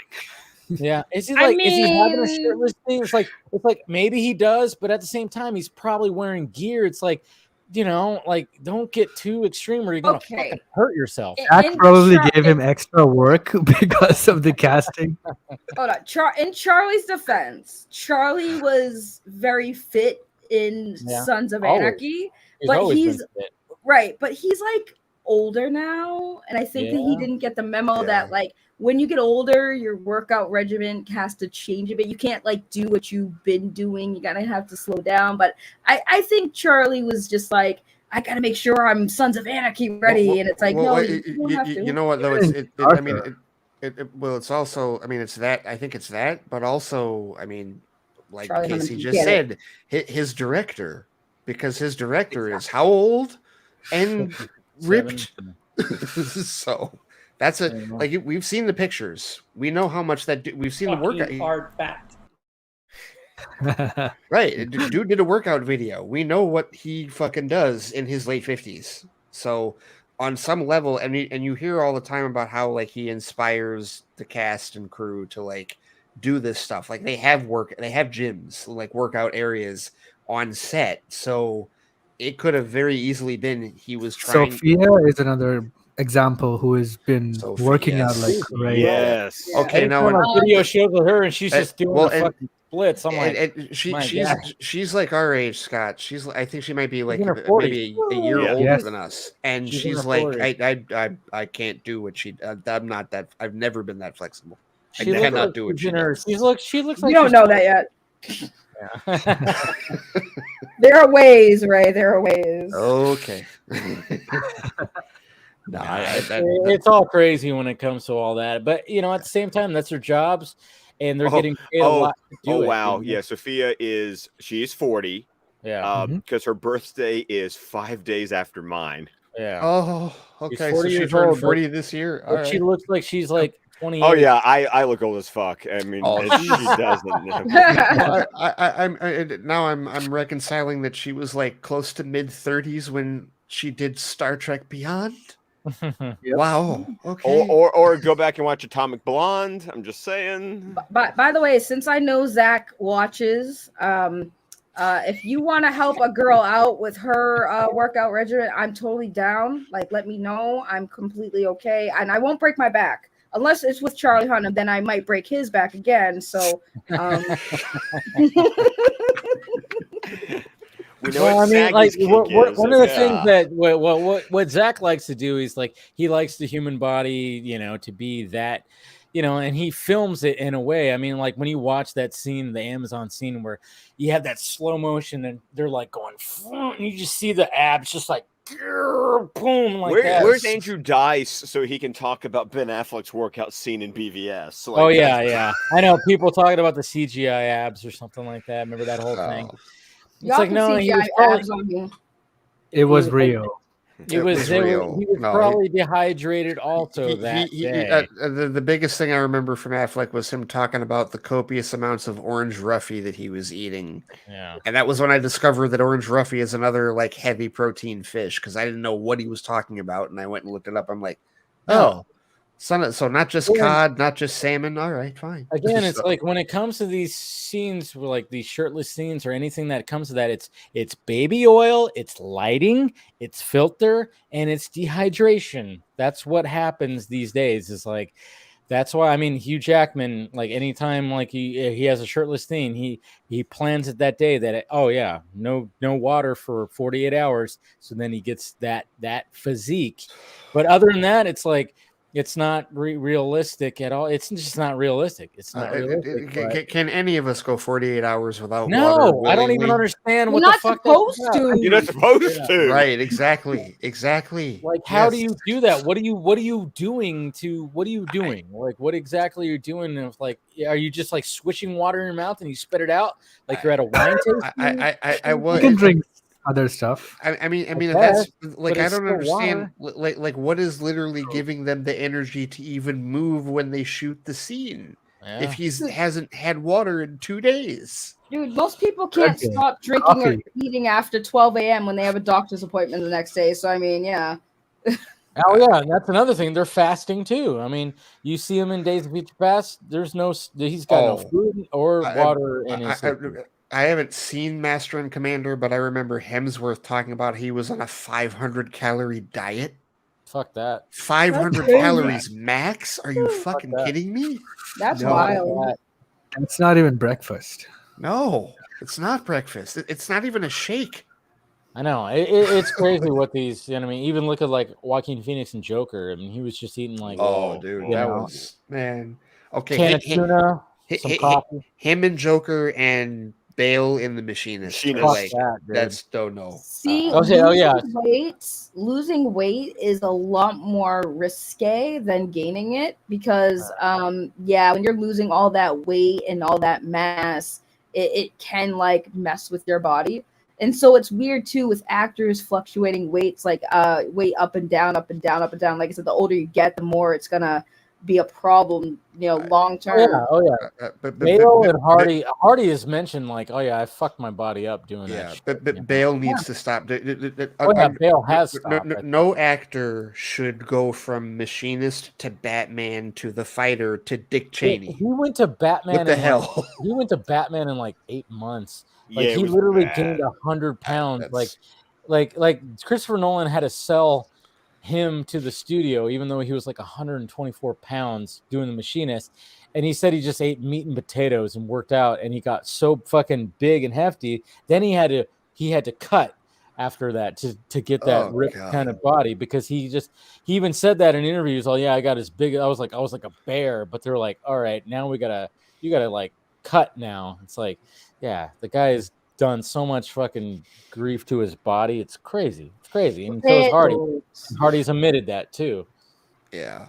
No, it's is it worth it? I don't know. I mean, I know they're getting paid millions, but still, it's like I don't know. I don't know. I would do it if that was my job. I would do it. Like I'd do it. But see, I mean, when you get to like the extreme levels of like Dwayne Johnson and Chris Hemsworth, it's like, okay, is it natural? No. Okay, get it out of your heads. It's not natural. I'm sorry. No. That is not. No. the worst stuff. part is it's temporary. Like once you stop doing the regular workouts, it's gone. Alicia Vikander said that. She said that she lost all of what she gained for Tomb Raider in like 2 weeks of nothing. Exactly. Yep. That's wild. Yeah. That's And- what Chris Evans would say. Like during shooting, it's like you just lose that mass. He's all, you know, like that shot of him coming out of the fucking machine, like in Captain America. It's like no, Project he didn't look Rebirth. like that. Yeah. Oh, he didn't yeah. look like that the rest of the time. No, there's No. no way because he was pumped and that was at his peak. And then you just lose it. You just lose it throughout. You know, Oh, there's yeah. no way. I thought But you still are in shape. That's the thing. It's like, okay, can we just have these people just like in decent shape? It doesn't have to be that. You know, we don't have to have those. You know, I thought he looked best in Age of Ultron, where he had that tight shirt and he was, you know, well, tearing easy, that bro. log and stuff. Is that a boner I see right there? I felt that boner. Yeah, I felt it. Yeah, I know. It's like, damn. It's there. It's real. No, Also I know got- what you're talking about. Yeah. He also got another shot with the American helicopter boner. where he's grabbing the helicopter. Yeah. Oh, Oh, yeah. the When he's helicopter like, from when he Civil was War, yeah, like, the helicopter, holding yeah. it, and he had to do that and just like show the bicep. Yeah. Yeah. Casey? Hey, look, I'm straight, but I remember such things. Oh my god, I was not expecting that. I just said Casey, and he's just like, "Look, I'm straight." And I was like, I'm not a guy, so I wasn't hitting on you. But I have a question because it's been bothering me for the last like 10 minutes, and I'm getting tired. So now I'm noticing it more. What the? I'm not gonna swear because what the hell You could do is it. behind you moving around? Okay, what the fuck is behind you This moving is around? my chair. This is Oh, my yeah, chair. Okay, yeah. because I'm sitting there like I keep seeing something come in frame and then go back, and I'm my like, chair. what? I'm like, what is I've noticed it too, but I figured it was just the chair blurred out because Yep. the depth of field on the It was throwing me off because I'm like, does he have an animal back there? Like, what is that? Like It kept peeking coming in and out like, of frame. hey, Right, like, hi, I'm here. Are you done streaming? Can we go to bed? Can you feed me? I'm like, what is that? Okay, no, Casey, tell her what time it is. It is 1 second. Yeah, it's 1 It's 1 second. No. What time is it? 1:15. 1 p.m. or a.m. p.m. PM. Yes, So it's yeah, afternoon for you. It's afternoon for him, so Yes. he's good. So- All of us, I mean, you guys are Oh, even good ahead for of me, you. so we should probably wrap this up. It's- Yeah, it's it's- 2:47 a.m. for me. I know. It's Yeah. 3:45 here in Michigan. so- Exactly. We're gonna wrap it up, but we got into the whole Mario thing, and then it went to body. Yeah. No, that's. I thought that was an important discussion to have, and I'm It glad was. that we had it on the No, that Vodka was a good stream. We're body Sure. positive. No, We're all I'm body glad you- I'm positive. glad Don't we did. cancel us. Yeah, don't Yes, cancel. we especially are. for especially for Bryce. I like that. Throw the disclaimer up there. Don't cancel. Yeah. There's the disclaimer right there at 4 hours and 45 minutes. All right, let's go around the horn. But yeah, this was fun. Thank you guys for joining. Thank you, Ben, for of course joining in too. Lots to discuss, a lot of things that we put out there. I think the best thing was the fact that KC was all about Chris Evans in Age of Ultron. Anyways, go ahead. Let's go around the horn. Well, we'll save Scott for last. Yeah. We'll go with Saggy. You That's go the first. sound you make, Scott. That's something that you make, Casey. I'm just saying. How would you know? Oh, We're in those DMs together. You share a lot. Oh. Okay, wait a minute. Saggy, go ahead and promote yourself. Hi, I'm Saggy Melons. I'm here. I do YouTube and stuff, and drama. Lots of drama. You like drama? I'm the place. I'm the drama mama. So come see me while I yell and scream into my microphone about things you probably have no idea why I'm yelling and screaming about. But just come if you want to see somebody yell and scream, because that's what I do. And You need yeah, a Saggy llama. Melons. Yeah, I do have a llama. With a Z, by the way. Please don't be silly and type my name with the S, because Saggy Melons on YouTube is real, and it's not me, and it's actual Saggy Melons. So I apologize in advance for anyone who doesn't pay attention to the disclaimer. But yes, that's my plug. Spell check. There it is. KC. Yeah, Chris Evans fan club. Sorry. You can just find me at Krypton Caged on all social media, and I'll be doing more Black Adam edits every day until the Rock blocks Glad I me. gave you that idea. That idea was good. good. Yeah, that was pretty good. I just hope they come true. I really do. Yeah. Well, I mean, like when Rock, tweeted that video out, he was basically hinting, that yes, winked at the fucking Superman camera. I was like, and I told Casey, I was like, we were in a group chat. I was like, hey, somebody put that video and just swell the music, Hans Zimmer score coming up, and Casey did it, and it was great. But yeah, anything else, Casey? That's it. All right. Ray. You can find me on Twitter complaining about the John Williams theme, even though I enjoy it at the Flightcast. I can be I have my weekly show at theflightcast.com where last week was an all Marvel episode. This week's going to be an all DC episode with a little bit of that. Where's my Friday flight? With a little bit of that today. Come on. Today was Shonda's birthday. We were understood. I'm sorry, but no, you're right. I should have posted that. I should have explained to everybody that was why that didn't happen, because I do have some rants that could totally come out of this DC stuff that I totally need to post on Patreon. But yeah, and at some point, Scott, I will elaborate further on this off air, but at some point in the not too distant future, DC TV Squadcast shall return. That's Scott, and it's usually me and Scott talking about DC television over at Squadcast Media as well. Oh, and I've got my sports show too, the Sports Ball Zone, that I'm now doing on Tuesdays. And I have another Twitter account for that at Sports Ball Zone. I saw you bitching about Alabama last week, even though they pulled it out in the fourth fucking quarter like they always. Yeah, but third quarter they fucking forgot how to play football. You found another you just went and grabbed another quarterback that you just had in storage, and he ran for 75 yards. Shut the fuck up. Damn it. Stupid Crimson Tide. Roll Tide.